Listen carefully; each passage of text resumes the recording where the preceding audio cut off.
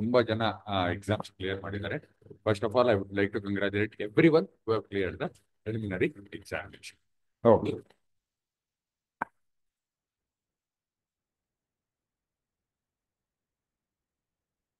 One second. 2 minutes.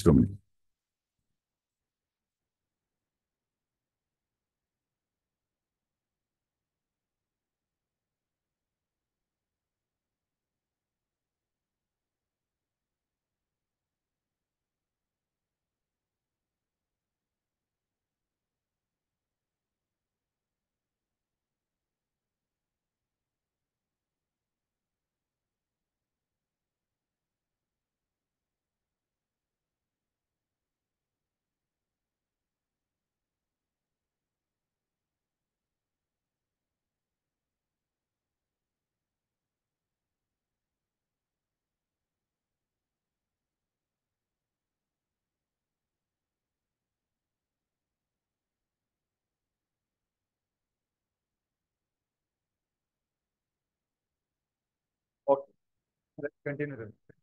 ಈ ಮೊದಲನೇದಾಗಿ ಈಗ ಎರಡನೇ ಭಾಗ ಅಂದ್ರೆ second stage of examination which is called as mains examination ಮುಖ್ಯ ಪರೀಕ್ಷೆ. So this examination plays a very very crucial role with respect to your final service allot. ನಿಮ್ಮ final service allocation ಆಗಬೇಕು ಅಂದ್ರೆ this stage of examination is very far the simple reason ನಿಮ್ಗೆಲ್ಲ ಗೊತ್ತಿದೆ 1275 ಮಾರ್ಕ್ಸ್ಗೆ ನಿಮ್ಮನ್ನ final ಆಗಿ evaluate ಮಾಡ್ತಾರೆ. So 1275 marks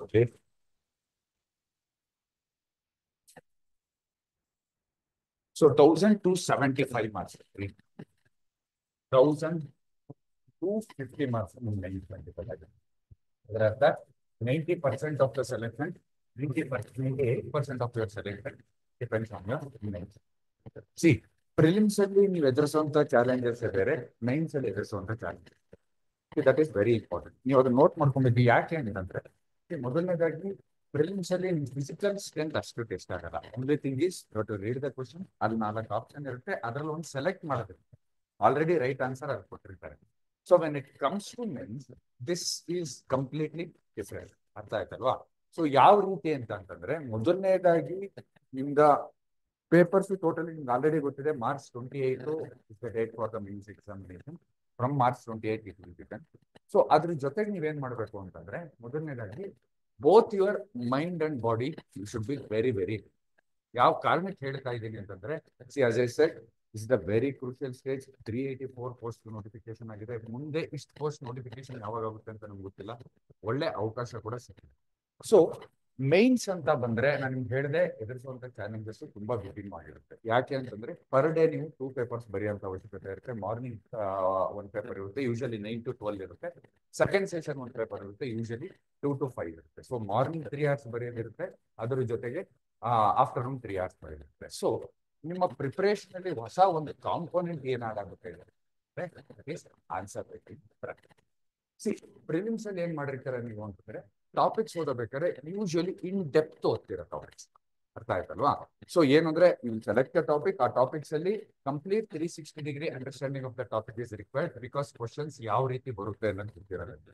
in prelims ನಿಮ್ಗೆ ಗೊತ್ತಿರಂಗೆ ಪೂರ either you will get positive marks, the answer is right.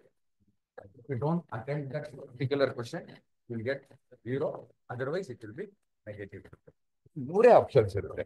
But when it comes to me ಉತ್ತರವನ್ನು ನೀವೇ ಬರೀತಾ ಇರುತ್ತೆ. ಸೊ ಅಲ್ಲಿ ಏನಾಗುತ್ತೆ ಅಂತಂದ್ರೆ ಮೊದಲನೇದಾಗಿ ಕ್ವಶನ್ಸ್ KPSCಲಿ question format, question cum answer booklet ಕೊಡ್ತಾರೆ. ಕ್ವಶನ್ ಕಮ್ ಆನ್ಸರ್ ಬುಕ್ಲೆಟ್ ಕೊಟ್ಟಿದ್ದಾಗ fixed number of pages. If in case ನೀವೇನಾದ್ರೂ ಕ್ವಶನ್ ನ ತಪ್ಪಾಗಿ ಅಟೆಂಪ್ಟ್ ಮಾಡಿದ್ರೆ that is not possible. Rewrite ಮಾಡೋದಕ್ಕೆ ನಿಮ್ಗೆ ಯಾವ ರೀತಿ ಅವಕಾಶಗಳು. ಮೊದಲನೇದು. ಎರಡನೇದು, ಇಲ್ಲಿ ಟೋಟಲಿ ನಿಮ್ಗೆಲ್ಲ ಗೊತ್ತಿರೋ ಎಲ್ಲ ಸಿಲೆಬಸ್ ನೋಡಿರ್ತಾರೆ. Totally there are 1200+ topics. ಎಲ್ಲಿ ಇನ್ಕ್ಲೂಡಿಂಗ್ ಎಥಿಕ್ಸ್ ಅಂಡ್ ಇಂಟಿಗ್ರಿಟಿ ಸೇರಿಸಿ around 1200+ topics. So 1200+ topics in depth understanding ಬೇಕಾಗಲ್ಲ. ಸಿ, ಫಸ್ಟ್ ಅಂಡರ್ಸ್ಟ್ಯಾಂಡ್, ನೀವು ಏನೇ ಒಂದು ಕೆಲಸ ಮಾಡಬೇಕಾದ್ರೂ ರೂಲ್ಸ್ ಆಫ್ ದ ಗೇಮ್ ನ ಅರ್ಥ ಮಾಡಿ. ಅರ್ಥ ಆಯ್ತಲ್ವಾ? So what is the rules of the game? ಮೊದಲನೇದಾಗಿ ಲಾಸ್ಟ್ 3 years ಅಥವಾ ಲಾಸ್ಟ್ 3 notifications ಅವ್ರು ಏನ್ ಮಾಡಿದ್ದಾರೆ, ಒಂದು ನೋಟಿಫಿಕೇಶನ್ ಅಲ್ಲಿ 12.5 marks ಈಚ್ ಕ್ವಶನ್ಸ್ ಕೊಟ್ಟಿದ್ರು. ಅರ್ಥ ಆಯ್ತಲ್ವಾ? ಅದಕ್ಕೆ ಕೊಟ್ಬಿಟ್ಟು 2 to 3 pages ಕೊಟ್ಟಿದ್ರು ಅದಕ್ಕೆ ಬರೆಯೋದಕ್ಕೆ. 1 to ಅಥವಾ 3 pages ಕೊಟ್ಟಿದ್ರು. ಸೆಕೆಂಡ್ ಇದರಲ್ಲಿ 15 ಅಥವಾ 10 marks ಕೊಟ್ಟಿದ್ರು. 15 ಮತ್ತೆ 10 marks. ಕೆಲವು ಕ್ವಶನ್ಸ್ 15 marks ಕೊಟ್ಟಿದ್ರು, ಕೆಲವು ಕ್ವಶನ್ಸ್ 10 marks ಕೊಟ್ಟಿದ್ರು. 15 marker ಕ್ವಶನ್ಸ್ಗೆ ಪರ್ ಕ್ವಶನ್ಗೆ 3 pages. ಓಕೆ, 10 marker ಕ್ವಶನ್ಸ್ಗೆ 2 pages. ಸೊ ಈ ವರ್ಷ ಯಾವ ರೀತಿ ಎಕ್ಸ್ಪೆಕ್ಟ್ ಮಾಡಬಹುದು? That is left to the discussion of KPSC. So ನಿಮ್ ತಲೆಯಲ್ಲಿ ಏನ್ ಹಿಡ್ಕೊಂಡಿರ್ಬೇಕು ಅಂದ್ರೆ, ಮೊದಲನೇದಾಗಿ questions might be 10 marker questions ಇರ್ಬೋದು, 12 marker ಕ್ವಶನ್ಸ್ ಇರ್ಬೋದು, ಅಥವಾ 15 marker ಕ್ವಶನ್ಸ್ ಇರ್ಬೋದು, ಅಥವಾ ಈ ಸತಿ ಪ್ಯಾಟರ್ನ್ ಚೇಂಜ್ ಮಾಡಿ ಅವರು 20 ಅಥವಾ 25 marker ಕ್ವಶನ್ಸ್ ಕೂಡ ಕೇಳ್ಬೋದು. Nobody nose about that. So basically ಏನ್ ಮಾಡಬೇಕು ಅಂತಂದ್ರೆ, there are 2 parts in this mains paper. ಎರಡು ಭಾಗ ಇದೆ. One part is content part ಬರುತ್ತೆ ಒಂದು. ಎರಡನೇದು that is very very important and that is the core of the mains preparation. ಅದೇನು ಅಂತಂದ್ರೆ ಆನ್ಸರ್ ಮೈನ್ಸ್. ಅರ್ಥ ಆಯ್ತಲ್ವಾ ನನ್ಗೆ ಹೇಳ್ತಾ ಇರೋದು? ಸೊ ಎರಡು ಭಾಗ ಇರುತ್ತೆ. ನಿಮ್ಮ ಪ್ರಿಪರೇಷನ್ ಹೇಗಿರ್ಬೇಕು ಅಂತಂದ್ರೆ ಎರಡು ಬ್ಯಾಲೆನ್ಸ್ ಆಗಿರ್ಬೇಕು. ಅಂದ್ರೆ ಕಂಟೆಂಟ್ ಫಾರ್ ದಿಸ್ 1200+ ಟಾಪಿಕ್ಸ್ ನಿಮ್ಮ ಹತ್ರ ಇರ್ಬೇಕು ಮೊದಲನೇದಾಗಿ. ಎರಡನೇದಾಗಿ, is it audible online students? Online students ಕೇಳಿಸ್ತಿದೆ ಈಗ? Online students, is it better now? Okay okay.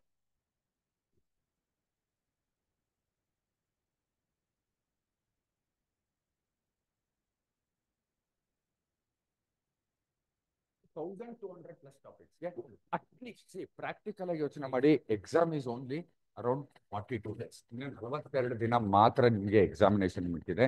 42 ದಿನದಲ್ಲಿ you have a huge syllabus to cover. But don't worry, have some patience, ಸ್ವಲ್ಪ positive attitude ಇಟ್ಕೊಳ್ಳಿ. ಹೇಗೆ ಪ್ರಿಪರೇಷನ್ ಮಾಡಬೇಕು ಅಂದ್ರೆ, ಮೊದಲನೇದಾಗಿ ಎಲ್ಲಾ ಟಾಪಿಕ್ ಬಗ್ಗೆ ನೀವು ಇನ್ ಡೆಪ್ತ್ ಅಂಡರ್ಸ್ಟ್ಯಾಂಡಿಂಗ್ ಅಥವಾ ಇನ್ ಡೆಪ್ತ್ ಕಂಟೆಂಟ್ ಬೇಕಾಗಲ್ಲ. This is the mistake some people, some few aspirants commit. ಏನ್ ಮಾಡ್ತಾರೆ ಅಂತಂದ್ರೆ, ಮಲ್ಟಿಪಲ್ ಸೋರ್ಸಸ್ ರೆಫರ್ ಮಾಡಕ್ ಸ್ಟಾರ್ಟ್ ಮಾಡ್ತಾರೆ. ಫಾರ್ ಎಕ್ಸಾಂಪಲ್, ನಾವು ಬೆಸ್ಟ್ ಆನ್ಸರ್ ಬರೀಬೇಕು, ಯಾರು ಬರ್ದಿಲ್ದಲೇ ಇರೋಂಥ ಪಾಯಿಂಟ್ಸ್ ಬರೀಬೇಕು, ಇದ್ರ ಹಿಂದೆ ಬೀಳ್ತಾರೆ. ದಯವಿಟ್ಟು ಅರ್ಥ ಮಾಡ್ಕೊಳ್ಳಿ, ಅಲ್ಲಿ ನಿಮ್ಗೆ the biggest constant while writing the mains examination is your time. ಸರಿನಾ? ಅಲ್ಲಿ 3 hours minimum around 40 to 50 pages ಬರೆಯುವಂತ ನೆಸೆಸಿಟಿ ಇರುತ್ತೆ. ಸೊ 3 hours ಅಲ್ಲಿ, ಬೆಳಗ್ಗೆ 3 hours ಅಲ್ಲಿ 40 to 50 pages ಬರೀಬೇಕು. ಆಫ್ಟರ್ನೂನ್ 3 hour ಸೆಷನ್ ಇನ್ನೊಂದು ಪೇಪರ್ ಅಲ್ಲಿ 40 to 50 pages ಬರೆಯುವಂತ ಅವಶ್ಯಕತೆ ಇರುತ್ತೆ. So the space and time both are limited. ಅರ್ಥ ಆಯ್ತಲ್ವ? ಪ್ರಾಕ್ಟಿಕಲ್ ಆಗಿ ಯೋಚನೆ ಮಾಡಿ, ಸ್ಪೇಸು ಮತ್ತೆ ಟೈಮ್ ಎರಡೂ ಲಿಮಿಟೆಡ್ ಇರುತ್ತೆ. ನೀವು ಒಂದು ಕ್ವಶನ್ಗೆ 5 ಪೇಜ್ ಬರೆಯೋಕ್ಕಾಗಲ್ಲ, ಅಥವಾ ಒಂದು ಕ್ವಶನ್ಗೆ 1 page ಬರೆಯೋಂಥ ಅವಕಾಶ ಕೂಡ ಇರಲ್ಲ. ಸೊ ಎಲ್ಲಾ ಟಾಪಿಕ್ ಬಗ್ಗೆ ನೀವು ಇನ್ ಡೆಪ್ತ್ ಅಂಡರ್ಸ್ಟ್ಯಾಂಡಿಂಗ್ ಇಂದ ಪ್ರಾಕ್ಟಿಕಲ್ ಆಗಿ ಏನು ಅಂತಂದ್ರೆ ಅರೌಂಡ್ 8 to 10 points. ನೀವು ಒಂದು 30, 35, 40 ಪಾಯಿಂಟ್ಸ್ ಓದ್ಕೊಂಡಿರ್ತೀರಾ ಅನ್ಕೊಳ್ಳಿ. ಫಾರ್ ಎಕ್ಸಾಂಪಲ್, ಯಾವ್ದೋ ಒಂದು ಟಾಪಿಕ್ಗೆ difference between fundamental rights and DPSP ಅಂತ ಏನೋ ಇರುತ್ತೆ ಅಂತ ಅನ್ಕೊಳ್ಳಿ. ಅರೌಂಡ್ 40 ಪಾಯಿಂಟ್ಸ್ ಮಲ್ಟಿಪಲ್ ಸೋರ್ಸಸ್ ಕವರ್ ಮಾಡಿಕೊಂಡು, ಸುಪ್ರೀಂ ಕೋರ್ಟ್ ಕೇಸಸ್ನ ಅನಲೈಸ್ ಮಾಡಿಕೊಂಡು, ಅದ್ರ ಜೊತೆಗೆ ರೀಸೆಂಟ್ ಡೆವಲಪ್ಮೆಂಟ್ಸ್ ಏನಾರಾಗಿದ್ರೆ ಎಲ್ಲ ಮಾಡಿಕೊಂಡು ಅರೌಂಡ್ 30 ಪಾಯಿಂಟ್ಸ್ ಮಾಡ್ಕೊಂಡಿದ್ದೀರಾ ಅಂತ ಅನ್ಕೊಳ್ಳಿ. You won't be able to recall all the 30 points. That's the first point. Even though if you recall, you don't be having time to rewrite everything. ಎಲ್ಲದನ್ನು ತಿರ್ಗಾ ಬರೆಯೋದಕ್ಕೆ ಅವಕಾಶ ಇರಲ್ಲ. ಮೂರನೇದು, ನೀವು ಬರೆಯೋ ಸ್ಪೀಡ್ ಇದೆ ಅಂತ ಅನ್ಕೊಂಡ್ರು ಅವರ ಸ್ಪೇಸೇ ಕೊಟ್ಟಿರಲ್ಲ. ಸೊ ಯೂಶಲಿ ಪ್ರತಿ ಒಂದು ಕ್ವಶನ್ಗೂ around 200 to 250. Again, it depends on the marks allotted for that particular question. 10 marker ಆಗಿದ್ರೆ 10 marker questions ಆಗಿದ್ರೆ ಅರೌಂಡ್ 150 ವರ್ಡ್ಸ್ ಬರೀಬೇಕು. 12 marker ಅಥವಾ 15 marker ಆಗಿದ್ರೆ around 200 to 250 words. That will come down to 3 pages. ಅರ್ಥ ಆಯ್ತಲ್ವಾ? So ನೀವು ಬೇಸಿಕ್ ಏನ್ ಮಾಡಬೇಕು, ಪ್ರಿಪರೇಷನ್ ವಿಚಾರಕ್ಕೆ ಬಂದಾಗ ಕ್ಲೀನಾಗಿ ಸಿಲೆಬಸ್ನ ನೀವು ಬೈಫರ್ಕೇಟ್ ಮಾಡ್ಬಿಟ್ಟು ಕಂಪ್ಲೀಟ್ ಎಲ್ಲಾ ಟಾಪಿಕ್ ಬಗ್ಗೆನು ಬೇಸಿಕ್ ಇನ್ಫಾರ್ಮೇಶನ್ ತಿಳ್ಕೊಂಡಿರ್ಬೇಕು. This is the first and foremost very important. So ಇದರ ಜೊತೆಗೆ ನೀವು ಕರೆಂಟ್ ಏನ್ ಓದ್ತೀರಾ ಅಲ್ವಾ, ಕರೆಂಟ್ ಸಿಲೆಬಸ್ ಅಲ್ಲಿ ಇರೋ ಟಾಪಿಕ್ಸ್ ಏನ್ ಕವರ್ ಮಾಡ್ತೀರಾ ಅಲ್ವಾ, ಅದರ ಜೊತೆಗೆ ಅಡಿಷನಲ್ ರಿಸೋರ್ಸಸ್ ಆಗಿ ವೆರಿ ಇಂಪಾರ್ಟೆಂಟ್ ವ್ಯಾಲ್ಯೂ ಅಡಿಷನ್ಗೋಸ್ಕರ ಮೈನ್ಸ್ ಆನ್ಸರ್ ರೈಟಿಂಗ್ ಹೇಗೆ ಬರೆಯೋದು, ಅಪ್ರೋಚ್ ಹೇಗಿರ್ಬೇಕು ಅಂತ ಹೇಳ್ತೀನಿ. ಅದ್ರ ಜೊತೆಗೆ ನೀವು ವ್ಯಾಲ್ಯೂ ಅಡಿಷನ್ ಏನ್ ಮಾಡಬೇಕು, ದಟ್ ಎಕ್ಸ್ಟ್ರಾ ಹಾಫ್ ಮಾರ್ಕ್ಸ್. ಸರಿನಾ? That is very important. ಅದಕ್ಕೋಸ್ಕರ ಪ್ರತಿ ಸಬ್ಜೆಕ್ಟ್ಗೂ ಅದರದೇ ಆದ ರೀತಿಯಾಗಿ ವ್ಯಾಲ್ಯೂ ಅಡಿಷನ್. ಆ ವ್ಯಾಲ್ಯೂ ಅಡಿಷನ್ ಏನೇನು ಸೋರ್ಸಸ್ ಓದಬೇಕು ಅಂತ ಹೇಳ್ತೀನಿ. ಮೊದಲನೇದಾಗಿ ಮಲ್ಟಿಪಲ್ ಸೋರ್ಸಸ್ನ ಯಾವುದೇ ಕಾರಣಕ್ಕೂ ಈ ಮೈನ್ಸ್ ಎಕ್ಸಾಮಿನೇಷನ್ ರೆಫರ್ ಮಾಡಕ್ ಹೋಗ್ಬಿಡಿ. ಅರೌಂಡ್ 8 to 10 ಅಥವಾ ಮ್ಯಾಕ್ಸಿಮಮ್ ನಿಮ್ಗೆ ನಮ್ಗೆ ಸ್ವಲ್ಪ ಕಂಟೆಂಟ್ ಬೇಕು, ವಾಟ್ ಇಫ್ 20 marker ಬಂದ್ರೆ ಅಂದ್ರೆ around 15 points for each topic is more than enough. ಒಂದು ಮಲ್ಟಿಪಲ್ ಸೋರ್ಸಸ್ ದಯವಿಟ್ಟು ಯಾವುದೇ ಕಾರಣಕ್ಕೂ ರೆಫರ್ ಮಾಡಕ್ ಹೋಗ್ಬಿಡಿ. ಎರಡನೇ ವಿಚಾರ, ಆ ಟಾಪಿಕ್ಸ್ನೆಲ್ಲ ಕಂಪೈಲ್ ಮಾಡಿ. Very important, the time is available. ನೋಡ್ಕೊಳ್ಳಿ, ಕೇವಲ 42 ದಿನ ಎಕ್ಸಾಮ್ ಇದೆ. ಒಂದು ಮೈಕ್ರೋ ಶಾರ್ಟ್ ನೋಟ್ಸ್ ಮಾಡ್ಕೊಳ್ಳೋ ತರ ಇದ್ರೆ ಅದು ಕೂಡ ತುಂಬಾ ರಿವಿಷನ್ ಹೆಲ್ಪ್ ಆಗುತ್ತೆ. ಏನ್ ಸರ್ ಮೈಕ್ರೋ ಶಾರ್ಟ್ ನೋಟ್ಸ್ ಅಂದ್ರೆ, ಫಾರ್ ಎಕ್ಸಾಂಪಲ್ ನೀವು ಒಂದು ಟಾಪಿಕ್ಗೆ ಅರೌಂಡ್ 3 to 4 ಪೇಜಸ್ ಕಂಟೆಂಟ್ ಮಾಡಿರ್ತೀರ. ಅದರಲ್ಲಿ there will be around 10 to 15 keywords. Around 10 to 15 keywords. That keywords is very, ನೀವು ಆ ಕೀವರ್ಡ್ಸ್ ಬರ್ಕೊಂಡ್ರೆ ಅದು ಹಿಂದೆ ಮುಂದೆ ಇರೋ ಸೆಂಟೆನ್ಸಸ್ ನ you can easily write. Like 8 to 10 keywords for each and every topic is very important. ಕೆಲವು ಸಂದರ್ಭಗಳಲ್ಲಿ ಏನ್ ಮಾಡ್ತಾರೆ, ಲಾಸ್ಟ್ ಇಯರ್ಗೆ ಒಂದ್ ಪೇಪರ್ಗೂ ಇನ್ನೊಂದು ಪೇಪರ್ಗೂ ಎನಿವೇ 2 to 3 hours ಮಾತ್ರ ಗ್ಯಾಪ್ ಇರುತ್ತೆ. ಅದ್ರ ಜೊತೆ ಕಂಟಿನ್ಯೂಸ್ ಆಗಿ ಮೈನ್ಸ್ ಎಕ್ಸಾಮಿನೇಷನ್ ಮಾಡ್ಬಿಟ್ಟಿದ್ರು. ಅಂದ್ರೆ 1-2 ಪೇಪರ್ ಆದ್ಮೇಲೆ ಮಧ್ಯದಲ್ಲಿ ಅವರು ಗ್ಯಾಪ್ ಕೊಟ್ಟರು. At that point of time ಈ ಮೈಕ್ರೋ ಶಾರ್ಟ್ ನೋಟ್ಸ್ ನಿಮ್ಮ ಹತ್ರ ಇದ್ರೆ it will be very helpful final moment ರಿವಿಷನ್ಗೆ. That's one point. ಸೊ ಈಗ ಪ್ರಿಪರೇಷನ್ ನೀವು ಯಾವ ಹಂತದಲ್ಲಿ ಇದ್ದೀರಾ ಅಂದ್ರೆ ಅದು ಇಂಡಿವಿಜುವಲಿಸ್ಟಿಕ್ ಆಗಿ you should analyse. First and foremost is ನೀವು ಇವತ್ತಿನ ದಿನ ಏನ್ ಮಾಡಬೇಕು ಅಂದ್ರೆ ಕಂಪ್ಲೀಟ್ ಡೀಟೈಲ್ ಸಿಲೆಬಸ್ ತೆಗೆದು which are the parts that are pending. ನೀವು ಯಾವ ಭಾಗ ಅಥವಾ ಯಾವ ಟಾಪಿಕ್ ಅಥವಾ ಯಾವ ಸಬ್ಜೆಕ್ಟ್ ಅಥವಾ ಯಾವ ಪೇಪರ್ ಅಲ್ಲಿ ಸಿಲೆಬಸ್ ಕಂಪ್ಲೀಟ್ ಮಾಡಿಲ್ಲ ಅಂತ ಒಂದು ಚಾರ್ಟ್ ಇವತ್ತು ನೀವು ಮಾಡ್ಕೊಂಡು. ಫಸ್ಟ್ ಪ್ರಿಫರೆನ್ಸ್ ಏನು ಕೊಡಬೇಕು ಅಂತಂದ್ರೆ ಕಂಪ್ಲೀಷನ್ ಆಫ್ ದ ಸಿಲೆಬಸ್ ಕೊಡಬೇಕು. ಅರ್ಥ ಆಯ್ತಲ್ವಾ? ಅದಕ್ಕೊಂದು ಸ್ಕೆಡ್ಯೂಲ್ ಹಾಕೊಳ್ಳಿ. ಇಫ್ ಎನಿಬಡಿ ವಾಂಟ್ಸ್, ಸರಿನಾ, ನಿಮ್ಗೆ ಯಾರು ಪರ್ಸನಲ್ ಮೆಂಟರ್ಶಿಪ್ ಬೇಕು ಅಂದ್ರೆ ದಯವಿಟ್ಟು please visit doctor Rajkumar IAS academy. We will guide you, ಸರಿನಾ? ಅದನ್ನೆಲ್ಲ ಲಾಸ್ಟ್ ಅಲ್ಲಿ ಮಾತಾಡೋಣ. ಎರಡನೇ ವಿಚಾರ ಬಂತಂದ್ರೆ very very important, mains answer writing ಬಗ್ಗೆ. ಅರ್ಥ ಆಯ್ತಲ್ವ? ತುಂಬಾ ಜನ ನೆಗ್ಲೆಕ್ಟ್ ಮಾಡ್ತಾರೆ ಇದನ್ನ. ಎಕ್ಸಾಮ್ ಅಲ್ಲಾಗ ನಾವು ಬರೀತೀನಿ, ಎಕ್ಸಾಮ್ಗಿನ ಒಂದು ವಾರ ಇರಬೇಕಾದ್ರೆ ಪ್ರಾಕ್ಟೀಸ್ ಮಾಡ್ತೀನಿ, ನ್ಯಾಚುರಲಿ ನನ್ನ ಹ್ಯಾಂಡ್ ರೈಟಿಂಗು ಫಾಸ್ಟ್ ಇದೆ, ನ್ಯಾಚುರಲಿ ನನ್ನ ಹ್ಯಾಂಡ್ ರೈಟಿಂಗ್ ಚೆನ್ನಾಗಿದೆ, I will be able to do it. ಅಥವಾ ಒಂದು ಕ್ವಶನ್ ಬರೀತಾರೆ. ಸಿ, ಜನರಲಿ ಏನಿದೆ, ಒಂದು ಕ್ವಶನ್ಗೆ you will get around 8 minutes to right.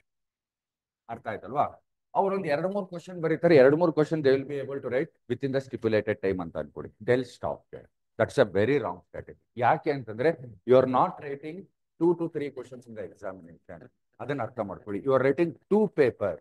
You are writing around 40 questions. ಅರ್ಥ ಆಗ್ತಿದಿಲ್ಲ? ಬೆಳಗ್ಗೆ ಒಂದು ಅರೌಂಡ್ 20 to 21 questions ಇರುತ್ತೆ. ಸೆಕೆಂಡ್ ಸೆಷನ್ ಕೂಡ ಅರೌಂಡ್ 20 to 21 questions ಇರುತ್ತೆ. ಸೊ ಈಗ ಎಷ್ಟು ಬರವಣಿಗೆ ಮೇಲೆ ಮೈನ್ಸ್ ಆನ್ಸರ್ ರೈಟಿಂಗ್ ಮೇಲೆ ಫೋಕಸ್ ಮಾಡ್ತೀರೋ ಅಷ್ಟು ಇಂಪಾರ್ಟೆಂಟ್. ಸಿ, ಯಾವ ಕಾರಣಕ್ಕೆ ಹೇಳ್ತಾ ಇದ್ದೀನಿ ಅಂತಂದ್ರೆ, ಮೊದಲನೇದಾಗಿ ಇಲ್ಲಿ ನಿಮ್ಮ ನಾಲೆಡ್ಜ್ನ ನೀವು ಹೇಗೆ ತೋರಿಸ್ಕೊಂತಿದ್ದೀರಾ ಅಂದ್ರೆ it is through mains answer writing only. ನೀವು ಸಿಕ್ಕಾಪಟ್ಟೆ ಜಾಸ್ತಿ ಸಿಲೆಬಸ್ ಕವರ್ ಮಾಡ್ಕೊಂಡು ತುಂಬಾ ಜಾಸ್ತಿ ಕಂಟೆಂಟ್ ಇಟ್ಕೊಂಡು if you are not able to reproduce that content through your answer script, absolutely waste of. So ಆ ಕಾರಣಕ್ಕೋಸ್ಕರ ರಿಸೋರ್ಸಸ್ ಲಿಮಿಟೆಡ್ ಮಾಡ್ಕೊಳ್ಳಿ, ಮಲ್ಟಿಪಲ್ ರಿವಿಷನ್ಸ್ ಕೊಡಿ. ಎಷ್ಟು ಸಾಧ್ಯ ಆಗುತ್ತೋ ಅಷ್ಟು ನೀವು ಕ್ವಶನ್ಸ್ ನ ಅಟೆಂಡ್ ಮಾಡ್ಬೋದು.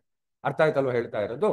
ಸೊ ಏನ್ ಅಡಿಷನಲ್ ರಿಸೋರ್ಸಸ್ ಅಂತ ಹೇಳಿದೆ, ಮೊದಲನೇದಾಗಿ basic content for all this examination. Basic ಆಗಿ ಏನ್ ಬೇಕು ಅಂತ ಹೇಳಿದೆ ನಾನು, around 10 to 12 points for each topic.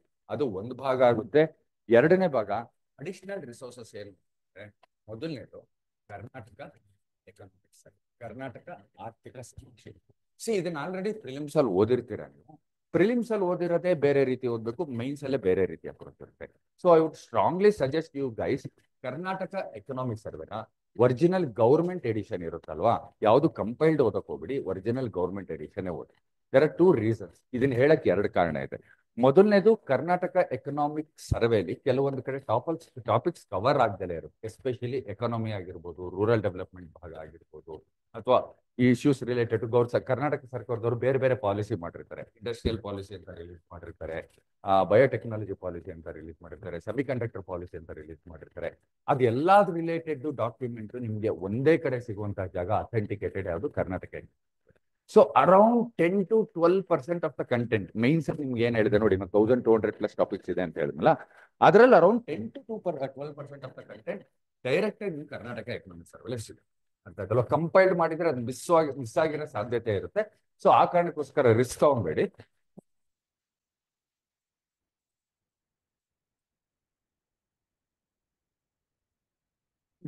ದಯವಿಟ್ಟು ರಿಸ್ಕ್ ತಗೊಳಕ್ ಹೋಗ್ಬೇಡಿ.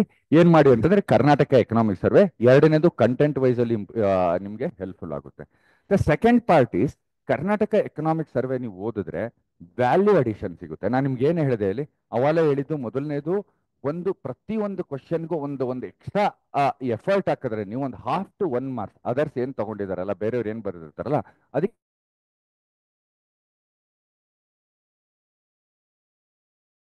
ಕ್ವಶನ್ಸ್ ಇನ್ 1 ಪೇಪರ್ ಅಲ್ಲಿ ಇದ್ರೆ 10 ಮಾರ್ಕ್ಸ್ ಈಸಿಲಿ ನಿಮ್ಗೆ ಬಂದ್ಬಿಡುತ್ತೆ. 5 ಪೇಪರ್ಸ್ ಬರೀತಿರ್ತೀರ, 50 marks more than the other student ಅಂದ್ರೆ ನಿಮ್ಮ ರ್ಯಾಂಕಿಂಗ್ ಎಲ್ಲ ಔಟ್ ಆಗುತ್ತೆ. ಅರ್ಥ ಆಯ್ತಲ್ವಾ? ಸೊ ದಟ್ ಹಾಫ್ ಮಾರ್ಕ್ಸ್ ಅಥವಾ 1 ಮಾರ್ಕ್ಸ್ ಏನು ಅಡಿಷನಲ್ ಇರುತ್ತಲ್ಲ, that is also very important. Karnataka economic ಸರ್ವೆಲಿ ನಿಮಗೆ ವ್ಯಾಲ್ಯೂ ಎಡಿಷನ್ ಎಕ್ಸಾಂಪಲ್ಸ್ ಆಗಿರ್ಬೋದು, ಅಥವಾ ಕರ್ನಾಟಕ ಸರ್ಕಾರ ತೆಗೆದುಕೊಂಡಿರುವ ವಿವಿಧ ಯೋಜನೆಗಳು ಏನಿದೆಯಲ್ಲ ಅದು ನಿಮ್ಗೆ ಎಕ್ಸಾಂಪಲ್ ಅಥವಾ ವ್ಯಾಲ್ಯೂ ಎಡಿಷನ್ ಆಗಿ ಯೂಸ್ ಮಾಡಬೇಕಾಗುತ್ತೆ. That is also very important.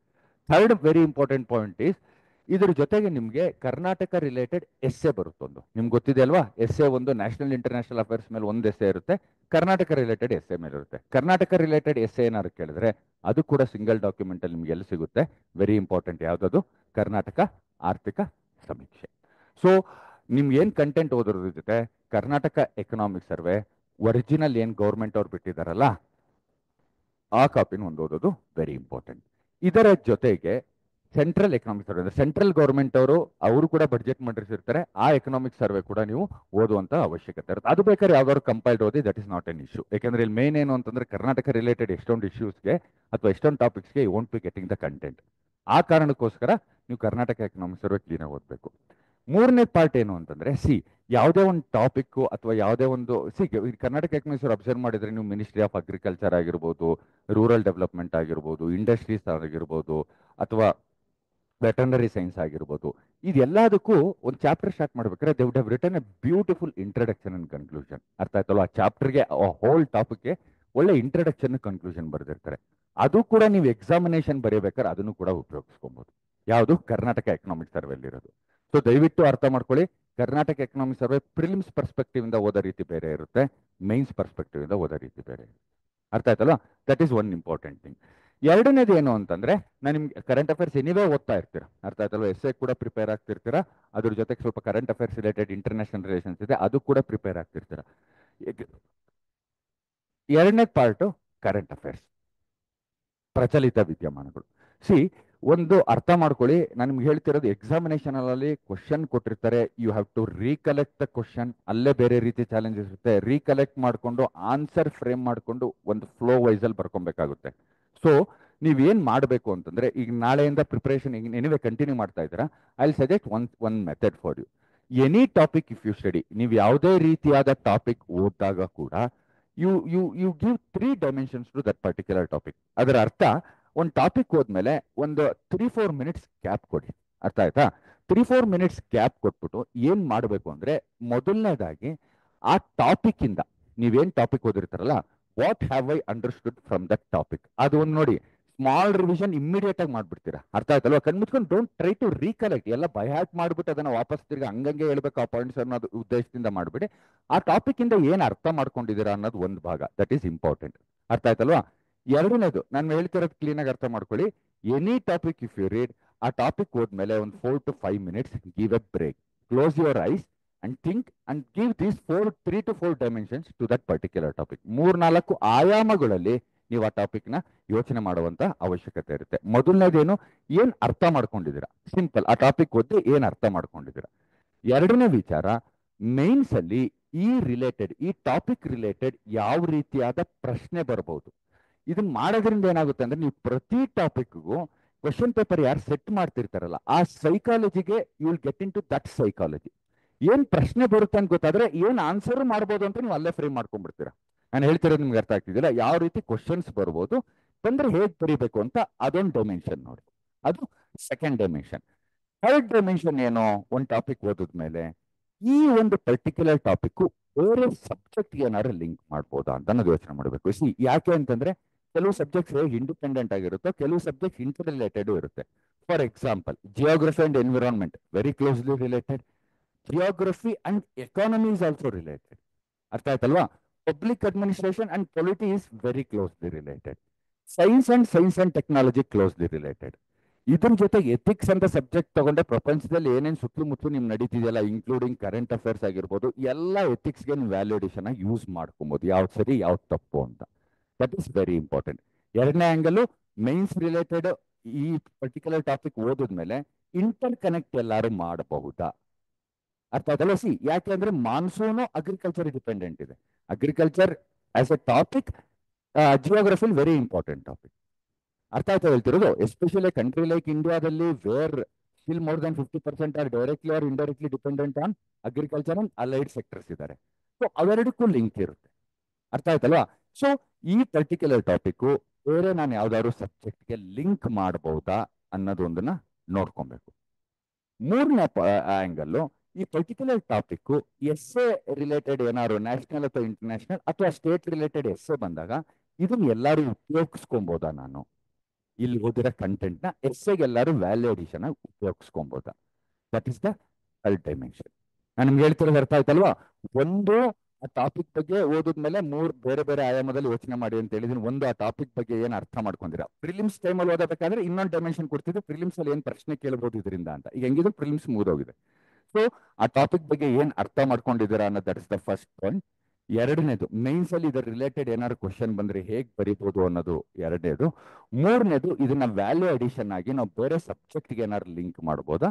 ನಾಲ್ಕನೇದು, ಎಸ್ಸೆ ರಿಲೇಟೆಡ್ ಆಗಿ ಇಲ್ಲಿ ಈ ಪರ್ಟಿಕ್ಯುಲರ್ ಓದಿರೋ ಕಂಟೆಂಟ್ ನ ಯಾವ ರೀತಿ ಆಗಾರು ಉಪಯೋಗಿಸ್ಕೊಬೋದಾ. ಸೊ ಪ್ರತಿಯೊಂದು ಟಾಪಿಕ್ ದಯವಿಟ್ಟು ಇನ್ನ ಟೈಮ್ ಇದೆ. ಸಿ, ನೀವು ಕುತ್ಕೊಂಡು ಸ್ಟ್ರಿಕ್ಟ್ ಆಗಿ, ನಾನು ಯೂಶಲಿ ಯಾರೇ ಸ್ಟೂಡೆಂಟ್ಸ್ ಕೇಳಿದ್ರು ಇಷ್ಟ ಓದ್ಬೇಕು ಅಷ್ಟ ಓದ್ಬೇಕು ಅಂತ ಹೇಳಲ್ಲ. ಬಟ್ ಈ ಒಂದು ಸಂದರ್ಭದಲ್ಲಿ that gap between prelims and mains is very important. ನನ್ನ ಪ್ರಕಾರ ಒಂದು 12-13 ಅವರ್ ನೀವು ಆರಾಮಾಗಿ ಓದ್ಬೋದು till the mains examination. So ನಿಮ್ ಕೈಲಿ ಎಷ್ಟಾಗುತ್ತೋ ಅಷ್ಟು ಪುಷ್ ಮಾಡಿ, ಯಾಕಂದ್ರೆ ಈ ತರ ಅವಕಾಶಗಳು ಪದೇ ಪದೇ ಸಿಗೋದಿಲ್ಲ. ಅರ್ಥ ಆಯ್ತಲ್ಲ? ಎಷ್ಟಾಗುತ್ತೋ ಅಷ್ಟು ಮ್ಯಾಕ್ಸಿಮಮ್ ಪುಷ್ ಮಾಡಿ. Nothing will happen. ಅರ್ಥ ಆಯ್ತಲ್ವಾ? ಅಕಸ್ಮಾತ್ ಮೈಂಡ್ ಸ್ಯಾಚುರೇಟ್ ಆಗಿ ಸ್ವಲ್ಪ ಹೆಕ್ಟಿಕ್ ಅನಿಸ್ತಿದೆ, ಸ್ವಲ್ಪ ಸ್ಯಾಚುರೇಟೇಷನ್ ಏನಾದ್ರು ಸ್ಟೇಜ್ ರೀಚ್ ಆಗ್ತಿದ್ದಾರೆ ಅಂದ್ರೆ 1 or 2 hours gap, but nothing will happen. ಈ ಒಂದಿರೋ ಎಕ್ಸಾಮಿನೇಷನ್ ಹೀಟ್ ಅಲ್ಲಿ you can read up to 12 to 13 hours per day. ಅರ್ಥ ಆಯ್ತಲ್ವಾ? ಈ ಆಂಗಲ್, ಈ ತರ ನೀವು ಎಲ್ಲಾ ಟಾಪಿಕ್ ಅನಲೈಸ್ ಮಾಡ್ತಾ ಹೋದ್ರೆ ನಿಮ್ಗೆ ಗೊತ್ತಿಲ್ದಲೇನೆ on day to day basis ಮೇಲೆ ನಿಮ್ದು ಒಂದು ರಿವಿಷನ್ ಇಮ್ಮಿಡಿಯೇಟ್ ಆಗಿ ನಡೀತಾ ಇರುತ್ತೆ. ಒಂದು. ಎರಡನೇದು, ನೀವು ಟಾಪಿಕ್ ನ ಆಸ್ ಎ ಟಾಪಿಕ್ ಓದ್ತಾ ಇರಲ್ಲ. ಅರ್ಥ ಆಯ್ತಲ್ವಾ? ಆಸ್ ಎ ಟಾಪಿಕ್ ನೀವು ಅರ್ಥ ಮಾಡ್ಕೊಂಡ್ಬಿಟ್ಟು ಅದಕ್ಕೆ ಬೇರೆ ಬೇರೆ ಡೈಮೆನ್ಷನ್ಸ್ ಕೊಡ್ತಾ ಇರ್ತೀರಾ. ಎಕ್ಸಾಮಿನೇಷನ್ ಹಾಲ್ ಅಲ್ಲಿ ಅಕಸ್ಮಾತ್ ಏನಾದ್ರು ಕ್ವಶನ್ಸ್ ಏನಾದ್ರು ಸ್ವಲ್ಪ ಅಪ್ಲೈಡ್ ಬೇಸಿಸ್ ಬಂದ್ರೆ, which is very likely to happen. ಅರ್ಥ ಆಯ್ತಲ್ವಾ? ಈ ಸತಿ applied base questions, conceptual oriented questions ಬರುವಂತಹ ಸಾಧ್ಯತೆ ಜಾಸ್ತಿ ಇದೆ. ನಾನು ನಿಮ್ಗೆ ಮುಂಚೆನೆ ಹೇಳಿದೀನಿ, ನೀವು ಕ್ವಶನ್ ಪೇಪರ್ ಅನಲೈಸ್ ಮಾಡಿದ್ರೆ ನಿಮ್ಗೆ ಗೊತ್ತಾಗಿರುತ್ತೆ. ಫಸ್ಟ್ 2 ಅಟೆಂಪ್ಟ್ ಏನ್ ಸಿಲೆಬಸ್ ಚೇಂಜ್ ಆದ್ಮೇಲೆ ಫಸ್ಟ್ 2 ಅಟೆಂಪ್ಟ್ ಡೈರೆಕ್ಟ್ ಸಿಲೆಬಸ್ ಇಂದ ತೆಗೆದು ಕ್ವಶನ್ಸ್ ಕೇಳ್ತಾ ಇದ್ರು. ಅರ್ಥ ಆಯ್ತಲ್ವಾ? ಥರ್ಡ್ ಅಟೆಂಪ್ಟ್ ನಾನು ಸಿಲೆಬಸ್ ಚೇಂಜ್ ಆದ್ಮೇಲೆ ಹೇಳ್ತಾ ಇರೋದು. ಸಿಲೆಬಸ್ ಚೇಂಜ್ ಆದ್ಮೇಲೆ this is the fourth mains. Third mains ಅಲ್ಲಿ ಏನಾಗಿತ್ತು, ಲಾಸ್ಟ್ ಟೈಮ್ 106 ಪೋಸ್ಟ್ ಅಲ್ಲಿ ಸ್ವಲ್ಪ ಅಪ್ಲೈಡ್ ಕ್ವಶನ್ಸ್ ನ ಕೇಳಕ್ ಸ್ಟಾರ್ಟ್ ಮಾಡಿದ್ರು. ಫಾರ್ ಎಕ್ಸಾಂಪಲ್, ಜಾಬ್ಲೆಸ್ ಗ್ರೋತ್ ಅಂತ. ಜಾಬ್ಲೆಸ್ ಗ್ರೋತ್ ಅಂತ ನೀವು ನೋಡಿದ್ರೆ, India is facing a something called as jobless growth. ಏನು ವಾಟ್ ಯು ಅಂಡರ್ಸ್ಟ್ಯಾಂಡ್ ಮತ್ತು ಕ್ರಿಟಿಕಲ್ ಅನಾಲಿಸ್ ಅಂತ ಕೇಳಿದ್ರು. ನೀವು ಅದನ್ನ ಏನಾದ್ರು ನೋಡಿದ್ರೆ ಸಿಲೆಬಸ್ ಅಲ್ಲಿ ಎಲ್ಲೂ you won't get anywhere. Jobless growth ಅನ್ನೋ ವರ್ಡೇ ಸಿಗಲ್ಲ. ಅರ್ಥ ಆಯ್ತಲ್ಲ? It is completely applied base. ಅದು ಅದನ್ನ UPSC ಪ್ರೀವಿಯಸ್ ಇಯರ್ ಕ್ವಶನ್ಸ್ ಅಲ್ಲಿ ನೋಡಿದ್ದಾರೆ. So one more very important source ನೀವೇನ್ ಮಾಡಬೇಕು ಅಂದ್ರೆ, at least last 10 years UPSC previous year questions solve ಮಾಡ್ತಿದ್ರು ಪರವಾಗಿಲ್ಲ, ಅಟ್ಲೀಸ್ಟ್ ಕಂಟೆಂಟ್ ವೈಸ್ ಗಾರು ನೋಡ್ಕೊಂಡು ಹೋಗಿ. ಈ ಸತಿ ನೀವು ಅಬ್ಸರ್ವ್ ಮಾಡಿದ್ರೆ ಪ್ರಿಲಿಮಿನರಿ ಎಕ್ಸಾಮಿನೇಷನ್ ಕೂಡ ಸ್ವಲ್ಪ UPSC ಟ್ರೆಂಡ್ ಕೊಟ್ಟಿದ್ದಾರೆ. ಮೇನ್ಸ್ ಎಕ್ಸಾಮಿನೇಷನ್ ಲಾಸ್ಟ್ ನೋಟಿಫಿಕೇಶನ್ ಇಂದಾನೆ UPSC ತರ ಕೇಳಕ್ ಆಲ್ರೆಡಿ ಸ್ಟಾರ್ಟ್ ಮಾಡ್ಕೊಂಡಿದ್ದಾರೆ. So questions might get repeat. Anyway ಏನೂ ಆಗಲ್ಲ, ನೀವು ಓದಿದ್ರೆ ನಾಲೆಡ್ಜ್ ಅಂತ ಎಲ್ಲೂ ವೇಸ್ಟ್ ಆಗಲ್ಲ. Questions might get repeat. ಯಾವುದು UPSC previous year question paper ಇಂದ. ಒಂದು 10 years UPSC previous year question paper, sold question papers ನ ದಯವಿಟ್ಟು ಇದನ್ನೊಂದು ಅಡಿಷನಲ್ ಆಗಿ ನೋಡ್ಕೊಳ್ಳಿ. ಅರ್ಥ ಆಯ್ತಲ್ವಾ? ಸೊ ಈ ತರ ಮಲ್ಟಿಪಲ್ ಡೈಮೆನ್ಷನ್ ಫಾರ್ ಒಂದು ಟಾಪಿಕ್ ಕೊಡ್ತಾ ಹೋದ್ರೆ, ನಾಳೆ ಕ್ವಶನ್ ಪೇಪರ್ ಏನಾದ್ರು ಸ್ವಲ್ಪ ಜಾಸ್ತಿ ಅನಾಲಿಟಿಕಲ್, ಸ್ವಲ್ಪ ಜಾಸ್ತಿ ಟಫ್ ಬಂದ್ರು, ನಿಮ್ ಮೈಂಡ್ ಅಲ್ಲಿ ಆ ಪರ್ಟಿಕ್ಯುಲರ್ ಟಾಪಿಕ್ಗೆ ಹೇಗೆ ಆನ್ಸರ್ಗೆ ಅಪ್ರೋಚ್ ಮಾಡಬೇಕು ಅಂತ ಆಲ್ರೆಡಿ ಟ್ರೈನ್ ಮಾಡ್ಬಿಟ್ಟಿದ್ದೀರಾ. This is nothing but training your mind. ಈಗೆಲ್ಲ ಎಷ್ಟೊಂದು ಜನ AI, ChatGPT ಎಲ್ಲ ಯೂಸ್ ಮಾಡ್ತೀರಾ. ChatGPT AI ಯೂಸ್ ಮಾಡಬೇಕಾದ್ರೆ there is something called as, ನೀವು ಏನ್ ಕೇಳ್ತೀರೋ ಅದಕ್ಕೆ ರೆಸ್ಪಾನ್ಸ್ ಕೊಡುತ್ತದು. There is something called as prompt engineering. ಅರ್ಥ ಆಯ್ತಲ್ವಾ? ನೀವು ಅದನ್ನೇ ಟ್ರೈನ್ ಮಾಡೋದು, ChatGPT ಅಥವಾ AI ನ ಟ್ರೈನ್ ಮಾಡೋದು. ಅಂದ್ರೆ ಕ್ವಶನ್ಸ್ ಕೇಳೋ ರೀತಿ. ಅರ್ಥ ಆಯ್ತಲ್ವಾ? ಒಂದು ಸೆಟ್ ಪ್ಯಾಟರ್ನ್ ಇದಾದ್ರೆ ಅದು more refined version of the answer ಕೊಡುತ್ತದು. ಯಾವುದು? ChatGPT. ಇಲ್ಲೂ ಸೇಮ್ ಎಕ್ಸಾಕ್ಟ್ಲಿ ಹೇಳ್ತಿದ್ದೀನಿ. ನೀವು ಪ್ರತಿ ಟಾಪಿಕ್ ಓದಬೇಕಾದ್ರೆ ಎಕ್ಸಾಮಿನೇಷನ್ ಆಂಗಲ್ ಅಲ್ಲಿ ಮೈನ್ಸ್ ಅಲ್ಲಿ ಏನ್ ಕೇಳಬಹುದು, ಇದನ್ನ ಎಸ್ಸೆಗೆ ಉಪಯೋಗಿಸ್ಬೋದು, ವ್ಯಾಲ್ಯೂಡೇಷನ್ ಏನ್ ಮಾಡ್ಬೋದು ಇದನ್ನ, ಅಥವಾ ಇನ್ನೊಂದು ಟಾಪಿಕ್ ಏನಾದ್ರು ಇಂಟರ್ ರಿಲೇಟ್ ಮಾಡ್ಬೋದು ಅಂತ ಪ್ರತಿಯೊಂದು ಟಾಪಿಕ್ ಆ ತರ ಮಾಡ್ಬಿಟ್ರೆ ಆಟೋಮೆಟಿಕಲಿ ಇನ್ ದ ಎಕ್ಸಾಮಿನೇಷನ್ ನಿಮ್ಗೆ ಏನಾದ್ರು ಗೊತ್ತಿಲ್ದಲೇ ಇರೋ ಟಾಪಿಕ್ ಬಂದ್ರು ಆ ಸ್ಟ್ರಕ್ಚರ್ ತಲೆಯಲ್ಲಿ ಕೂತ್ಬಿಟ್ಟಿರುತ್ತೆ ನಿಮ್ಗೆ, ಆ ವೇ ಆಫ್ ಥಿಂಕಿಂಗ್ ತಲೆಯಲ್ಲಿ ಕೂತಿರುತ್ತೆ. That is very important. ಅರ್ಥ ಆಯ್ತಲ್ವಾ? ನಾನು ನಿಮ್ಗೆ ಹೇಳಿದ್ದೀನಿ ಅರೌಂಡ್ 7 to 8 minutes ಅಷ್ಟೇ ಸಿಗೋದು ಒಂದು ಪ್ರಶ್ನೆ ಬರೋಕ್ಕೆ. If want to complete the paper 7 to 8 minutes ಒಂದೇ ಸಿಗುತ್ತೆ ಅಂತ. ಆ 7 to 8 minutes ಅಲ್ಲಿ to recall the information, frame the answer, first of all understand the question, ಅದಾದ್ಮೇಲೆ ಬರೆಯಕ್ಕೆ ಸ್ಟಾರ್ಟ್ ಮಾಡಬೇಕು. ಈ ಎಲ್ಲಾ ಪಾರ್ಟು ಉಳಿಯುತ್ತೆ, ಅಲ್ಲಿ ಸಮಯ ಉಳಿಯುತ್ತೆ. That is very important. Time is very very crucial mains examination ಬರೆಯಬೇಕಾದ್ರೆ. ಸೊ ಪ್ರತಿಯೊಂದು ಟಾಪಿಕ್ ಇದು ಮಾಡಿ ಇದೇನು ಎಕ್ಸ್ಟ್ರಾ ಟೈಮ್ ಕೂಡ ತಗೊಳ್ಳಲ್ಲ ನಿಮ್ಗೆ, ಅಡಿಷನಲ್ ಟೈಮ್ ಆಗಲಿ. ಯಾಕಂದ್ರೆ ಒಂದು ಟಾಪಿಕ್ ಆದ್ಮೇಲೆ I'm just asking you to spend another 5 minutes for that topic, which you can easily do. ಏನು ಯಾವುದೇ ರೀತಿ ತೊಂದರೆ ಆಗಲ್ಲ. ಸೊ ಇದು ಕಂಟೆಂಟ್ ವಿಚಾರಕ್ಕೆ ಬಂದಂಗೆ. ಅರ್ಥ ಆಯ್ತಲ್ವಾ? ಸೊ ಇಲ್ಲಿ ಒಬ್ಬೊಬ್ರು ಪ್ರಿಪ್ರೇಷನ್ ಒಂದೊಂದು ಸ್ಟೇಜ್ ಅಲ್ಲಿ ಇರ್ತೀರಾ. ಸೊ ನಾನು ಇನ್ ಜನರಲ್ ಆಗಿ ಈಗ ಹೇಳ್ತಿದ್ದೀನಿ, if anybody wants any specific guidance with respect to the mains please visit our academy. ಅವಾಗ ನಿಮ್ಮ ಪ್ರಿಪ್ರೇಷನ್ ನೋಡಿಕೊಂಡು, ಯಾಕೆ ಅಂತಂದ್ರೆ there is no one set rules. ಇದೇ ತರ ಪ್ರಿಪೇರ್ ಆಗಬೇಕು, ನೀವು ಇದೇ ತರ ಆಗಬೇಕು ಅಂತಿಲ್ಲ. It depends on your level of preparation ಕೂಡ ಡಿಪೆಂಡ್ ಆಗುತ್ತೆ. ಸೊ ಹಾಗಾಗಿ there is a nice balancing act between reading, ಅಂದ್ರೆ ಏನ್ ಕಂಟೆಂಟ್ ತಗೊಂತಿದ್ರಲ್ಲ ಅದನ್ನ ಮಾಡಬೇಕು, ಅದ್ರ ಜೊತೆಗೆ ಇಂಪಾರ್ಟೆಂಟ್ ಏನ್ ಹೇಳಿ ಆನ್ಸರ್ ರೇಟಿಂಗ್ ಮಾಡಬೇಕು on day to day basis ಮೇಲೆ. ಈಗ if somebody is writing is very good. For example, ಕೆಲವರು ಇರ್ತಾರೆ ನ್ಯಾಚುರಲಿ ಆ ಸ್ಕಿಲ್ ಇರುತ್ತೆ, that art of answer writing ಅಂತ ಇರುತ್ತಲ್ಲ, ಕೆಲವರು ನ್ಯಾಚುರಲಿ ಇರುತ್ತೆ. ಅವ್ರನ್ನ ಬರ್ಕೊಂಬಂದು ಏನಾದ್ರು ತೋರಿಸಿದ್ರೆ ನಾನು ನಿಮ್ಗೆ ಹೇಳ್ತೀನಿ, as part of this free initiative doctor Rajkumar academy ಕಡೆಯಿಂದ ನಾವು ಏನೇನು ಪ್ರೊವೈಡ್ ಮಾಡ್ತಿದ್ದೀನಿ ಅಂತ in the end of the session ಅಲ್ಲಿ ಹೇಳ್ತೀನಿ. ಅರ್ಥ ಆಯ್ತಲ್ವಾ? ಸೊ ಬಟ್ ನೀವು ಬರ್ದಿದ್ದನ್ನ ತಗೊಂಡ್ಬಂದ್ರೆ you will be able to judge you better. ಅರ್ಥ ಆಯ್ತಲ್ವಾ? ಯಾಕೆ ಅಂತಂದ್ರೆ ಈಗೇನು ಆನ್ಸರ್ ರೇಟಿಂಗ್ ಅಲ್ಲಿ ನಿಮ್ಗೆಲ್ಲ ಇಲ್ಲ ಎಕ್ಸ್ಪ್ಲೇನ್ ಮಾಡ್ಬೇಕಾದ್ರೆ ಗೊತ್ತಾಗುತ್ತೆ. ಪ್ರೆಸೆಂಟೇಷನ್ ಇರುತ್ತೆ, ಕಂಟೆಂಟ್ ಇರುತ್ತೆ, ಲೆಜಿಬಿಲಿಟಿ ಇರುತ್ತೆ, ಟೈಮಿಂಗ್ ಇರುತ್ತೆ, followed the proper structure or not, various angles ಇರುತ್ತೆ. ಯಾವುದು ಮೈನ್ಸ್ ಆನ್ಸರ್ ರೇಟಿಂಗು. ಅದನ್ನ ನೋಡ್ಬಿಟ್ಟು if your mains answer rating is good, ಅವಾಗ ನಾವು ಸ್ವಲ್ಪ ಕಂಟೆಂಟ್ ಬಗ್ಗೆ ಜಾಸ್ತಿ ಫೋಕಸ್ ಮಾಡಿ ಅಂತ ಹೇಳ್ಬೋದು. ಇಲ್ಲ ಆನ್ಸರ್ ರೈಟಿಂಗ್ ನಿಮ್ಗೆ ಅಷ್ಟು ಎಫೆಕ್ಟಿವ್ ಆಗಿ ಮಾಡಕ್ ಆಗ್ತಿಲ್ಲ, ಟೈಮ್ ಸಾಕಾಗ್ತಿಲ್ಲ, ಲೆಜಿಬಿಲಿಟಿ ಇಲ್ಲ ಅಂತಂದ್ರೆ ಸ್ವಲ್ಪ ಆನ್ಸರ್ ರೇಟಿಂಗ್ ಫೋಕಸ್ ಜಾಸ್ತಿ ಮಾಡಬಹುದು. ಯಾಕೆ ಅಂದ್ರೆ end of the day answer rating ಮೇಲೆ ನಿಂತಿರೋದಲ್ಲಿ ನೀವು ಅಲ್ಲಿ ವೈಭವಸಿ ಇರಲ್ಲ, ಓರಲ್ ಎಕ್ಸಾಮಿನೇಷನ್ ಇರಲ್ಲ. ನಿಮ್ಗೆ ನಿಮ್ ನಾಲೆಡ್ನ ಅದ್ರ ಮೂಲಕನೇ ಪ್ರೆಸೆಂಟೇಷನ್ ಮಾಡ್ತೀರಾ. ಸೊ ಇಲ್ಲಿ ಎಷ್ಟೇ ಇದ್ರು ಅದು ಬರವಣಿಗೆ ಮುಖಾಂತರ ಬರದಲ್ಲ ಇದ್ರೆ as good as not writing the mains on. ಅರ್ಥ ಆಯ್ತಲ್ವಾ? ಸೊ ಇವೆರಡನ್ನು balancing act plays a very important role. Okay, so coming back to this content ಆಯ್ತು. ನಾನು ನಿಮ್ಗೆ ಹೇಳಿದ್ದೀನಿ, ಕಂಟೆಂಟ್ ಅಲ್ಲಿ ಗಮನ ಹರಿಸಬೇಕಾಗಿರೋದು ಮಲ್ಟಿಪಲ್ ಸೋರ್ಸಸ್ ರೆಫರ್ ಮಾಡಂಗಿಲ್ಲ. ಯಾವ್ದಾದ್ರು ಒಂದು ಅಥವಾ ಮ್ಯಾಕ್ಸಿಮಮ್ 2 ಸೋರ್ಸಸ್ ಇಟ್ಕೊಂಡು ಅದನ್ನೇ ಮಲ್ಟಿಪಲ್ ಟೈಮ್ಸ್ ರಿವಿಷನ್ ಮಾಡಬೇಕು. ಅದ್ರ ಜೊತೆಗೆ daily mains answer writing challenge ನ ಅಥವಾ daily mains answer writing practice ಕೂಡ ನೀವು ಮಾಡಬೇಕು. ಅಟ್ಲೀಸ್ಟ್ ಮಿನಿಮಮ್ 5 ರಿಂದ 6 ದಿನಕ್ಕೆ ಒಂದ್ಸತಿ ಒಂದು ಕಂಪ್ಲೀಟ್ ಪೇಪರ್ ಬರೀಲೇಬೇಕು. ಕಂಪ್ಲೀಟ್ ಪೇಪರ್ ಅಂದ್ರೆ 3 hours ಮಿನಿಮಮ್ ಬರೀಲೇಬೇಕು. ನಾನು ಅದನ್ನ ಹೇಗೆ ಮಾಡಿ ಅಂತ ನಾನು ನಿಮ್ಗೆ ಆಮೇಲೆ ಹೇಳ್ತೀನಿ. ಅರ್ಥ ಆಯ್ತಲ್ವಾ? ಸೊ ಮೈನ್ಸ್ ಆನ್ಸರ್ ರೇಟಿಂಗ್ ಇಲ್ಲಿ ತನಕ ಕೆಲವರು mains answer rating already start ಮಾಡಿರ್ತೀರ ಅಥವಾ ಕೆಲವರು ಸ್ಟಾರ್ಟ್ ಮಾಡಿರಲ್ಲ. ನಾನು important components of mains answer rating ಹೇಳ್ತೀನಿ. ಅರ್ಥ ಆಯ್ತಲ್ವಾ ಏನು ಅಂತ? ಮೊದಲನೇದಾಗಿ ಇಲ್ಲಿ ನೋಡಿ, ಇಲ್ಲಿ ಹೇಳಿದ್ದೀನಿ answer rating is a skill. ನೋಡಿ, answer rating is a skill that develops gradually over a period of time. ಇದ್ರ ಅರ್ಥ ಏನು ಅಂತಂದ್ರೆ ಇದು ನಾಳೆ ಆಗಲ್ಲ ನಿಮ್ಗೆ. If you start writing the answer, ನಾಳೆ ನಿಮ್ಗೆ ಇಂಪ್ರೂವ್ಮೆಂಟ್ ಮಾಡ್ಕೊಂಡು ನಾಳೆನೇ ಫೈನಲ್ ಆಗಿ ನನ್ನ this is my final answer ನಾಳೆ ಎಲ್ಲ ನನ್ನ ಕಡೆಯಿಂದ ನಾಳೆನೇ ಮಾಡಬೇಕು ಅಂದ್ರೆ it is not possible. For example, I want tell the name. ನಮ್ಮ ಅಕಾಡೆಮಿಲಿ ಸ್ಟೂಡೆಂಟ್ ಇದ್ರು. ಅರ್ಥ ಆಯ್ತಲ್ವಾ? So prelims cum mains batch student, last 1.5 year ಇಂದ ಹಳೆ student. So when you started writing answer writing practice ಮಾಡಕ್ ಸ್ಟಾರ್ಟ್ ಮಾಡಿದ್ರು. ಸ್ಟಾರ್ಟಿಂಗ್ ಮಾಡಿದಾಗ he use to take around 27-28 minutes for each question. ಅದರ ಅರ್ಥ ಅವ್ರು ಅದೇ ಪೇಸಲ್ಲಿ ಬರ್ಕೊಂಡು ಹೋಗಿದ್ರೆ ಮೈನ್ಸ್ ಎಕ್ಸಾಮಿನೇಷನ್ ಬರೀ ಒಂದು 6 ಕ್ವಶನ್ ಬರೆಯೋಕ್ಕಾಗ್ತಿತ್ತು ಅಷ್ಟೇ. ಇದನ್ನ ನೀವು ಸ್ಟಾರ್ಟ್ ಮಾಡಿದ mains answer writing on day to day basis ಹೇಳ್ತಿದ್ದೀನಿ. ಅರೌಂಡ್ 1.5 year ಇಂದ ಸ್ಟಾರ್ಟ್ ಮಾಡಿದ್ರು ಅವ್ರು. ಇಲ್ಲಿ ತನಕ ಆ ಆಸ್ಪಿರೆಂಟ್ ನನಗೆ ಗೊತ್ತಿರಂಗೆ ಒಂದು 500 to 600 ಕ್ವಶನ್ಸ್ಗೆ ಬರ್ತಿದ್ದಾರೆ ಆನ್ಸರ್. 500 to 600 ಕ್ವಶನ್ಸ್ ಬರ್ದಿದ್ದಾರೆ. ನಾವು ಈ ಸಂದರ್ಭದಲ್ಲಿ ಈ ಆಸ್ ರೆಡ್ಯೂಸ್ ನೋಡಿ, ಇಲ್ಲಿ ಈಗ ಅವರು ಅರೌಂಡ್ 9 minutesಗೆ ಒಂದು ಕ್ವಶನ್ ಬರೀತಿದ್ದಾರೆ. ನಾನು ಹೇಳ್ತಿರೋದೇನು ಅಂತಂದ್ರೆ ಇಟ್ಸ್ ಅ ಗ್ರಾಜುಯಲ್ ಪ್ರೋಸೆಸ್. ಅರ್ಥ ಆಯ್ತಲ್ಲ? ಈಗ ಇರೋ ಟೈಮ್ ನಿಮಗೆ ಏನು ಮಾಡೋಕ್ಕಲ್ಲ, 42 days ಇದೆ. 42 days ಅಲ್ಲಿ ನಿಮ್ಮ ಕೈಲಿ ಎಷ್ಟು ಮ್ಯಾಕ್ಸಿಮಮ್ ಆಗುತ್ತೋ ಅಷ್ಟು ಮ್ಯಾಕ್ಸಿಮಮ್ ಕೊಡಿ. ಅರ್ಥ ಆಯ್ತಲ್ವಾ? So any alternate for answer writing? Absolutely no alternate for answer writing. ಅರ್ಥ ಆಯ್ತಲ್ವಾ? ಅದನ್ನ ದಯವಿಟ್ಟು ಅದನ್ನ ಪ್ರಾಕ್ಟೀಸ್ ಮಾಡಲೇಬೇಕು, ಬೇರೆ ಯಾವುದೇ ರೀತಿಯಾದ ದಾರಿ ಇಲ್ಲ ಅದಕ್ಕೆ. ಸೊ ಇದನ್ನ ಒಂದು ದಿನದಲ್ಲಿ ಆಗ ಅಂತದಲ್ಲ, ಇನ್ನ ನಿಮ್ಗೆ 42 ದಿನ ಎಕ್ಸಾಮ್ ಇದೆ. ಗ್ರಾಜುಯಲಿ ನೀವು ಬರೀತಾ ಹೋದ್ರೆ, ರೆಗ್ಯುಲರ್ ಆಗಿ ಪ್ರಾಕ್ಟೀಸ್ ಮಾಡ್ತಾ ಹೋದ್ರೆ 100% ಇದೊಂದು ಮಾತ್ರ KPSC ಗ್ಯಾರಂಟಿ ಹೇಳ್ಬೋದು, ರೆಗ್ಯುಲರ್ ಬರೀತಾ ಹೋದ್ರೆ ಆನ್ಸರ್ ರೈಟಿಂಗ್ ಸ್ಕಿಲ್ ಏನಾದ್ರು ಡೆವಲಪ್ ಆಗುತ್ತಾ? ಗ್ಯಾರಂಟಿ ಡೆವಲಪ್ ಆಗುತ್ತೆ. ಅರ್ಥ ಆಯ್ತಲ್ಲ? You have to sit and write ಮತ್ತೆ ಬರೆಯಬೇಕಾದ್ರೂ ಕೂಡ ಎಕ್ಸಾಮಿನೇಷನ್ ಕಂಡೀಷನ್ ಇಟ್ಕೊಂಡು ಬರೀಬೇಕು ನೀವು.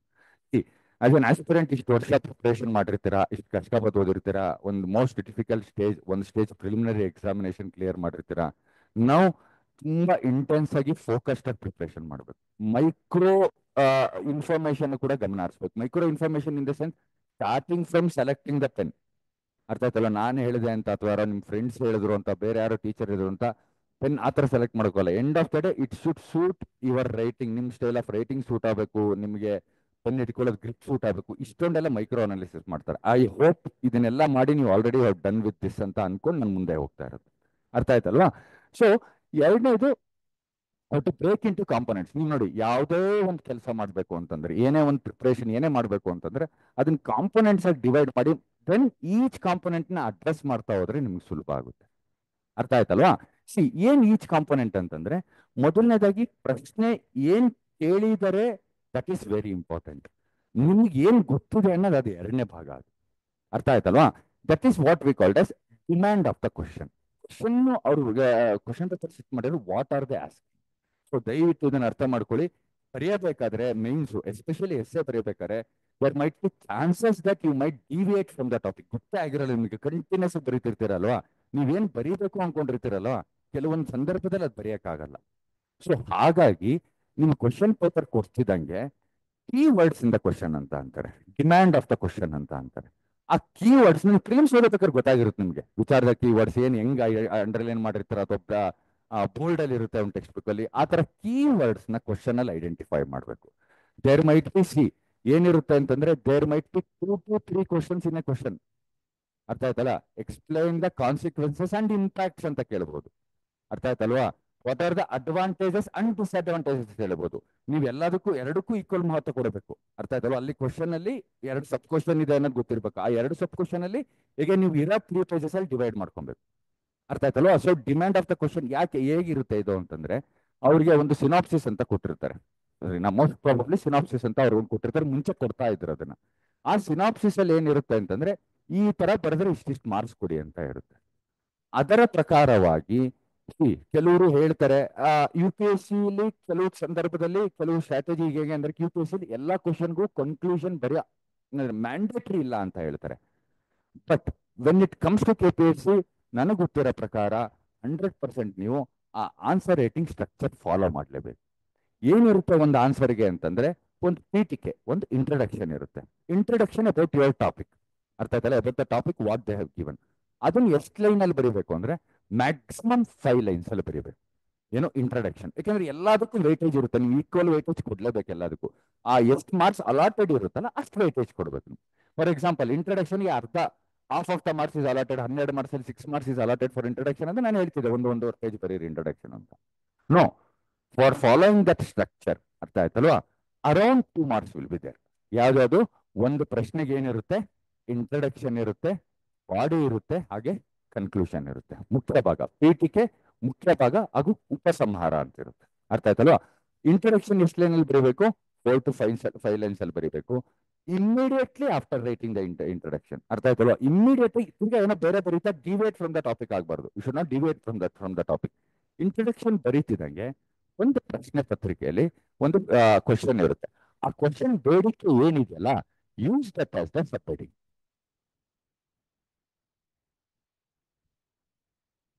ದೊಡ್ಡದಾಗಿ ಸಬ್ ಹೆಡಿಂಗ್ ಕ್ವಶನ್ ಏನ್ ಕೇಳಿರ್ತಾರಲ್ವಾ, ನೀವು ಬರೀತಿದ್ದೀರಾ ಅನ್ನೋದು ಎಷ್ಟು ಇಂಪಾರ್ಟೆಂಟು, ಬರೀತಿದ್ದೀವಿ ಅಂತ ತೋರಿಸ್ಕೊಳ್ಳೋದು ಕೂಡ ಅಷ್ಟೇ ಇಂಪಾರ್ಟೆಂಟ್. ನೀವೊಂದು ಸೈಕಾಲಜಿ ಅರ್ಥ ಮಾಡ್ಕೊಳ್ಳಿ.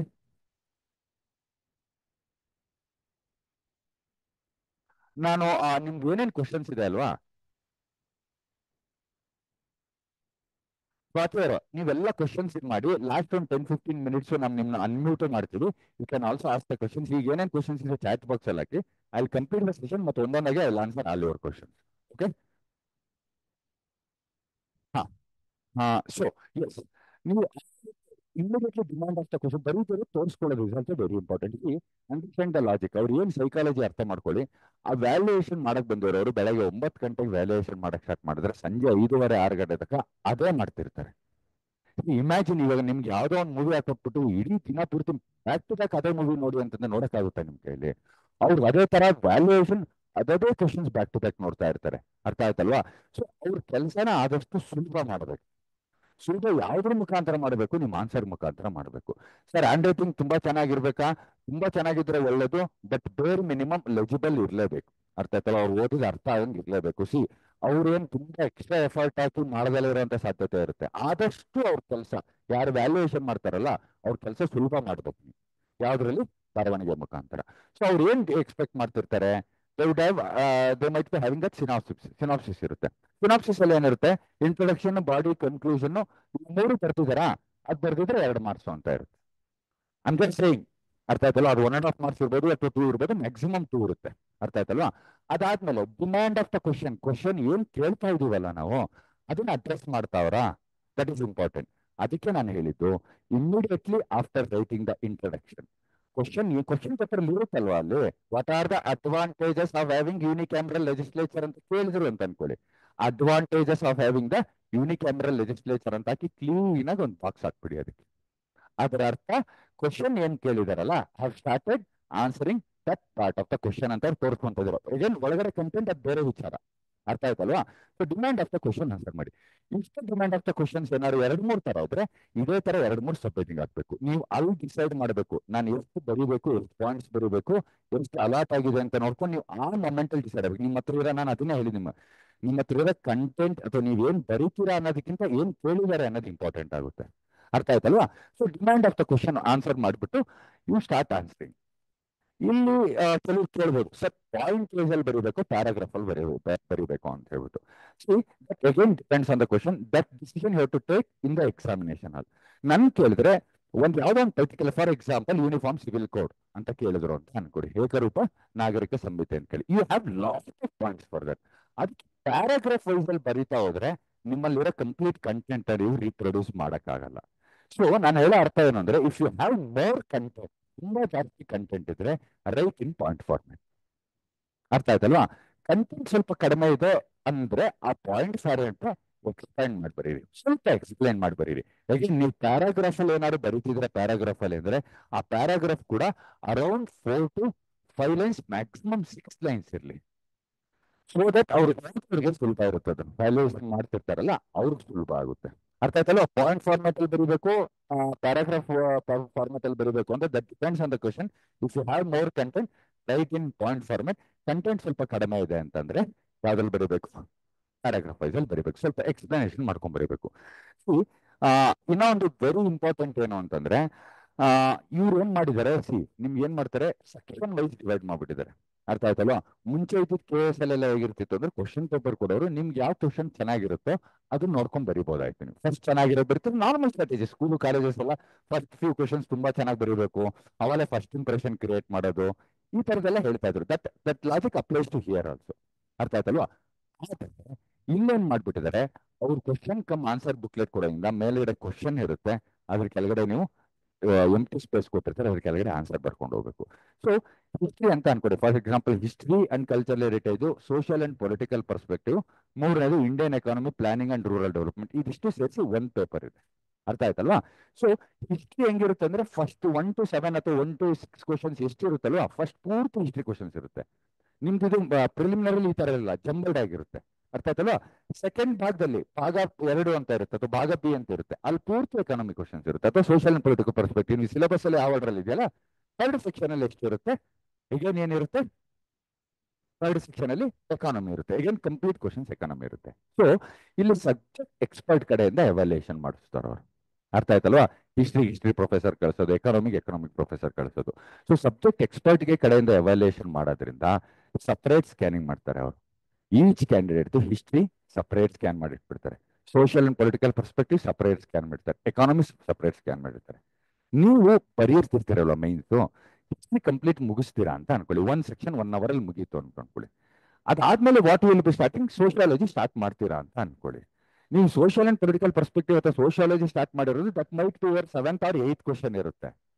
ಬಟ್ ವ್ಯಾಲ್ಯೂಯೇಟರ್ಗೆ ಎಷ್ಟನೇ ಕ್ವಶನ್ ಇರುತ್ತದು, ಫಸ್ಟ್ ಕ್ವಶನ್ ಇರುತ್ತೆ. ಅರ್ಥ ಆಯ್ತಾ ನಿಮ್ಗೆ ಹೇಳ್ತಿರೋದು? ಇದನ್ನೆಲ್ಲ ತುಂಬಾ ಜನಕ್ಕೆ ಗೊತ್ತಿರುತ್ತೆ, ಇದನ್ನ ಸೀನಿಯರ್ ಆಸ್ಪಿರೆಂಟ್ಸ್ಗೆ ದೇ ಮೈಟ್ ನಾಟ್ ಟೆಲ್. ಸರಿನಾಗ ಅವರು ಎಕ್ಸಾಮ್ ಬರೀತಿರ್ತಾರೆ, ದಟ್ ಇಸ್ ನ್ಯಾಚುರಲ್, ಬಿಟ್ಬಿಡಿ ಆ ವಿಚಾರನ. ಅದನ್ನ ಬಿಟ್ಟು ಅವ್ರ ಮೊದಲನೇ ಪ್ರಶ್ನೆ ಇರುತ್ತೆ ಅಲ್ಲಿ. So the catch here is, 3 section ಅಲ್ಲಿ ಫಸ್ಟ್ 3 to 4 ಕ್ವಶನ್ಸ್ ಚೆನ್ನಾಗಿ ಬರೀಬೇಕು. ಅರ್ಥ ಆಯ್ತಲ್ವಾ ನಾನು ಹೇಳ್ತಿರೋದು? ಎಗೇನ್ ನೀವು 14th 15th ಕ್ವಶನ್ ಬರೀತಾ ಇರ್ತೀರಾ ಯಾವ್ದ್ರಲ್ಲಿ, when it comes to economy. But ನಿಮ್ ಪೇಪರ್ ವ್ಯಾಲ್ಯೂಯೇಷನ್ ಮಾಡ್ತಿರೋರಿಗೆ ಅದು ಎಷ್ಟನೇ ಕ್ವಶನ್ ಇರುತ್ತೆ? ಫಸ್ಟ್ ಕ್ವಶನ್ ಇರುತ್ತೆ. ಅರ್ಥ ಆಯ್ತಲ್ವ ಹೇಳ್ತಿರೋದು? ಸೊ ಎವ್ರಿ ಸೆಕ್ಷನ್ ಅಲ್ಲಿ 3 to 4 ಕ್ವಶನ್ಸ್ ಎಲ್ಲ ಚೆನ್ನಾಗಿ ಬರೀರಿ, ನಾನು ಹೇಳ್ತಿಲ್ಲ ಅಂದ್ರೆ ನೀವು ಮಸ್ಟ್ ಅಂತ ಹೇಳ್ತಾ ಇರೋದು. ಕ್ಲೀನ್ ಆಗಿ ಒಂದು ಫಾರ್ಮ್ಯಾಟ್ ಫಾಲೋ ಮಾಡ್ಕೊಂಡು ವ್ಯಾಲ್ಯೂ ಅಡಿಷನ್ ಎಲ್ಲ ಹಾಕಿ ಹ್ಯಾಂಡ್ ರೈಟಿಂಗ್ ಎಲ್ಲ ಎಲ್ಲ ಎಲ್ಲ ಎವ್ರಿಥಿಂಗ್ ಆದಷ್ಟು ಪರ್ಫೆಕ್ಟ್ ಆಗಿರೋಷ್ಟು ನೋಡ್ಕೊಳ್ಳಿ. ಯಾವುದು first 3 questions, 3 to 4 questions in all the sections. ಇದು ಎಲ್ಲ ಪೇಪರ್ಗೂ ಅನ್ವಯ ಆಗುತ್ತೆ. ಅರ್ಥ ಆಯ್ತಲ್ವಾ? ಸೊ ನೀವೇನ್ ಮಾಡಬೇಕು ಆದೃಷ್ಟಿಯಿಂದ ಏನು ಅಂತಂದ್ರೆ, ಇಲ್ಲಿ ಏನು ಅಂತಂದ್ರೆ ಬ್ರೇಕಿಂಗ್ ಇಟ್ಟು ಕಾಂಪೋನೆಂಟ್ಸ್ ಅಂತ ಹೇಳ್ತಾರೆ. ನೀವೇನ್ ಬ್ರೇಕಿಂಗ್ ಇಟ್ಟು ಕಾಂಪೋನೆಂಟ್ಸ್ ಅಂತ ಅಂದ್ರೆ ನಾನು ಹೇಳಿದೆ ನೋಡಿ ನಿಮ್ಗೆ. ಫಸ್ಟ್ ಆಫ್ ಆಲ್ ಕ್ವಶನ್ ಏನ್ ಕೇಳಿದ್ದಾರೆ ಅರ್ಥ ಮಾಡ್ಕೊಂಡು ಡಿಮ್ಯಾಂಡ್ ಆಫ್ ದ ಕ್ವಶನ್. ಎರಡನೇದು ನಮ್ಮಲ್ಲಿ ಕಂಟೆಂಟ್ ಎಷ್ಟಿದೆ ಅಂತ ರೀಕಲೆಕ್ಟ್ ಮಾಡ್ಕೊಳ್ಳೋದು. ಅದಾದ್ಮೇಲೆ approach towards that particular question ಹೇಗಿದೆ ಅಂತ ಹೇಳ್ಬಿಟ್ಟು each introduction, body, conclusion. So introduction ನಾನು ನಿಮ್ಗೆ ಹೇಳ್ದಂಗೆ ಅರೌಂಡ್ 20% ಅಷ್ಟು ಪೇಜ್ ಕವರ್ ಮಾಡಬೇಕು, ರಫ್ಲಿ 4 to 5 lines. Next completely body of the answer ಬರೀಬೇಕು. ಮತ್ತೆ ಯಾವುದೇ ಕಾರಣಕ್ಕೂ ಕನ್ಕ್ಲೂಷನ್ ಇಲ್ದಲೆ ಬರಬಾರ್ದು. ಏಕೆಂದ್ರೆ ನಾನು ನಿಮ್ಗೆ ಹೇಳಿದ ಹಾಗೆ ಆ ಸ್ಟ್ರಕ್ಚರ್ ಫಾಲೋ ಮಾಡೋದಕ್ಕೆ they have allotted some marks. We don't know. ನನ್ನ ಪ್ರಕಾರ 2 ಮಾರ್ಕ್ಸ್ ಅಲಾಟ್ ಮಾಡಿರ್ತಾರೆ. ಅದಕ್ಕೆ 12 ಮಾರ್ಕ್ಸ್ ಇದ್ರೆ ನಿಮ್ಗೆ 2 ಮಾರ್ಕ್ಸ್ ಅದರಲ್ಲಿ ಏನಿರುತ್ತೆ, whether particular aspirant has follow that structure. That is very important. ಅರ್ಥ? ಎರಡನೇದು, ದಿಸ್ ಇಸ್ ವೆರಿ ಇಂಪಾರ್ಟೆಂಟ್. ಕೆಲವರು ಓಂ ಶ್ರೀ ಆಂಜನೇಯ ಸ್ವಾಮಿ ಪ್ರಸನ್ನ, ದಯವಿಟ್ಟು ಈ ತರ ಯಾವುದು ರಿಲಿಜಿಯಸ್ ಸಿಂಬಲ್ಸ್ ಆಗಲಿ, ನಿಮ್ಮ ಐಡೆಂಟಿಟಿ ರಿವೀಲ್ ಮಾಡುವಂತಹ ಯಾವುದೇ ಇನ್ಫಾರ್ಮೇಶನ್ ನೀವು ನಿಮ್ಮ ಪೇಪರ್ ಅಲ್ಲಿ ಬರೆಯಂಗಿಲ್ಲ. This is a very very strict rule. People ಕೆಲವ್ರನ್ನ ಆ ತರ ಬರೆದಿರೋರ್ನ ರಿಸಲ್ಟ್ ಅನೌನ್ಸ್ ಮಾಡಿಲ್ಲ, ಅವ್ರದ್ದು ವ್ಯಾಲ್ಯೂಯೇಷನ್ ಕೂಡ ಮಾಡಿಲ್ಲ. ನಿಮ್ಗೇನೋ ಒಂದು ನಂಬಿಕೆ ಮಾಡ್ಕೊಂಡ್ ಬಂದಿರ್ತೀರ, ಆ ತರ ಯಾವುದೇ ರೀತಿ ಇಲ್ಲ. ಆ ತರ ಏನಾದ್ರು ಹೆಸರು ಊರು ಆ ತರ ಬರೆಯುವಂತ ಸಿಚುವೇಶನ್ ಬಂದ್ರೆ ABCD XXXS YY ಆ ತರ ಏನಾದ್ರು ಬರೀರಿ. ಯಾವುದೇ ಕಾರಣಕ್ಕೂ ನಿಮ್ಮ ಐಡೆಂಟಿಟಿ ರಿವೀಲ್ ಮಾಡ್ಕೊಳ್ಳುವಂತ ಯಾವುದೇ ಒಂದು ರೀತಿಯಾದ ಪ್ರಯತ್ನಕ್ಕೂ ಕೂಡ ನೀವು ಅಲ್ಲಿ ಕೈ ಹಾಕ್ಬಾರ್ದು. That is very important. ಯಾಕಂದ್ರೆ ಇದು ಜೀವನದ ಪ್ರಶ್ನೆ. ಅರ್ಥ ಆಯ್ತಾರೆ? ಯಾವುದೇ ರೀತಿ ರಿಸ್ಕ್ ತಗೊಬಾರ್ದು.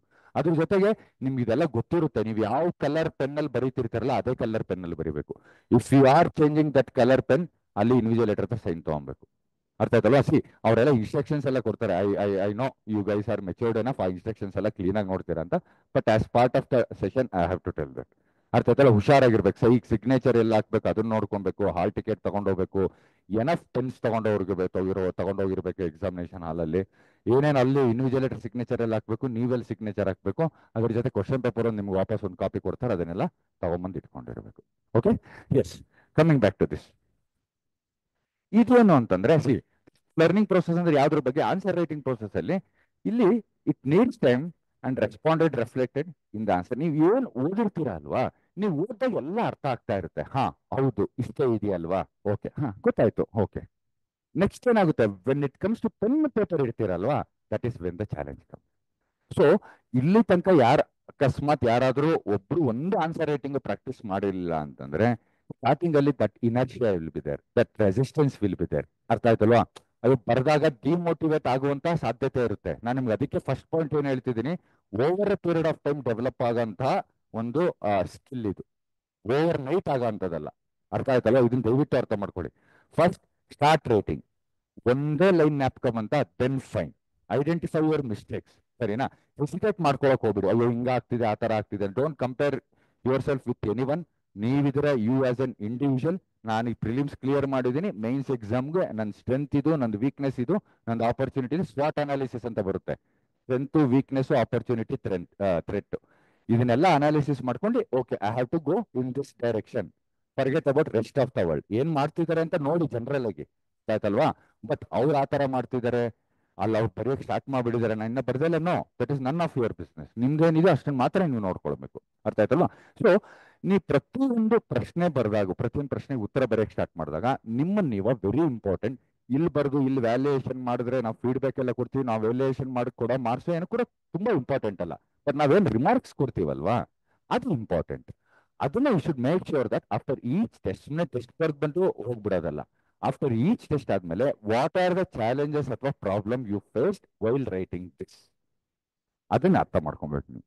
ಫಾರ್ ಎಕ್ಸಾಂಪಲ್ ರೀಕಾಲ್ ಆಗ್ತಿಲ್ಲ ಅಂತ, ರೀಕಾಲ್ ಆಗ್ದಲ್ಲ ಇದ್ರೆ ಏನ್ ಮುಂದೆ ದಾರಿ ಇರೋದು? ರಿವಿಷನ್ ಮಾಡ್ಬೇಕಷ್ಟೇ, ಆಸ್ ಸಿಂಪಲ್ ಆಸ್ ದಟ್. ಅರ್ಥಾತ್ ಹ್ಯಾಂಡ್ ರೈಟಿಂಗ್ ಸರಿ ಬರ್ತಿಲ್ಲ, ಸ್ಪೀಡ್ ಸರಿ ಬರ್ತಿಲ್ಲ ಅಂದ್ರೆ ರೈಟ್ ಮೋರ್ ಆನ್ಸರ್. ನೀವು ಡಿಮ್ಯಾಂಡ್ ಆಫ್ ದ ಕ್ವಶನ್ ನಾನು ಅರ್ಥ ಮಾಡ್ಕೊಂತಿಲ್ಲ, ಡಿಮ್ಯಾಂಡ್ ಆಫ್ ದ ಕ್ವಶನ್ ನಾನು ಆನ್ಸರ್ ತುಂಬಾ ಡಿಲೇ ಮಾಡ್ತಿದ್ದೆ ಅಂದ್ರೆ you are not following the proper structure. So ನೀವು ಬರೆದ ಮೇಲೆ ನಿಮ್ಮಲ್ಲಿರೋ ಸಮಸ್ಯೆಗಳೇನು when it comes to the answer writing ಅದನ್ನ ಅರ್ಥ ಮಾಡ್ಕೊಂಡು you should make sure that ಅದೇ ಮಿಸ್ಟೇಕ್ ತಿರ್ಗಾ ನೆಕ್ಸ್ಟ್ ಟೆಸ್ಟಲ್ಲಿ ಮಾಡಬಾರ್ದು. ಇದೇ ತರ ಮಿಸ್ಟೇಕ್ಸ್ ಮಾಡಿ ಕರೆಕ್ಟ್ ಮಾಡ್ಕೊಂಡು ಕರೆಕ್ಟ್ ಮಾಡ್ಕೊಂಡು ಹೋಗಿ ಎಂಡ್ ಆಫ್ ದ ಡೇ ನೀವು ಎಕ್ಸಾಮಿನೇಷನ್ ಅಲ್ಲಿ ಹೋಗೋ ಅಷ್ಟೊತ್ತಿಗೆ ರೀಸೆಂಟ್ ಆಗಿ ಪ್ರಿಪ್ರೇಷನ್ ಲೆವೆಲ್ ಇರುತ್ತೆ. That is one important thing. ಮತ್ತೆ ನೋಡಿ ಇನ್ನೊಂದು ವೆರಿ ಇಂಪಾರ್ಟೆಂಟ್ ಅಂದ್ರೆ ಈಗಿರೋ ಸಿಚುಯೇಷನ್ ಈಗಿರೋ ಸಂದರ್ಭದಲ್ಲಿ ಕ್ವಶನ್ ಪೇಪರ್ ಕಂಪ್ಲೀಷನ್ ನೀವು ಆನ್ಸರ್ ಏನ್ ಕೊಟ್ಟಿರ್ತಾರಲ್ಲ it should be your first priority. ನಾನು ಕೇಳಿದ್ರೆ ಅರ್ಥ ಅಲ್ಲ, ಯಾವುದೋ ಒಂದು ಪ್ರಶ್ನೆಗೆ ತುಂಬಾ ಜಾಸ್ತಿ ಟೈಮ್ ಕೊಟ್ಬಿಡೋದು, ಇನ್ನೊಂದು ಪ್ರಶ್ನೆಗೆ ಟೈಮೇ ಕೊಡದೇ ಇರೋದು, that thing is not there. ಎಲ್ಲ ಕ್ವಶನ್ಸ್ಗೂ ಈಕ್ವಲ್ ಮಾರ್ಕ್ಸ್ ಅಲಾಟ್ ಆಗಿದೆ, ಅದರ ಅರ್ಥ ಎಲ್ಲದಕ್ಕೂ ನೀವು ಈಕ್ವಲ್ ಅಮೌಂಟ್ ಆಫ್ ಟೈಮ್ ಕೊಡ್ಲೇಬೇಕಲ್ಲಿ. ಅರ್ಥ ಆಯ್ತಲ್ವ ಹೇಳ್ತಿರೋದು? ಸೊ ಹಾಗಾಗಿ ಎಷ್ಟು ಪ್ರಶ್ನೆ ಕೊಟ್ಟಿರ್ತಾರೋ ದಯವಿಟ್ಟು ಅಷ್ಟು ಪ್ರಶ್ನೆಗೆ ಉತ್ತರ ಬರೆದು ಬನ್ನಿ. ಅರ್ಥ ಆಯ್ತಲ್ವಾ? There might be some situation ಏನಾಗುತ್ತೆ ಅಂದ್ರೆ ಸರ್ ಅಷ್ಟು ಪ್ರಶ್ನೆಗೆ ಉತ್ತರ ಗೊತ್ತಿಲ್ದಲೇ ಇರುವ ಸಾಧ್ಯತೆ ಕೂಡ ಇರುತ್ತೆ. ಸಾಧ್ಯತೆ ಅಲ್ಲ 100% ಅಷ್ಟು ಪ್ರಶ್ನೆಗೂ ನೀವು ಉತ್ತರ ಗೊತ್ತಿರಲ್ಲ. ಒಂದು ರಫ್ ಎಸ್ಟಿಮೇಟ್ ನೀವು ತುಂಬಾ ಚೆನ್ನಾಗಿ ಪ್ರಿಪರೇಷನ್ ಮಾಡಿದ್ದೀರಾ ಅಂದ್ರೆ 20 ಕ್ವಶನ್ಸ್ ಕೊಟ್ರೆ ಅರೌಂಡ್ 14-15 ಕ್ವಶನ್ಸ್ಗೆ ನಿಮ್ಮ ಹತ್ರ ತುಂಬಾ ಚೆನ್ನಾಗಿ ಕಂಟೆಂಟ್ ಇರುತ್ತೆ, ಸೀರಿಯಸ್ ಆಗಿ ಓದಿದ್ರೆ ನೀವು. ಅರ್ಥ ಆಯ್ತಲ್ವಾ? ಇನ್ನೊಂದು 4 to 5 ಅಥವಾ 6 ಕ್ವಶನ್ಸ್ಗೆ ಆಸ್ ಸಚ್ ಕಂಪ್ಲೀಟ್ ಆನ್ಸರ್ ನಿಮ್ಗೆ ಗೊತ್ತಿರಲ್ಲ ಸರ್, ಅವಾಗ ಬಿಟ್ಟು ಬಂದು ಬಿಡ್ಬೇಕಾ? ಡೆಫಿನೆಟ್ಲಿ ಇಲ್ಲ. ಅರ್ಥ ಆಯ್ತಲ್ವಾ? ಸೊ ಇಷ್ಟು ವರ್ಷ ಓದಿದ್ದೀರಾ ಅಂದ್ರೆ ಅದ್ರ ಸುತ್ತಲೂ ಏನಾರು ಒಂಚೂರು ಗೊತ್ತಿರುತ್ತೆ ನಿಮ್ಗೆ. ಸೊ ಅಂತ ಸಂದರ್ಭದಲ್ಲಿ ನೀವು ಆನ್ಸರ್ ರೈಟಿಂಗ್ ಮಾಡಬೇಕು, ಅದು ಒಂದು ಕಲೆ. ನಾನು ಹೇಳ್ತಿರೋದು ನಿಮ್ಗೆ ಅರ್ಥ ಆಗ್ತಿದೆಯಲ್ಲ? There are very less chances that ನೀವು ಏನಾರು ಬರೆದಿದ್ರೆ 0 ಮಾರ್ಕ್ಸ್ ಕೊಟ್ಟವ್ರೆ ಅನ್ನೋದಕ್ಕೆ ತುಂಬಾ ಲೆಸ್ ಚಾನ್ಸಸ್ ಇರುತ್ತದೆ. ಏನಾರು ಬರೆದಿದ್ರೆ ಅಟ್ಲೀಸ್ಟ್ ಸಮ್ ಮಾರ್ಕ್ಸ್ ಡೈಲ್ಗೆ ಒಂದು ಇಂಟ್ರೊಡಕ್ಷನ್ ಬರೀರಿ, ಸಬ್ ಹೆಡಿಂಗ್ ಹಾಕಿ, ಒಂದು ರಿಲೇಟೆಡ್ ಏನಾರು ಒಂದು ಡಯಾಗ್ರಾಮು, ಮ್ಯಾಪು, ಒಂದು ಫ್ಲೋ ಚಾರ್ಟು ಏನೋ ಒಂದು ಬರೀರಿ, ಅದ್ರ ರಿಲೇಟೆಡ್ ಏನೋ ಅವ್ರಿಗೆ ಗೊತ್ತಿರುತ್ತೆ ನಿಮ್ಗೆ. ಅರ್ಥ ಆಯ್ತಾ ನಾನು ನಿಮ್ಗೆ ಹೇಳ್ತಾ ಇರೋದು? ಫಾರ್ ಎಕ್ಸಾಂಪಲ್ ಅಂತ ಅನ್ಕೊಳ್ಳಿ, ನಿಮ್ಗೆ ಈಗ explain the distribution of commercial crops in ಕರ್ನಾಟಕದಲ್ಲಿ ವಾಣಿಜ್ಯ ಬೆಳೆಗಳ ವಿಸ್ತರಣೆಯನ್ನು ಬರೆಯಿರಿ ಅಂತ ಕೇಳಿದ್ರು ಅನ್ಕೊಳ್ಳಿ. ನಿಮ್ಗೆ ಗೊತ್ತಿಲ್ಲ ಅಂತ ಅನ್ಕೊಳ್ಳಿ ಯಾವ್ಯಾವ ಭಾಗದಲ್ಲಿ ಏನ್ ಬರೀತಾರೆ ಅಂತ, ಚಾನ್ಸ್ ದಟ್ ನಿಮ್ಗೆ ಅದು ಗೊತ್ತಿಲ್ಲದಲೇ ಇರಬಹುದು. ಅಟ್ಲೀಸ್ಟ್ ವಾಣಿಜ್ಯ ಬೆಳೆಗಳು ಯಾವ್ಯಾವ ಅಂತ ಗೊತ್ತಾ? ಒಂದು ಇಂಟ್ರೊಡಕ್ಷನ್ ಬರೀಬೋದಾ? ಅಥವಾ ಬೇರೆದೆಲ್ಲ ಗೊತ್ತಿರುತ್ತೆ, ಕರ್ನಾಟಕ ರಿಲೇಟೆಡ್ ಅಗ್ರಿಕಲ್ಚರ್ ಓದಿರ್ತೀರಾ, ಎಕಾನಮಿ ಎಲ್ಲ ಓದಿರ್ತೀರಾ, ಏನು ಅಂತ ಗೊತ್ತಿರುತ್ತಲ್ವಾ ನಿಮ್ಗೆ? ಒಂದು ಇಂಟ್ರೊಡಕ್ಷನ್ ಬರೀರಿ, ಒಂದು ಮ್ಯಾಪ್ ಬರೀರಿ. ಅರ್ಥ ಆಯ್ತಲ್ವ ಹೇಳ್ತಿರೋದು? ಒಂದು ಮ್ಯಾಪ್ ಬರೆದು ಯಾವ್ಯಾವ ಭಾಗದಲ್ಲಿ ಕಮರ್ಷಿಯಲ್ ಕ್ರಾಪ್ಸ್ ಬೆಳೀತಿದ್ದಾರೆ ಅಂತ ಒಂದು ಬರೀರಿ. ಅಷ್ಟಂತೂ ಬೇಸಿಕ್ ಗೊತ್ತಿರುತ್ತೆ. ಕಬ್ಬೆಲ್ಲಿ ಬೆಳೀತಿದ್ದಾರೆ, ಪ್ಲಾಂಟೇಶನ್ ಕ್ರಾಪ್ಸ್ ಎಲ್ಲಿ ಬೆಳೀತಿದ್ದಾರೆ, ಸ್ಪೈಸಸ್ ಎಲ್ಲಿ ಬೆಳೀತಿದ್ದಾರೆ. ಅರ್ಥ ಆಯ್ತಲ್ಲ? ಒಂದು ಕ್ಲೀನಾಗಿ ಕರ್ನಾಟಕ ಮ್ಯಾಪ್ ಹಾಕಿ ಒಂದು ಜಿಯೋಗ್ರಫಿಕಲಿ ಡಿಪಿಕ್ಟ್ ಮಾಡಿ ಇಲ್ಲಿ ಇದು ಬೆಳೆ ಬೆಳೀತಾರೆ ಅಂತ ಹೇಳ್ಬಿಟ್ಟು some of the major commercial ನಿಮ್ಗೆ ಎಕ್ಸಾಕ್ಟ್ಲಿ ಎಲ್ಲಿ ಬರೀತಾರೆ ಅಂತ ಗೊತ್ತಿದ್ದಾರೆ. Some of the major commercial crops growing in Karnataka ಅಂತ ಹೇಳ್ಬಿಟ್ಟು ಒಂದು ಲಿಸ್ಟ್ ಮಾಡಿ, ಮೇಜರ್ ಏರಿಯಾಸ್ ಅಥವಾ ಮೇಜರ್ ಡಿಸ್ಟ್ರಿಕ್ಟ್ಸ್ ಅಂತ ಹೇಳ್ಬಿಟ್ಟು ಸಪರೇಟ್ ಆಗಿ ಬರೀರಿ. ಅದನ್ನ ಕನ್ಕ್ಲೂಷನ್ ಬರೀರಿ. ಒಂದು ನಿಮ್ಗೆ ಆನ್ಸರ್ ಗೊತ್ತಿಲ್ಲ, but at least something related to that ಬರಕ್ ಬಂದ್ರಿ ಅಲ್ವಾ? That might not be the perfect answer, exactly ಅದು demand of the question answer ಮಾಡ್ತಲೇ ಇರ್ಬೋದು. ಆ ತರದ ಪ್ರಶ್ನೆಗಳು ಬರ್ತವೆ, ದಯವಿಟ್ಟು ಬಿಟ್ಟು ಬರಕ್ ಹೋಗ್ಬಾರ್ದು. ಅದು ಆಕ್ಚುಲಿ ಸ್ಕಿಲ್. ಗೊತ್ತಿಲ್ದಲೇ ಇರೋ ಟಾಪಿಕ್ ರಿಲೇಟೆಡ್ ಅವ್ರಿಗೆ ಏನಾದ್ರು ಬರೆಯೋದು ಕೂಡ ಒಂದು ಸ್ಕಿಲ್. ಯೋಚನೆ ಮಾಡೋ ಅದನ್ನೆಲ್ಲ ಇಲ್ಲೇ ಟೆಸ್ಟ್ ಮಾಡ್ಬೇಕು. ನಾನು ನಿಮ್ಗೆ ಹೇಳಿದೆ ನೋಡಿ ಏನು ಅಂತ ಹೇಳ್ಬಿಟ್ಟು. ಪ್ರಶ್ನೆ ಈಗ ಬರೆಯಬೇಕಾದ್ರೆ ಬೇರೆ ಚಾಲೆಂಜಸ್ ಎದುರಿಸ್ತೀರಾ, ಅದಕ್ಕೆ ಹೇಳ್ತಾ ಇರೋದು ಎಲ್ಲ ಟೆಸ್ಟ್ ಸೀರೀಸ್ ಆನ್ಸರ್ ಮಾಡಬೇಕು. ನೀವು ಪ್ರಿಪರೇಷನ್ನೇ ಮಾಡ್ತೀನಿ ಅನ್ನೋ ಸತ್ಯ, ನಾನು ಅದನ್ನ ಮಾಡಿದನ್ ಬೇಡ ಅಂತಿಲ್ಲ. ಬೇಡ, ನೀವು ಡೈಲಿ ಒಂದು half an hour random questions ತಗೊಳ್ಳಿ. Daily mains answer writing challenge ಅಂತ ಹೇಳ್ಬಿಟ್ಟು ಎಕ್ಸಾಕ್ಟ್ಲಿ 9 o'clock ನಾವು this is our 37th or 38th day. One day ಕೂಡ ಮಿಸ್ ಆಗಿಲ್ಲ. ವೀಕ್ಲಿ 6 days ಬರುತ್ತೆ. ಒಂದು 20 minutes ತಗೊಳ್ಳಿ, ಅದನ್ನ some period of the time ತಗೊಂಡು ರೈಟ್ ಇಲ್ಲಿ ಬಂದು ಎವ್ಯಾಲ್ಯೂಯೇಷನ್ ಮಾಡಿಸ್ಕೊಂತೀರಾ ಅಂತ ಅನ್ಕೊಳ್ಳಿ. ವಿ ಮೈಟ್ ಟೆಲ್ ದಟ್ ನಿಮ್ಗೆ ಕಂಟೆಂಟ್ ಗೊತ್ತಿಲ್ಲ, ಕಂಟೆಂಟ್ ಸರಿಯಾಗಿ ಬರೀತಿಲ್ಲ, ಟು ರಿವೈಸ್ ಮೋರ್ ಅಂತ ನಾವು ರಿಮಾರ್ಕ್ಸ್ ಕೊಡ್ತೀವಿ. That is our duty. But ಇಲ್ಲಿ ಆ ಥರ ಏನು ಇರಲ್ಲ. Will put some marks is important for you. ಅವರಿಂದ ರಿವ್ಯೂ ನಮ್ಗೇನು ಬೇಕಾಗಿಲ್ಲ. What marks they are giving that is important for us. So ಆ ಥರದ ಕ್ವಶನ್ಸ್ ಬರುತ್ತೆ. ಸೊ ಆ ಕಾರಣಕ್ಕೋಸ್ಕರ ಇದು ಒಂದು skill over a period of time develop ಮಾಡ್ಕೊಬೇಕು. ದಯವಿಟ್ಟು ನೀವು ಯಾರು ಸ್ಟಾರ್ಟ್ ಮಾಡಿಲ್ದಲ್ಲ ಇದ್ರೆ ಆಸ್ ಸೂನ್ ಆಸ್ ಪಾಸಿಬಲ್ ಅನ್ನೋಕ್ಕಿಂತ ಇವತ್ತಿಂದನೇ ಸ್ಟಾರ್ಟ್ ಮಾಡಬಿಟ್ಟು ಬೇರೆ ಯಾವುದೇ ರೀತಿಯ ದಾರಿ ಇಲ್ಲ ನಿಮ್ಮ ಹತ್ರ. ಅರ್ಥ ಆಯ್ತಲ್ವಾ? ಸೊ ಗೊತ್ತಿರೋ ಪ್ರಶ್ನೆ ಏನೇವೇ ಬರೀತೀರಾ, ಗೊತ್ತಿಲ್ದಲೇ ಇರೋ ಪ್ರಶ್ನೆಗಳು ಬರುವ ಸಾಧ್ಯತೆ ಎಲ್ಲ ಗ್ಯಾರಂಟಿ ಇದ್ದೇ ಇರುತ್ತೆ. ಅದಕ್ಕೂ ಹೆಂಗ್ ಆನ್ಸರ್ ಬರೀಬೇಕು without leaving that particular question ಅನ್ನೋದನ್ನ ನೀವು ಒಂದು ಅನಾಲಿಸಿಸ್ ಮಾಡ್ಕೊಂಡು ಬರೀರಿ. ಅದಕ್ಕೇನು ತೊಂದರೆ ಇಲ್ಲ. ಅರ್ಥ ಆಯ್ತಲ್ಲ? ಸಮಥಿಂಗ್ ರಿಲೇಟೆಡ್ ಅದೇ ಬರೀಬೋದು. ನೀವು ಒಂದು ಮ್ಯಾಪ್, ನಾನು ಹೇಳಿದ ಒಂದು ಮ್ಯಾಪ್ ಹಾಕ್ಬೋದು, ಒಂದು ಫ್ಲೋ ಚಾರ್ಟ್ ಹಾಕ್ಬೋದು. ಅರ್ಥ ಆಯ್ತಲ್ವಾ? ಸಮ್ ಅಡ್ವಾಂಟೇಜ್ ಡಿಸ್ಅಡ್ವಾಂಟೇಜ್ ಏನೋ ಒಂದು ಸಬ್ ಹೆಡಿಂಗ್ ಹಾಕ್ಬಿಟ್ಟು ಡಿಸೆಂಟ್ ಆಗಿ ಬರ್ಕೊಂಡು ಹೋದ್ರೆ ಸಮ್ ಮಾರ್ಕ್ಸ್ ಡೆಫಿನೆಟ್ಲಿ ಕೊಟ್ಟೆ ಕೊಡ್ತಾರೆ ಅವರು. ಅರ್ಥ ಆಯ್ತಾ ನಾನು ನಿಮ್ಗೆ ಹೇಳಿದ್ದು? So that is important. Next,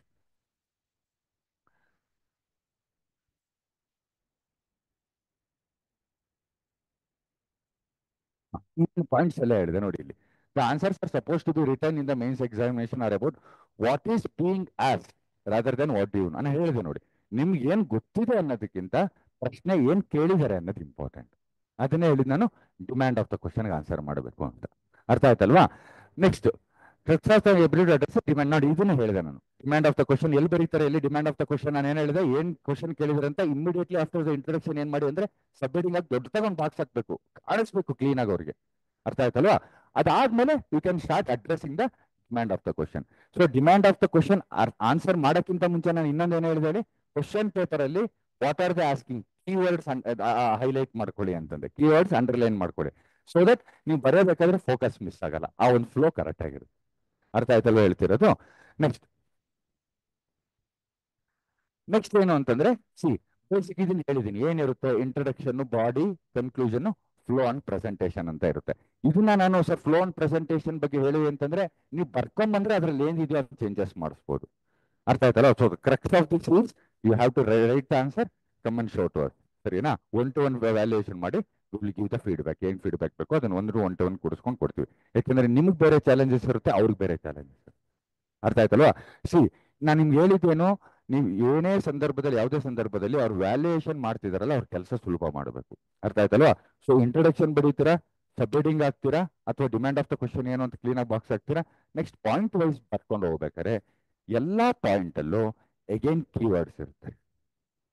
without miss ಆ ಕೀವರ್ಡ್ಸ್ ನ ಅಂಡರ್ಲೈನ್ ಮಾಡಲೇಬೇಕು. ಜಸ್ಟ್ ದಟ್ ಅಷ್ಟೇ. ಅವ್ರ ಕೆಲಸ ಸುಲಭ ಮಾಡ್ತಿದ್ರ, ಫುಲ್ ಸೆಂಟೆನ್ಸ್ ಓದ್ಬೇಡಿ sir. This is what you are looking for. According to the Article 44 in the Directive Principles of State Policy, there is a mention about Uniform Civil Code. ಅಷ್ಟಲ್ಲಿ ಯಾವ್ದಾದ್ರು underline ಮಾಡಬೇಕು, article 44 PSP. ಅವ್ರು ಅವೆರಡು ನೋಡಿದ್ರೆ ಹಾ ಗೊತ್ತಿದೆ ಬಿಡು ನಿಮ್ಗೆ ಅಂತ ಅನ್ಕೊಂತಾರೆ. ಹಾ ಕೆಲಸ ಅವ್ರದ್ದು ಏನಾಗುತ್ತೆ ಅವಾಗ ಸುಲಭ ಆಗ್ತಾ ಹೋಗುತ್ತೆ. ಸೊ ದಯವಿಟ್ಟು ಮೈನ್ಸ್ ಆನ್ಸರ್ ರೈಟಿಂಗ್ ಬರೆಯಬೇಕಾದ್ರು ಕೂಡ ಕೀವರ್ಡ್ಸ್ ಅಂಡರ್ಲೈನ್ ಮಾಡಿ. ಕೆಲವರು ನೋಡಿದ್ದೀನಿ ಇಲ್ಲಿ ನಮ್ಮಲ್ಲಿ ಟೆಸ್ಟ್ ಸೀರೀಸ್ ಬರೀತಿರೋರು ಅಂಡರ್ಲೈನ್ ಮಾಡಿ ಅಂದ್ರೆ ಏನೋ ವಿಚಿತ್ರ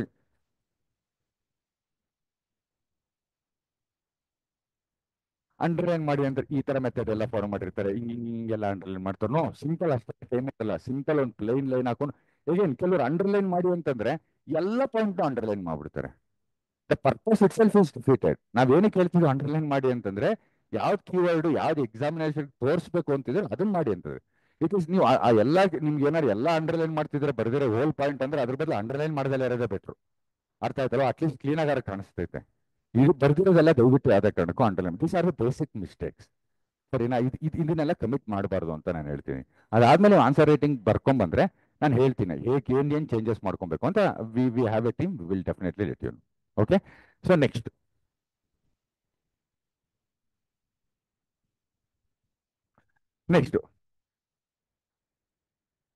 ನಾನು ನಿಮ್ಗೆ ಹೇಳಿದೆ ನೋಡಿ, ಏನ್ ಇಂಟ್ರಡಕ್ಷನ್ ಅಲ್ಲಿ ಏನು ಬರೀಬೇಕು, brief introduction about that topic. ಅರ್ಥ ಆಯ್ತಲ್ವಾ? ಅದು ಬಿಟ್ಟು ತಿರ್ಗಾ ಅಡಿಷನಲ್ ಏನು ಮಾಡ್ಬೇಕು, ಏನು ಗೊತ್ತಿರ್ಲಿಲ್ಲ ಅಂತ ಅನ್ಕೊಳ್ಳಿ, ಅದೇನ್ ಕೇಳಿರ್ತಾರೋ ಅದ್ರ ಡೆಫಿನೇಷನ್ ತಿಳ್ಕೊಂಬಿಡಿ ಅಷ್ಟೇ. ಡೆಫಿನೇಷನ್ ಬರ್ದ್ ಬಂದ್ಬಿಡಿ. ಅರ್ಥ ಆಯ್ತಲ್ವಾ ಹೇಳ್ತಿರೋದು? ಬಟ್ ದಯವಿಟ್ಟು ಆ ಸ್ಟ್ರಕ್ಚರ್ ಮಾತ್ರ ಯಾವುದೇ ಕಾರಣಕ್ಕೂ ಮಿಸ್ ಮಾಡಂಗಿಲ್ಲ. ಇದನ್ನೆಲ್ಲ ಹೇಳಿದೀನಿ. ನಮಗೆ ಪೀಠಿಕೆಯಲ್ಲಿ ಉತ್ತರ ಪ್ರಾರಂಭವನ್ನು ನೀಡುತ್ತದೆ. ಬಾಡಿ ಆಫ್ ದ ಆನ್ಸರ್ ಅಂದ್ರೆ it is the main part of the answer. ಏನ್ ಮಾಡ್ತಿರ್ತೀರ ಅದರಲ್ಲಿ ಡಿಮ್ಯಾಂಡ್ ಆಫ್ ದ ಕ್ವಶನ್ ನ ಅಡ್ರೆಸ್ ಮಾಡಕ್ ಸ್ಟಾರ್ಟ್ ಮಾಡ್ತಿದ್ರ. ಆಸ್ ಗುಡ್ ಆಸ್ ಈಗ ನೋಡಿ ಇಲ್ಲಿ ನಾನ್ ನಿಮ್ಮನ್ನ ಕೇಳ್ತೀನಿ ಅನ್ಕೊಂತೀನಿ, ಸರಿನಾ? ನಿಮ್ಮ ಹೆಸರೇನು? ಹಾ, ರಾಮಕೃಷ್ಣ. ರಾಮಕೃಷ್ಣ ಅವರೇ, ಇಂಟ್ರೊಡ್ಯೂಸ್ ಅಬೌಟ್ ಯುವರ್ ಸೆಲ್ಫ್ ಅಂತ ಹೇಳ್ತೀನಿ ಅಂತ ಅನ್ಕೊಳ್ಳಿ. ಸುಮ್ಮನೆ ಹಿಂಗೆ ಕೇಳ್ತಾ ಇದ್ದೀನಿ ಅಂತ ನೀವೇನ್ ಹೇಳ್ತೀರಾ? ಸರ್ ನನ್ನ ಹೆಸರು ರಾಮಕೃಷ್ಣ, ಈ ಊರಿಂದ ಬಂದಿದ್ದೀನಿ, ನನ್ನ ಎಜುಕೇಶನ್ ಕ್ವಾಲಿಫಿಕೇಶನ್ ಇದಾಗಿದೆ, ನಮ್ಮ ತಂದೆ ತಾಯಿ ಈ ತರ ಕೆಲಸ ಮಾಡ್ತಿದ್ದಾರೆ ಅಂತ. ಅದು ನಿಮ್ಮ ಇಂಟ್ರೊಡಕ್ಷನ್ ಅಷ್ಟೇ. ನೀವು ಇಂಟ್ರೊಡಕ್ಷನ್ ಎಲ್ಲ ಸ್ಟಾರ್ಟಿಂಗ್ ಇಂಟ್ರೊಡ್ಯೂಸ್ ಯುವರ್ ಸೆಲ್ಫ್ ಅಂತ ಹೇಳಿದಾಗ ನಿಮ್ಮ ಹೆಸರು ಇವೆಲ್ಲ ಡೀಟೇಲ್ಸ್ ಹೇಳ್ಬಿಟ್ಟು ನಿಮ್ಮ ಹಾಬೀಸು, ನಾನು 1ನೇ ಕ್ಲಾಸಿಂದ 3ನೇ ಕ್ಲಾಸ್ ಇದು ಮಾಡಿದೆ, 3ನೇ ಕ್ಲಾಸಿಂದ 6ನೇ ಕ್ಲಾಸ್ ಅಲ್ಲೋದೆ, ಅದು ಇಂಟ್ರೊಡಕ್ಷನ್ ಹೇಳ್ತೀರಾ? No, explain about yourself ಅಂತ ಹೇಳ್ತೀನಿ. ನಿಮ್ ಬಗ್ಗೆ ನೀವು ಎಕ್ಸ್ಪ್ಲೈನ್ ಮಾಡಿ. I will give you 10 minutes of time. Explain what and all you have done in your life ಅಂದ್ರೆ ಅವಾಗ ಬಾಡಿ ಆಫ್ ದ ಆನ್ಸರ್ ಇರುತ್ತೆ. ಆಯ್ತು, ನಿಮ್ಮ ಎಕ್ಸ್ಪ್ಲನೇಷನ್ ಆಯ್ತು. ಕನ್ಕ್ಲೂಡ್ ಅಬೌಟ್ ಯುವರ್ ಸೆಲ್ಫ್ ಅಂತಂದ್ರೆ ನಿಮ್ ಜೀವನದಲ್ಲಿ ಮುಂದೆ ಏನ್ ಮಾಡ್ಬೇಕು ಅನ್ಕೊಂಡಿದ್ದೀರಾ, ನಿಮ್ಮ ಆಸೆ ಆಕಾಂಕ್ಷೆಗಳು ಅಷ್ಟೇ. ಆ ಪ್ರಶ್ನೆ ಇಂಟ್ರೊಡಕ್ಷನ್ ಏನ್ ಬರೀಬೇಕು, ಆ ಪ್ರಶ್ನೆ ಕೀವರ್ಡ್ ಇರೋದ್ರ ಬಗ್ಗೆ ಒಂದು ಬ್ರೀಫ್ ಇಂಟ್ರೊಡಕ್ಷನ್ ಕೊಡಬೇಕು. ಅದಾದ್ಮೇಲೆ ಡಿಮ್ಯಾಂಡ್ ಅದ್ರ ಪ್ರಕಾರ ಮಾಡಬೇಕು. ಡಿಮ್ಯಾಂಡ್ ಆಫ್ ದ ಕ್ವಶನ್ ಅದ್ರ ಪ್ರಕಾರ ಆನ್ಸರ್ ಮಾಡ್ತಾ ಹೋಗ್ಬೇಕು. ಅರ್ಥ ಆಯ್ತಲ್ವ ಹೇಳ್ತಾ ಇರೋದು? Next, okay, yes. ಇದಾದ್ಮೇಲೆ ನಾನು ನಿಮ್ಗೆ ಹೇಳಿದೆ ನೋಡಿ, what are the there are some key components ಇಂದ ಆನ್ಸರ್ ರೈಟಿಂಗ್ ಅಂತ. ಅರ್ಥ ಆಯ್ತಲ್ವಾ? ಆ ಕೀ ಕಾಂಪೋನೆಂಟ್ಸ್ ಬಗ್ಗೆ ಮಾತಾಡೋಣ.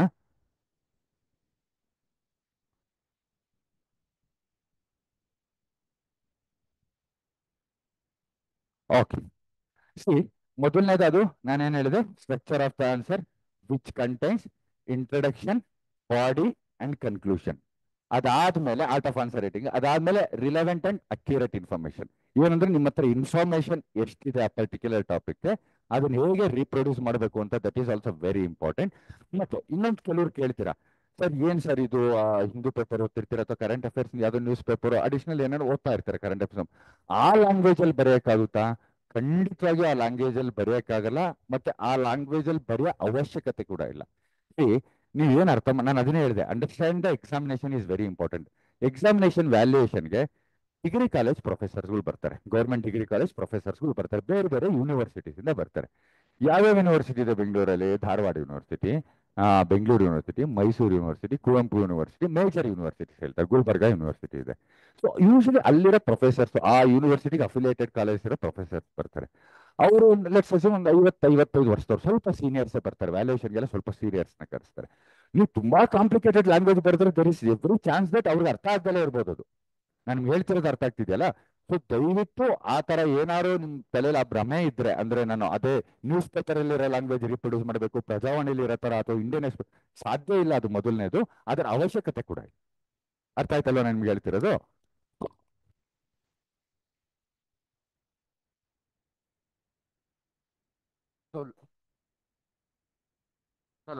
Language should be as simple as possible. ಮತ್ತೆ ಎರಡನೇದು, ನಾನು ಕೆಲವ್ರು ಬರೆಯೋದು ಬೇಕಾದ್ರೆ ಅಬ್ಸರ್ವ್ ಮಾಡ್ತಾ ಇರ್ತೀನಿ, ಅಂದ್ರೆ ಅವ್ರಿಗೆ ವಿಚಾರ ಗೊತ್ತಿರುತ್ತೆ, ಅದನ್ನ ಹೆಂಗ್ ಆರ್ಟಿಕ್ಯುಲೇಟ್ ಮಾಡೋದು ಅಂತ ಗೊತ್ತಾಗ್ತಿರಲ್ಲ. ಅದಕ್ಕೆ ಏನ್ ಮಾಡ್ತಿರ್ತಾರೆ ಅಂದ್ರೆ ಥಿಂಕಿಂಗ್ ಕಾಂಪ್ಲೆಕ್ಸ್ ಮಾಡ್ಕೊಂಡ್ಬಿಟ್ಟಿರ್ತಾರೆ ಅಷ್ಟೇ. ಇದು KS ಎಕ್ಸಾಮಿನೇಷನ್, ಈ ಎಕ್ಸಾಮಿನೇಷನ್ ಇದು ಸಿಂಪಲ್ ಆಗಿ ಬರೆದ್ರೆ ಆಗಲ್ಲ, I have to do something extra. ಬೇಡ, ಎಕ್ಸ್ಟ್ರಾ ಏನ್ ಮಾಡ್ಬೇಕು ನಾವು ಹೇಳ್ತೀವಿ. ನೀವು ಬರೆಯೋದನ್ನೇ ಲ್ಯಾಂಗ್ವೇಜ್ ಹೆಂಗೆ ಎಕ್ಸ್ಟ್ರಾ ಯೂಸ್ ಮಾಡ್ಕೊಳ್ಳೋದು, ಲ್ಯಾಂಗ್ವೇಜ್ ಹೆಂಗೆ ಸ್ವಲ್ಪ ಅಟ್ರಾಕ್ಟಿವ್ ಆಗಿ ಬರೆಯೋದು, that is not required. So ನಿಮ್ಮ ನಿಮ್ಮ ನಿಮ್ಮ ಮೈಂಡಲ್ಲಿ ಏನಿದೆಯಲ್ಲ ಅದನ್ನ ಆ ಪ್ರಶ್ನೆಗೆ ಸಂಬಂಧಿಸಿದಂಗೆ ಆದಷ್ಟು ಕ್ಲಿಯರ್, ಕನ್ಸೈಸ್ ಅಂಡ್ ಸಿಂಪಲ್ ಆಗಿ ಮಾಡೋದು, ಇಟ್ ಈಸ್ ವೆರಿ ಇಂಪಾರ್ಟೆಂಟ್.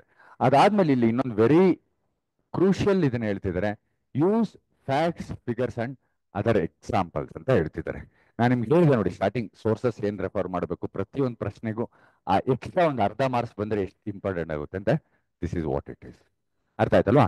ಏನೋ ಒಂದು ಪಾಯಿಂಟ್ ಬರೀತೀರಾ ಅಂತ ಅನ್ಕೊಳ್ಳಿ, ಫಾರ್ ಎಕ್ಸಾಂಪಲ್ ಅಂತ ಹೇಳ್ಕೊಳ್ಳಿ, child drop out ratio in northern Karnataka, ಏನೋ ನಂಜುಂಡಪ್ಪ ವರದಿ ಬಗ್ಗೆ ಕೇಳಿದ್ರು ಅಂತ ಅನ್ಕೊಳ್ಳಿ, ಅಥವಾ ಇಂಡಿಯಾದಲ್ಲಿ there is a divide, there is a regional disparity, ಪ್ರಾದೇಶಿಕ ಅಸಮತೋಲನ ಇದೆ, ಅದಕ್ಕೆ ಕೆಲವು ಕಾರಣಗಳು ಬರೀರಿ ಅಥವಾ ಸರ್ಕಾರ ತೆಗೆದುಕೊಂಡಿರೋ ಕ್ರಮಗಳು ಏನು ಅಂತ ಬರೀರಿ. ಕಾರಣಗಳು ಬರೀಬೇಕಾದ್ರೆ drop out ratio, high school drop out ratio ಅಂತ ಅನ್ಕೊಳ್ಳಿ, ಅಥವಾ ಇನ್ಫ್ಯಾಂಟ್ ಮಾರ್ಟಾಲಿಟಿ ರೇಟ್ ಅಂತ ಅನ್ಕೊಳ್ಳಿ, is very high in that particular area ಅಂತ ಬರೀತೀರಾ ಅಂತ ಅನ್ಕೊಳ್ಳಿ. ಎಕ್ಸಾಂಪಲ್ ಬರೀಬೇಕು ಅದಕ್ಕೆ ಎಷ್ಟಿದೆ ಅಂತ. ಅರ್ಥ ಆಯ್ತಾ ಹೇಳ್ತಾ ಇರೋದು? ಫಾರ್ ಎಕ್ಸಾಂಪಲ್ ಹೇಳ್ತೀನಿ ಕೇಳಿ. ಇಲ್ಲಿ ನಿಮ್ಗೆ ಅದನ್ನೇ ಹೇಳ್ತಿರೋದು, ಕರ್ನಾಟಕ ಎಕನಾಮಿಕ್ ಸರ್ವೆ ಹೋದ್ರೆ ಇದೆಲ್ಲ ಇನ್ಫಾರ್ಮೇಶನ್ ಸಿಗುತ್ತೆ ನಿಮ್ಗೆ. ನೀವು ಏನೇ ಒಂದು ಪಾಯಿಂಟ್ಸ್ ಬರೆದ ಮೇಲೆ, ನಿಮ್ಗೆ ಏನೇ ಒಂದು ಐಡಿಯಾಸ್ ಹೇಳಿದ್ಮೇಲೆ, ಅದನ್ನ you should validate that with some examples. That is very important. ನೋಡಿ, ಅದಾದ್ಮೇಲೆ ನಾನು ಅಬ್ಸರ್ವ್ ಮಾಡಿದ್ದೀನಿ, ಕೆಲವರು ತುಂಬಾ ಚೆನ್ನಾಗಿ ಎಕ್ಸಾಂಪಲ್ ಬರೀತಾ ಇರ್ತಾರೆ, ಅಂದ್ರೆ ಆನ್ಸರ್ ರೈಟಿಂಗ್ ಚೆನ್ನಾಗಿರುತ್ತೆ. ಏನ್ ಮಾಡ್ತಾರೆ, ಇಲ್ಲಿ ಒಂದು ಸಬ್ ಹೆಡಿಂಗ್ ಹಾಕ್ತಾರೆ, ರೀಜನಲ್ ಡಿಸ್ಪ್ಯಾರಿಟಿ ಇನ್ ಕರ್ನಾಟಕ ಅಂತ ಅನ್ಕೊಳ್ಳಿ, ಇಲ್ಲಿ ಹಾಕಿರ್ತಾರೆ ರೀಸನ್ಸ್ ಫಾರ್ ದಟ್ ಅಂತ ಹೇಳ್ಬಿಟ್ಟು ಫಸ್ಟ್ ರೀಸನ್ ಇಲ್ಲಿ ಬರೀತಾ ಇರ್ತಾರೆ. ಇಲ್ಲಿ 2 ಪಾಯಿಂಟ್ ಬರೆದ್ಮೇಲೆ ಎಕ್ಸಾಂಪಲ್ ಇಲ್ಲೇ ಹಾಕ್ತಿರ್ತಾರೆ. ಏನ್ ಸಮಸ್ಯೆ ಏನಾಗ್ತಿದೆ ಇದರಿಂದ? ಏನ್ ಮಿಸ್ಸಿಂಗ್ ಇಲ್ಲಿ? ಕಂಟೆಂಟ್ ಗೊತ್ತಿದೆ ಅವ್ರಿಗೆ, demand of the question answer ಮಾಡ್ತಾ ಇದ್ದಾರೆ. ಸಮಸ್ಯೆ ಏನಿದೆ ಇಲ್ಲಿ? ಏನಿದೆ ಹೇಳಿ? ಪ್ರೆಸೆಂಟೇಷನ್ ಸಮಸ್ಯೆ. ನಥಿಂಗ್ ಬರ್ತಿದ್ದಾರೆ ಒಂದು ಪಾಯಿಂಟ್ ನ ಕೆಳಗಡೆ ಎಕ್ಸಾಂಪಲ್ ಅಂತ ಹಾಕಿ, ಎಕ್ಸಾಂಪಲ್ ಅಂತ ಹಾಕಿ, ಮೇಕ್ ಶೂರ್ ದಟ್ ನೀವೇನ್ ಬರೆದಿರೋ ಅದು ಪ್ರೂಫ್ ಕೊಡ್ತಾ ಇದ್ದೀನಿ ಅಂತ ಅರ್ಥ. ಅದು ಅರ್ಥ ಆಯ್ತಲ್ವಾ? ಅಕಾರ್ಡಿಂಗ್ ಟು ನೀತಿ ಆಯೋಗ್ ರಿಪೋರ್ಟ್ ಅಂತ ಎಲ್ಲರೂ ಬರ್ದಿರ್ತೀರ, ಬರೀ ಎಕ್ಸಾಂಪಲ್ ಬರೀಬೇಕು ಅಂತಿಲ್ಲ. ಕ್ವಶನ್ ಮೈನ್ ಆನ್ಸರ್ ಮಾಡ್ಬೇಕಾದ್ರೆ ನೀತಿ ಆಯೋಗದ ವರದಿಯ ಪ್ರಕಾರ ಅಂತ ಬರೆದು ಅದನ್ನ ಅಂಡರ್ಲೈನ್ ಮಾಡಬೇಕು. ಇದು ಫ್ಯಾಕ್ಟ್ಸ್. ನೀವು ಪ್ರಿಲಿಮಿನರಿ ಆಂಗಲ್ ಅಲ್ಲಿ ಫ್ಯಾಕ್ಟ್ಸ್ ಕೊಟ್ಟಿರ್ತೀರ just to answer that particular question. ಅರ್ಥ ಆಯ್ತಲ್ವಾ? ಇಲ್ಲಿ ಫ್ಯಾಕ್ಚುಯಲ್ ಇನ್ಫಾರ್ಮೇಶನ್ ಏನ್ ಓದ್ತಿರ್ತೀರಲ್ಲ, ಅದು ನೀವು ಯಾವ ಓದಬೇಕಾದ್ರೆ ಸಂದರ್ಭದಲ್ಲೇ ಇದನ್ನ ನಾನು ಮೈನ್ಸ್ ಅಲ್ಲಿ ಯಾವ ಟಾಪಿಕ್ ಬಂದ್ರೆ ನಾನು ಹೇಳ್ತಿದ್ದೀನಿ ಕೇಳಿ ಇಲ್ಲಿ, ನೀವು ಅಲ್ಲಿ ಹೋಗಿ ಎಕ್ಸ್ಪೀರಿಯನ್ಸ್ ಮಾಡ್ಕೊಂಬಿಡಿ ದಯವಿಟ್ಟು. ಇಲ್ಲ ನಾನು ಅಲ್ಲಿ ಹೋದ್ಮೇಲೆ ಬರೆಯಕ್ಕೆ ಸ್ಟಾರ್ಟ್ ಮಾಡ್ತೀನಿ, ಅಲ್ಲಿ ಹೋದ್ಮೇಲೆ ಅದು ಇಂಪ್ಲಿಮೆಂಟ್ ಮಾಡ್ತೀನಿ ಅಂದ್ರೆ ಖಂಡಿತವಾಗಿಯೂ ಸಾಧ್ಯ ಇಲ್ಲ. It's my sincere request. ಅರ್ಥ ಆಯ್ತಲ್ವಾ? ನೀವು ಏನೇನು ಎಕ್ಸಾಮ್ ಹಾಲಲ್ಲಿ ಮಾಡ್ಕೊಂಡು ಹೋಗ್ಬೇಕು ಅಂತಿರಲ್ಲ, ಸಿ ಈ case over all examination, competitive examination ಹೇಗೆ ಗೊತ್ತಾ, ನೀವು ವರ್ಷಾನ್ಗಟ್ಲೆಯಿಂದ ಎಫರ್ಟ್ ಹಾಕ್ತಿರ್ತೀರ. ಅದು ಯಾವಾಗ ನೀವು ಪರ್ಫಾರ್ಮ್ ಮಾಡ್ಬೇಕು ಹೇಳಿ, ದಟ್ ಡಿ ಡೇ. ಯಾವ್ದ D day? Examination. See for example Usain Bolt ಅಂತ ತಗೊಳ್ಳಿ. Olympic medal is the very important. ಅಥ್ಲೆಟ್ಸ್ಗೆಲ್ಲ ಒಲಿಂಪಿಕ್ ಗೋಲ್ಡ್ ಮೆಡಲ್ ಒಂಥರ ಮೇಜರ್ ಡ್ರೀಮ್ ಇರುತ್ತೆ. ಆ ಒಲಿಂಪಿಕ್ಸ್ ನಡೆಯೋದು 4 years ಒಂದು. ಅವ್ರು 100 meters ಎಷ್ಟು ಸೆಕೆಂಡ್ ಅಲ್ಲಿ ಓಡ್ತಾರೆ? 10.5 seconds ಓಡ್ತಾರೆ. ಆ 10 seconds ಓಡೋದಕ್ಕೆ ಅವ್ರು 4-5 years ಇಂದ ಅದೇ ರೂಟೀನ್ ಫಾಲೋ ಮಾಡಿರ್ತಾರೆ. ನಾಳೆ ಬೆಳಗ್ಗೆ ಓಡ್ಬಿಡ್ತಾರೆ ಅವರು. ಎಕ್ಸಾಮಿನೇಷನ್ ಕೂಡ ಅದೇ ತರ. ನೀವು ಅವತ್ತಿನ ದಿವಸ ಪರ್ಫಾರ್ಮ್ ಮಾಡಬೇಕು, ಕನ್ಸಿಸ್ಟೆಂಟ್ ಆಗಿ ಹಿಂದೆಯಿಂದ ವರ್ಕ್ ಮಾಡ್ಕೊಂಡ್ ಬಂದಿರಬೇಕು. It's the same boring process. ಯಾವತ್ತೂ ಆಗಲಿ ಒಂದು ಬೋರಿಂಗ್ ಆಕ್ಟಿವಿಟಿ ಕಂಟಿನ್ಯೂಸ್ ಆಗಿ ಮಾಡ್ತಿದ್ರೆ ಅಂದ್ರೆ ಅದ್ರ ರಿಸಲ್ಟ್ ತುಂಬಾ ದೊಡ್ಡದಿರುತ್ತೆ. ಅವರು ಅಥ್ಲೆಟ್ಸ್ ನೋಡಿ, ಅದೇ ಡಯಟ್ ಫಾಲೋ ಮಾಡಬೇಕು, ಅದೇ ಪ್ರಾಕ್ಟೀಸ್ ಮಾಡಬೇಕು, ಬೇರೆ ಏನು ತಿನ್ನಂಗಿಲ್ಲ, ಸ್ಟ್ರಿಕ್ಟ್ ಆಗಿ ಟ್ರೈನಿಂಗ್ ತಗೊಂತಾ ಇರಬೇಕು, ಬೇರೆ ಏನು ಮಾಡ್ತಾ ಇರಲ್ಲ ಪಾಪ ಅವರು. ರಿಸಲ್ಟ್ಸ್ ಎಲ್ಲಿ ಸಿಗುತ್ತೆ ಅವ್ರಿಗೆ? ಒಲಿಂಪಿಕ್ ಮೆಡಲ್ಗೆ ಸಿಗುತ್ತೆ. ಇದು ಅಷ್ಟೇ, ಬೆಳಿಗ್ಗೆ ಓದೋದು, ನ್ಯೂಸ್ ಪೇಪರ್ ಓದೋದು, ಆನ್ಸರ್ ರೈಟಿಂಗ್ ಪ್ರಾಕ್ಟೀಸ್ ಮಾಡೋದು, ಡಿಸ್ಕಷನ್ ಮಾಡೋದು, ಎಸ್ಸೆ ಪ್ರಿಪೇರ್ ಆಗೋದು, ಬರೀ ಅದೇ ಮಾಡ್ತಿರ್ತೀರಾ. ಆದ್ರೆ ನಿಮ್ ಪರ್ಫಾರ್ಮೆನ್ಸ್ ಯಾವತ್ತು ಚೆನ್ನಾಗಿರ್ಬೇಕು? On the day of the examination. So ಆ ಕಾರಣಕ್ಕೋಸ್ಕರ ನಾನು ಎಕ್ಸಾಮ್ ಹಾಲಲ್ಲಿ ಯೋಚನೆ ಮಾಡ್ಕೊಂಡಿದ್ದೇನೆಲ್ಲ ಆಗ್ತೀನಿ ಅಂದ್ರೆ ಖಂಡಿತವಾಗಿಯೂ ಸಾಧ್ಯ ಇಲ್ಲ ಅದು. ಸೊ ನೀವು ಇಲ್ಲಿ ಪ್ರತಿಯೊಂದು ಇನ್ಫಾರ್ಮೇಶನ್ ಏನೇನು ಓದ್ತಿರ್ತೀರಲ್ಲ, ಮೈನ್ಸ್ ಅಲ್ಲಿ ಯಾವ ಟಾಪಿಕ್ಸ್ ಅಲ್ಲಿ ಉಪಯೋಗಿಸಿ, ನಾನು ಹೇಳಿದೆ ನೋಡಿ, ಒಂದು ಬ್ರೈನ್ ಸ್ಟಾರ್ಮಿಂಗ್ ಮಾಡ್ಕೊಳ್ಳಿ ಆಫ್ಟರ್ ಈಚ್ ಟಾಪಿಕ್ ಅಂತ, ಅದೇ ಇದೆ ಹೇಳ್ತಿರೋದು. ಸೊ ಈ ಸಂದರ್ಭ ಬಂದ್ರೆ ಈ ಫ್ಯಾಕ್ಟ್ ಆಗ್ತೀನಿ. ವುಮನ್ ರಿಲೇಟೆಡ್ ಏನಾದ್ರು ಪ್ರಶ್ನೆ ಬಂದ್ರೆ 4-5 ಕೋಟ್ ಬರೆದಿಟ್ಕೊಂಡಿರ್ತೀನಿ ನಾನು. ಯಾಕಂದ್ರೆ ದರ್ ಮೈಟ್ ಬಿ ಸಿಚುಯೇಷನ್ 2-3 ಕಡೆ ಯೂಸ್ ಮಾಡ್ಬೇಕು, ಅದೇ ಕೋಟ್ನ ಯೂಸ್ ಮಾಡಬಾರ್ದು. ಡಾಕ್ಟರ್ ಬಿ ಆರ್ ಅಂಬೇಡ್ಕರ್ ಹೇಳಿದ್ದಾರೆ, ಸ್ವಾಮಿ ವಿವೇಕಾನಂದ ಅವರು ಹೇಳಿದ್ದಾರೆ, ಅಬ್ದುಲ್ ಕಲಾಂ ಹೇಳಿದ್ದಾರೆ. ಅರ್ಥ ಆಯ್ತಲ್ವಾ? ವುಮನ್ ರಿಲೇಟೆಡ್ ಇದರಲ್ಲಿ ಡೆವಲಪ್ಮೆಂಟ್ ಡೆಮೋಕ್ರಸಿ ಬಗ್ಗೆ ಸೆಟ್ ಆಫ್ ಆ ಥರದ್ದು ಮಾಡ್ಕೊಂಡಿರ್ಬೇಕು. ಅರ್ಥ ಆಯ್ತಾನೆ ನಿಮ್ಗೆ ಹೇಳ್ತಿರೋದು? ಸೊ ಆ ಫ್ಯಾಕ್ಟ್ಸ್ ಅಂಡ್ ಫಿಗರ್ಸ್ ಏನ್ ಬೈಹಾಟ್ ಮಾಡ್ತಿರ್ತೀರಲ್ಲ, ಅಥವಾ ಏನ್ ಜ್ಞಾಪಕ ಇಟ್ಕೊಂತಿರ್ತೀರಲ್ಲ, ಸುಮ್ಮನೆ ಜ್ಞಾಪಕ ಇಟ್ಕೊಳ್ಳೋದಲ್ಲ. ಅದನ್ನ ಓದಬೇಕಾದ್ರೆ ಯಾವ ಸಂದರ್ಭದಲ್ಲಿ ಇದನ್ನ ನಾನು ವ್ಯಾಲ್ಯೂ ಅಡಿಷನ್ ಆಗಿ ಉಪಯೋಗಿಸ್ಕೊಬಹುದು ಅಂತ ನಿಮ್ ಮೈಂಡ್ ಏನ್ ಮಾಡಿಟ್ಕೊಂಡಿರ್ತೀರಾ? ಟ್ರೈನ್ ಮಾಡಿ ಇಟ್ಕೊಂಡಿರ್ಬೇಕು. ಅಷ್ಟೇ ನಾನು ನಿಮ್ಗೆ ಹೇಳ್ತಾ ಇರೋದು. ಸಿಂಪಲ್ ಚಾಟ್ ಜಿಪಿ ತರ ಪ್ರಾಂಪ್ಟ್ ಇಂಜಿನಿಯರಿಂಗ್ ಅಂತಾನೆ ಅಂತಾರೆ ಅದನ್ನ. ಅದಕ್ಕೆ ನಾವು ಚಾಟ್ ಜಿಪಿ ಟ್ರೈನ್ ಮಾಡೋದು, ಅಥವಾ ನಾವು ಯಾವ ರೀತಿ ನಮ್ಗೆ ಔಟ್ಪುಟ್ ಬೇಕು ಅದನ್ನ ಇನ್ಪುಟ್ ಕೊಡ್ತಾ ಇರ್ತೀವಲ್ಲ, ಅದನ್ನ ಪ್ರಾಂಪ್ಟ್ ಇಂಜಿನಿಯರಿಂಗ್ ಅಂತಾನೆ. ಅದೇ ನಾನು ಅದನ್ನೇ ಮಾಡಕ್ ಹೇಳ್ತಾ ಇರೋದು. ಈಗ ಮೈಂಡ್ ಅಲ್ಲಿ ಹೋದಾಗ ಆಟೋಮೆಟಿಕಲಿ ಈ ಲೈನ್ಸ್ ಅಲ್ಲಿ ಥಿಂಕ್ ಮಾಡಕ್ ಸ್ಟಾರ್ಟ್ ಮಾಡಬೇಕು. ಯಾವುದೇ ಪ್ರಶ್ನೆ ಗೊತ್ತಿಲ್ದಲೆ ಬಂದ್ರು ಇಂಟ್ರೊಡಕ್ಷನ್ ಏನ್ ಬರೀಬೇಕು, ಓಕೆ ಗೊತ್ತಿಲ್ಲ, ಬಾಡಿ ಏನ್ ಬರೀಬೇಕು, ಕನ್ಕ್ಲೂಷನ್ ಏನ್, ಪ್ರಶ್ನೆ ಗೊತ್ತಿಲ್ಲ, ಇಂಟ್ರೊಡಕ್ಷನ್ ಬಾಡಿ ಕನ್ಕ್ಲೂಷನ್ ಏನಾರು ಒಂದು ಬರದೇ ಬರೀತಾರೆ, 2-3 ಬಂದೇ ಬರುತ್ತೆ ನಿಮ್ಗೆ. ನಾನು ಹೇಳ್ತಿರೋದು ಅರ್ಥ ಮಾಡ್ಕೊಳ್ಳಿ. You got my point? So ಆ ಕಾರಣಕ್ಕೋಸ್ಕರ ಈ ಏನೇ facts and figures current affairs ಅಲ್ಲಿ ವ್ಯಾಲ್ಯೂ ಅಡಿಷನ್ ಪಾಯಿಂಟ್ಸ್ ಓದ್ತಿರ್ತೀರಲ್ವಾ, ವ್ಯಾಲ್ಯೂ ಅಡಿಷನ್ ಏನೇನ್ ಹೇಳಿದೆ? ಒಂದು ಡಯಾಗ್ರಾಮ್ಸ್. ಅರ್ಥ ಆಯ್ತಲ್ವಾ? ಜಿಯೋಗ್ರಫಿ ಬಂದ್ರೆ ನಮ್ದು ಅದು ಸ್ಪೆಷಲ್ ಸೆಷನ್ಸ್ ಮಾಡಿದ್ದಾರೆ. ನಿಮ್ಗೆ ಒಂದು ಪ್ಯಾಕೇಜ್ ಕೊಡ್ತೀವಿ ಆಫ್ಟರ್ ದಿಸ್ ಕ್ಲಾಸ್. ಆ ಟೆಲಿಗ್ರಾಮ್ ಗ್ರೂಪ್ ಅಲ್ಲಿ ಯಾರ್ಯಾರು ಜಾಯ್ನ್ ಆಗಿದಾರಲ್ಲ, ಯಾರು ರಿಜಿಸ್ಟರ್ ಮಾಡ್ಕೊಂಡಿದಾರಲ್ಲ, ಫ್ರೀ ಸೆಟ್ ಆಫ್ ಮೆಟೀರಿಯಲ್ ಸ್ವಲ್ಪ ಕೊಡ್ತೀವಿ. ಅದೇನೇನು ಅಂತ ನಾನು ಲಾಸ್ಟ್ ಅಲ್ಲಿ ಹೇಳ್ತೀನಿ. ಅರ್ಥ ಆಯ್ತಲ್ವಾ? ಸೊ ಅದ್ರದ್ದು ಆ ಫ್ಯಾಕ್ಟ್ಸ್ ನ ಎಲ್ಲಿ ಯೂಸ್ ಮಾಡಬೇಕು, ಆಸ್ ಎನ್ ಎಕ್ಸಾಂಪಲ್ ಯೂಸ್ ಮಾಡಬೇಕಾ, ಅಥವಾ ಆನ್ಸರ್ ಬರೆಯಬೇಕಾದ್ರೆ ಪಾಯಿಂಟ್ ಎಲ್ಲ ಯೂಸ್ ಮಾಡಬೇಕಾ? Again that depends on the question. ಆ ತರ ಏನೇ ವ್ಯಾಲ್ಯೂ ಅಡಿಷನ್ ಮಾಡಿದ್ರು make sure that you underline that. ಅರ್ಥ ಆಯ್ತಲ್ವಾ? ಸೊ ಇನ್ನು ಫಿಗರ್ಸ್ ಡಯಾಗ್ರಾಮ್ಸ್ ಅಂತ ಬರ್ತಿದ್ದೀನಿ. ಏನ್ ಫಿಗರ್ಸ್ ಡಯಾಗ್ರಾಮ್ಸ್ ಅಂದ್ರೆ ನಾನು ನಿಮ್ಗೆ ಅವಲೇ ಹೇಳಿದೆ, ಡಿಸ್ಕಷನ್ ಮಾಡಬೇಕಾದ್ರೆ ಹೇಳಿದೆ, ನಿಮ್ಗೆ without miss world map, Karnataka map, India map within 20 to 25 seconds ಅಲ್ಲಿ ತರ ನಿಮ್ಮ ಹತ್ರ ಇದಿರಬೇಕು. ಅರ್ಥ ಆಯ್ತಲ್ವಾ? ಜಿಯೋಗ್ರಫಿ ಅಥವಾ ಎನ್ವಿರಾನ್ಮೆಂಟ್ ಅಲ್ಲಿ, ಅಥವಾ ಫಾರ್ ಎಕ್ಸಾಂಪಲ್ ಹಿಸ್ಟ್ರಿ ಕೂಡ ಆಗಿರ್ಬೋದು. ವಿಜಯನಗರ ಅಡ್ಮಿನಿಸ್ಟ್ರೇಷನ್ ಬಗ್ಗೆ ಏನಾದ್ರು ಕೇಳಿದ್ರು ಅಂದ್ಕೊಳ್ಳಿ, ವಿಜಯನಗರ ಆಡಳಿತ ಬಗ್ಗೆ ಕೇಳಿದ್ರು ಅಂತ ಅನ್ಕೊಳ್ಳಿ, ಏನ್ ಮಾಡ್ಬೋದು? ಒಂದು ಮ್ಯಾಪ್ ಹಾಕ್ಬಿಟ್ಟು ವಿಜಯನಗರದಲ್ಲಿ ಯಾವ್ಯಾವ ಭಾಗದಲ್ಲಿ ಅವ್ರ ಸಾಮ್ರಾಜ್ಯ ಇದ್ದು ಅಂತ ಒಂದು ಮಾಡ್ಬಿಡ್ಬೋದು. ಎಷ್ಟು ಚೆನ್ನಾಗಿರುತ್ತೆ. ಅರ್ಥ ಆಯ್ತಾನೆ ನಮ್ಗೆ ಹೇಳ್ತಿರೋದು? ಸೊ ಒಂದು ಕರ್ನಾಟಕ ಮ್ಯಾಪು, ನಿಮ್ದು ಇಂಡಿಯಾ ಮ್ಯಾಪು, ಮತ್ತೆ ವರ್ಲ್ಡ್ ಮ್ಯಾಪು, ಮೂರನ್ನು ಅಗೇನ್ ಅದನ್ನು ಕುಂತ್ಕೊಂತ ತುಂಬಾ ಹೊತ್ತು ಹಾಕೋದಲ್ಲ. ಒಂದು 20, 25, 30 seconds.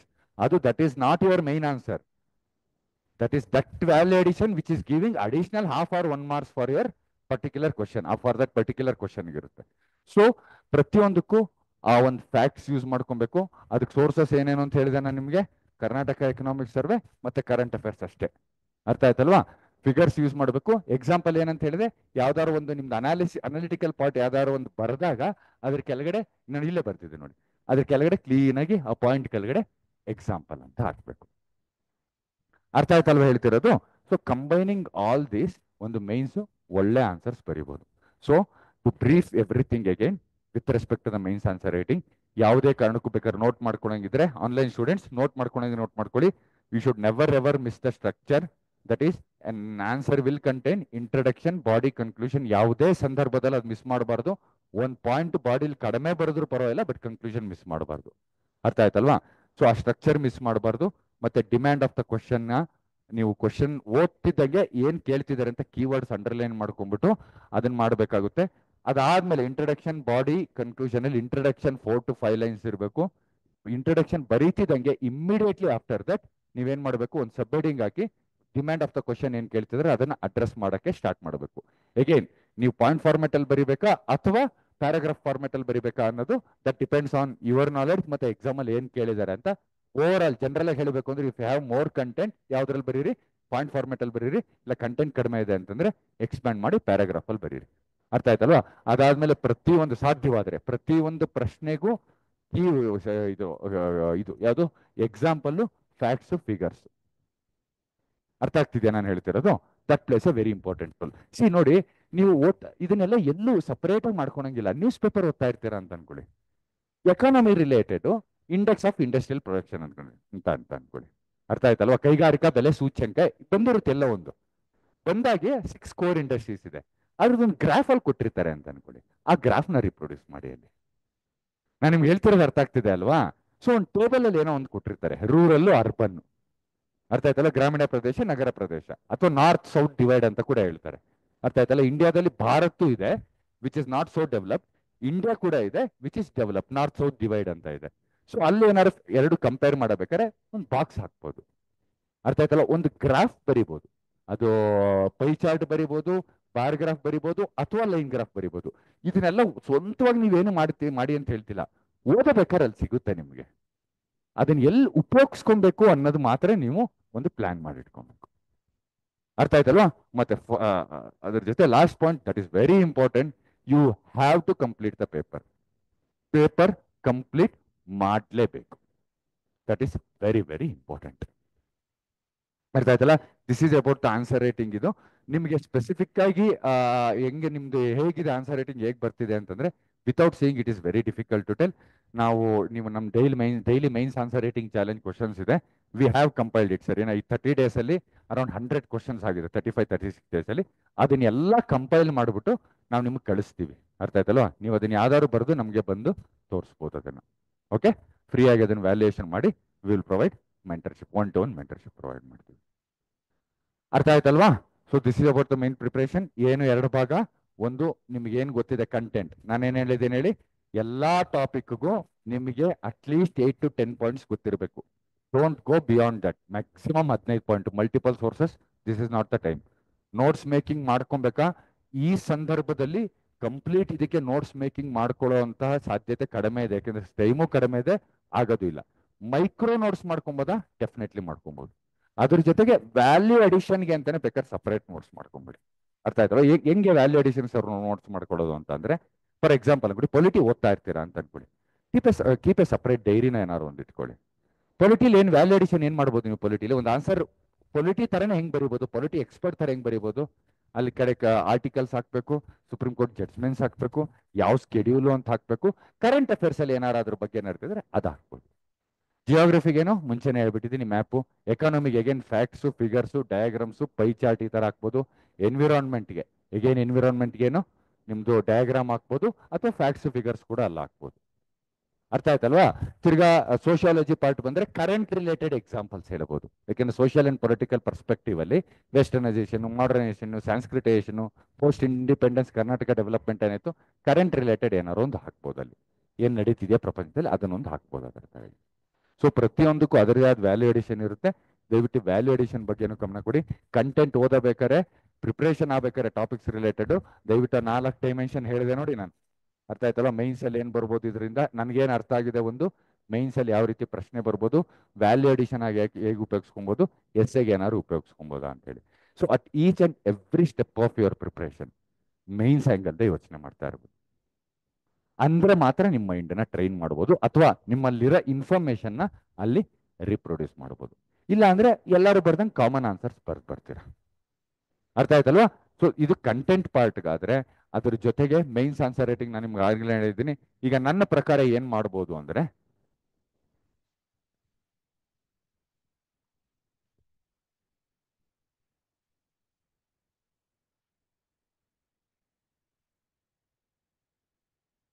ಈಗ ನಾನು ನಿಮ್ಗೆ ಏನ್ ಹೇಳಿದೆ, ಅರೌಂಡ್ 42 days, ಮಾರ್ಚ್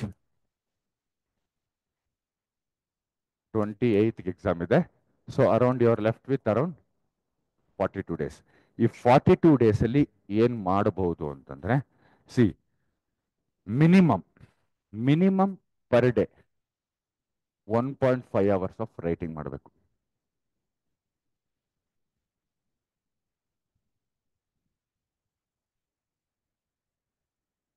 ಮಿನಿಮಮ್. ಅರ್ಥ ಆಯ್ತಲ್ವಾ? ಸಿ ತುಂಬಾ ಜಾಸ್ತಿ ತಲೆ ಕೆಡಿಸ್ಕೊಳ್ಳೋ ಅವಶ್ಯಕತೆನೂ ಇಲ್ಲ. ಏನ್ ಮಾಡ್ಬೋದು ಅಂತ ನಾನು ಕೇಳಿದ್ರೆ, ಸಿ ಒಂದ್ ದಿನ ಓದ್ತಾ ಇರ್ತೀರಾ. ಫಾರ್ ಎಕ್ಸಾಂಪಲ್ ಈಗ ನೀವ್ ಏನ್ ಮಾಡ್ಬೇಕು ಅಂತಂದ್ರೆ, ಮೊದಲನೇದಾಗಿ ಒಂದು ಡೀಟೇಲ್ಡ್ ಪ್ಲಾನ್ ಪ್ರಿಪೇರ್ ಮಾಡ್ಬೇಕು ನೀವು. ಅರ್ಥ ಆಯ್ತಲ್ವಾ? ಡೀಟೇಲ್ಡ್ ಪ್ಲಾನ್ ಏನು ಅಂದ್ರೆ, ಸಿಲೆಬಸ್ ಕಾಪಿ ಓಪನ್ ಮಾಡ್ಕೊಳ್ಳಿ.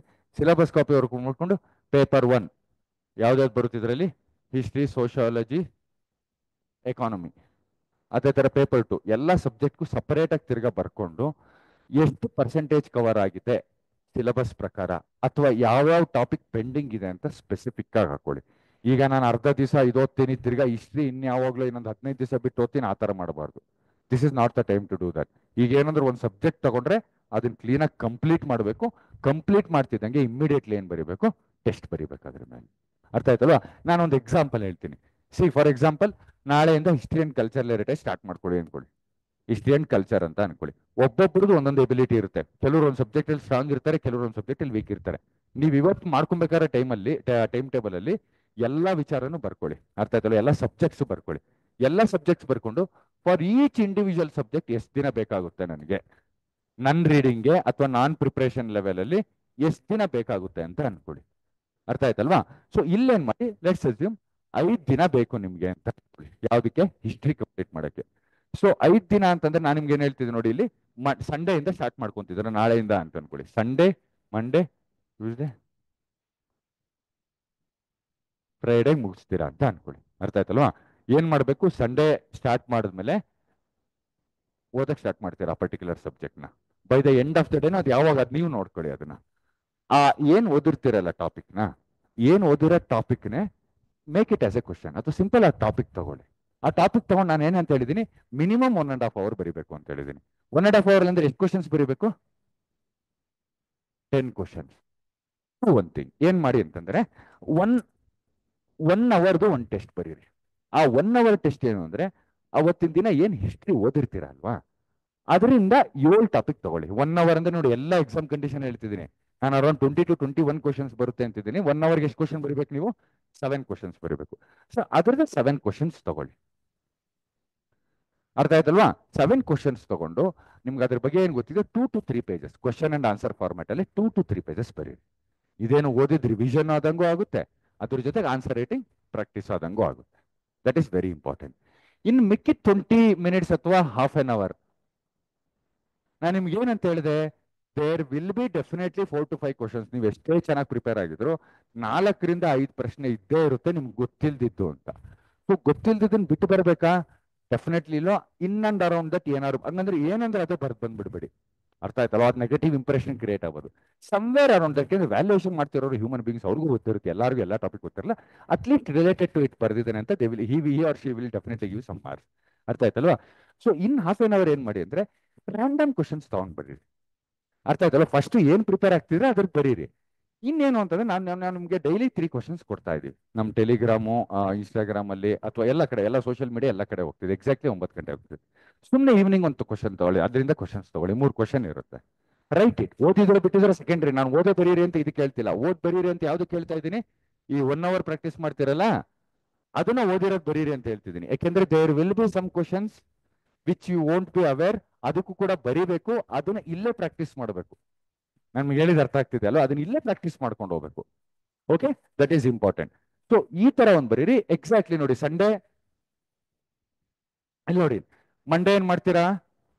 ಒಂದು ನಿಮಿಷ. ಸೊ ಹಿಸ್ಟ್ರಿ ಇವತ್ತಿಂದ ಸ್ಟಾರ್ಟ್ ಮಾಡ್ತಿದ್ದೀರಾ ಅಂದ್ಕೊಳ್ಳಿ. ಮಂಡೇ,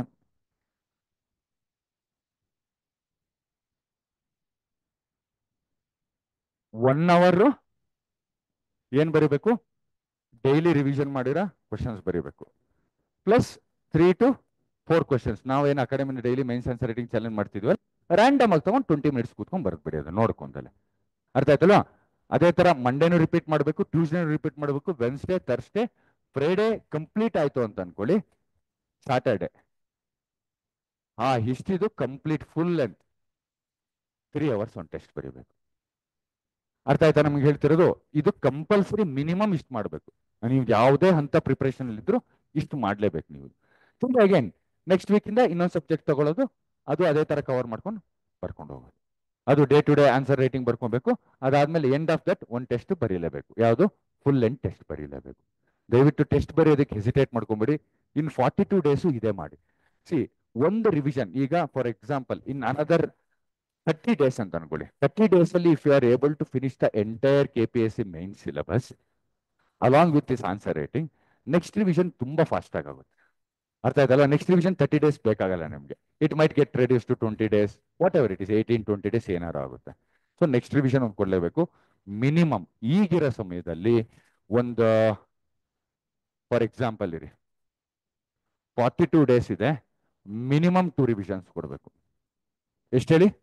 ಮಿನಿಮಮ್ 2 ರಿವಿಷನ್ಸ್ ಕೊಡಲೇಬೇಕು. There is no alternative. ಅದ್ರ ಜೊತೆಗೆ ಅರೌಂಡ್ 500 to 600 ಕ್ವಶನ್ಸ್ ಬರೀಲೇಬೇಕು. ಬೇರೆ ದಾರಿನೇ ಇಲ್ಲ. 50% ಸಿಲೆಬಸ್ ಇದಾಗ್ಬಿಡುತ್ತೆ. 1200 ಟಾಪಿಕ್ಸ್ ಅಲ್ಲಿ 500 ಬರೀತೀರಾ ಅಂದ್ರೆ ಅರೌಂಡ್ 40-45% ಆಫ್ ದ ಸಿಲೆಬಸ್ ಬರ್ದ್ಬಿಡ್ತೀರಾ. ದಟ್ ಇಸ್ ಮಸ್ಟ್, ಬರೀಲೇಬೇಕು. ನೀವು ಬರೆಯೋದನ್ನ ಏನಾದ್ರು ಹೆಸಿಟೇಟ್ ಮಾಡ್ಕೊಂತಿದ್ದೀರಾ ಅಂದ್ರೆ it is very difficult to clear the examination. ದಯವಿಟ್ಟು ನಾನು ಯಾರಿಗೂ ಡಿಮೋಟಿವೇಟ್ ಮಾಡ್ತಿಲ್ಲ, ಬಟ್ ಕೆಲವೊಂದು ಎಚ್ಚರಿಕೆ ಮಾತುಗಳನ್ನ ಹೇಳ್ತೀನಿ. Those are very important. There are 2 things. ಒಂದು, ಬೇರೆಯವ್ರ ಮಿಸ್ಟೇಕ್ ಇಂದ ಕಲಿಯೋದು ಒಂದು, ನೀವೇ ಮಿಸ್ಟೇಕ್ ಮಾಡೋದು ಕಲಿಯೋದು ಒಂದು. ನೀವೇ ಮಿಸ್ಟೇಕ್ ಮಾಡಿ ಕಲಿಯೋದು ಸಿವಿಲ್ ಸರ್ವಿಸಸ್ ಎಕ್ಸಾಮಿನೇಷನ್ ತುಂಬಾ ಎಕ್ಸ್ಪೆನ್ಸಿವ್. ಅದನ್ನ ಮಾಡಬೇಡಿ ಅನ್ನೋದು ನಮ್ಮ ಉದ್ದೇಶ ಅಷ್ಟೇ. ಅರ್ಥ ಆಯ್ತಲ್ವಾ? Is that clear? So balancing, how to balance about. ಅದ್ರ ಜೊತೆಗೆ ನಿಮ್ಗೆ ಏನಾರು ಅಡಿಷನಲ್ ಬೇಕು ಅಂದ್ರೆ ದಯವಿಟ್ಟು ಪರ್ಸನಲಿ ಬಂದು ಅಕಾಡೆಮಿಲಿ ಯು ಗೈಸ್ ಮೀಟ್ ಅಸ್. ನಾನು ಹೇಳ್ತೀನಿ ನಿಮ್ಮ ಪ್ರಿಪರೇಷನ್ ತಕ್ಕಂಗೆ ಏನೇನು ಮಾಡಬೇಕು. ಏನಾದ್ರು ಬೇಕು ನನಗೆ, ಐ ವಾಂಟ್ ಟು ಸಿ ಏನು ಪ್ರಿಪೇರ್ ಆಗಿದ್ದೀರಾ, ಎಷ್ಟು ಪ್ರಿಪೇರ್ ಆಗಿದ್ದೀರಾ, ಅದ್ರ ಜೊತೆಗೆ ಆನ್ಸರ್ ರೈಟಿಂಗ್ ಹೆಂಗಿದೆ ಅಂತ ನೋಡ್ಕೊಂಡು ನಾನು ನಿಮ್ಗೆ ಬೇಕಾದ್ರೆ ಸ್ಟಡಿ ಟೈಮ್ ಟೇಬಲ್ ಅಥವಾ ಮೆಂಟರ್ಶಿಪ್ ಮಾಡ್ಬೋದು. Separate, that's a separate. Okay, is that clear? Yes. Now I will answer your questions.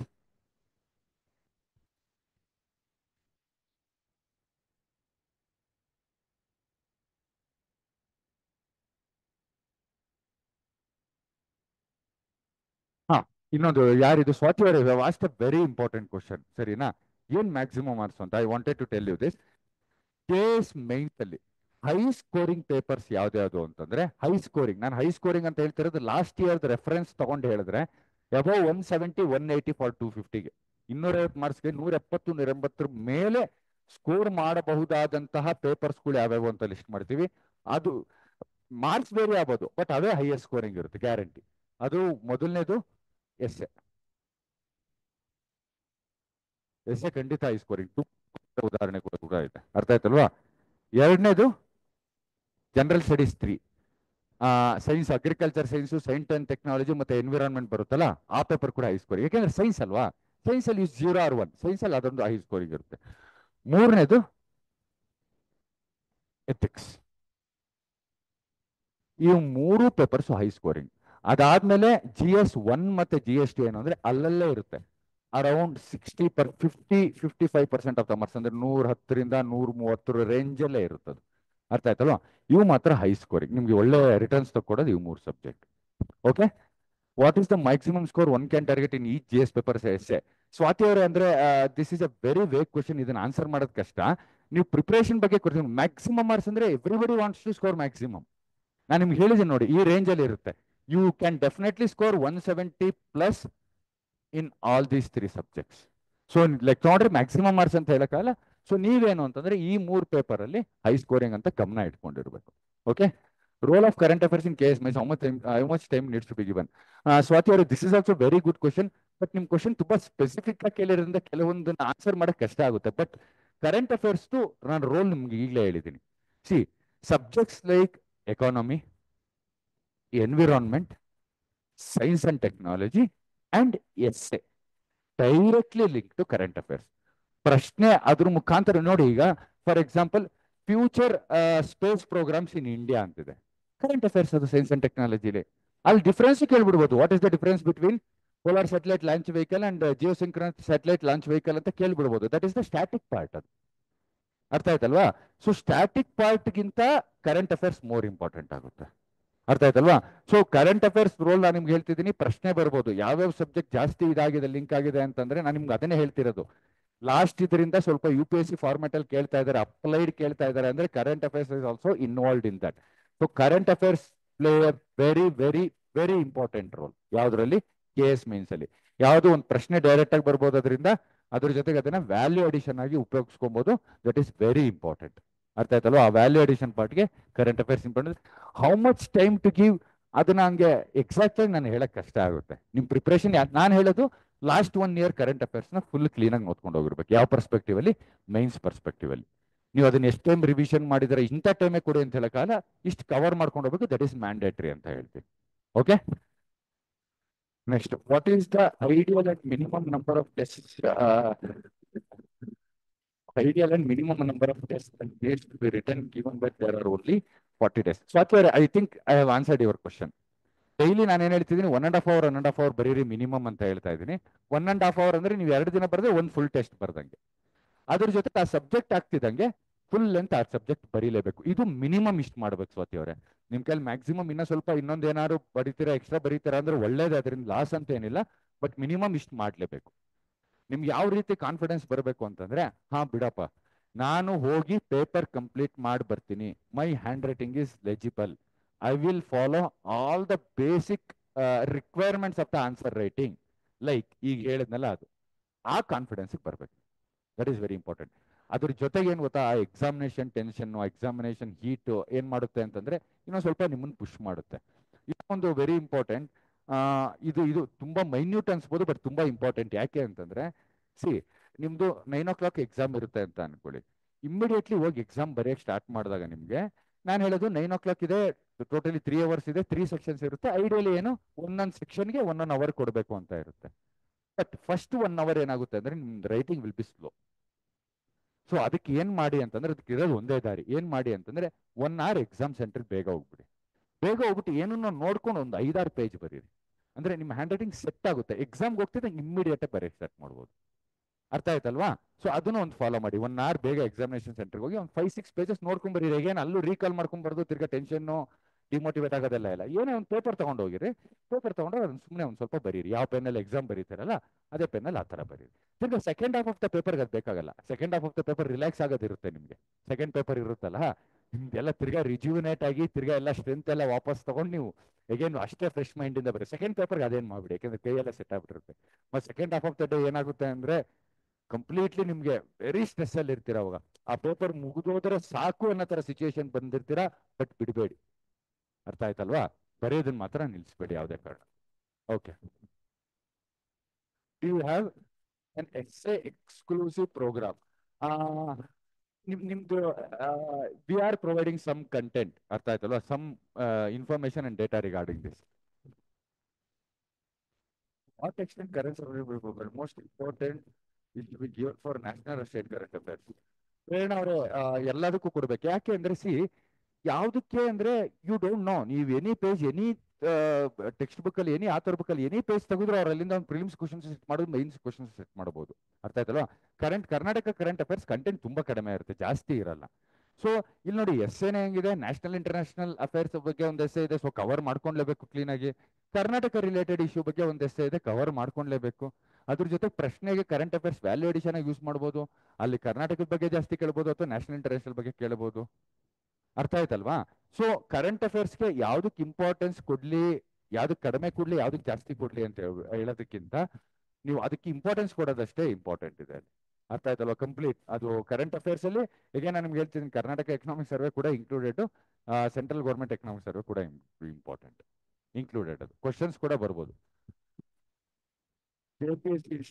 ಇಲ್ಲ, ಪ್ಲೀಸ್ ಚೆಕ್ ಪ್ರತಾಪ್ ಅವರೇ, ಅದು ಮೈನ್ಸ್ ರಿಲೇಟೆಡ್ ಇದ್ರದ್ದು ಇರ್ಬೋದು. ಅದು ಯಾವ್ದು ಪ್ರಿಲಿಮ್ಸ್ ರಿಲೇಟೆಡ್ ಮಾತ್ರ ಇದೆ ಬ್ಲೂ ಪೆನ್. ಸೊ ಮೈನ್ಸ್ ಆ ಥರದ್ದು ಯಾವ್ದು ರಿಸ್ಟ್ರಿಕ್ಷನ್ಸ್ ಬಂದಿಲ್ಲ. ಅರ್ಥ ಆಯ್ತಲ್ವಾ? ಸೊ ಮಿಸ್ಇನ್ಫಾರ್ಮೇಶನ್ ದಯವಿಟ್ಟು ತಗೊಂಬೇಡಿ, ಮೈನ್ಸ್ ರಿಲೇಟೆಡ್ ಆಗ್ತಾರೆ ಏನು ಗೊತ್ತಿಲ್ಲ.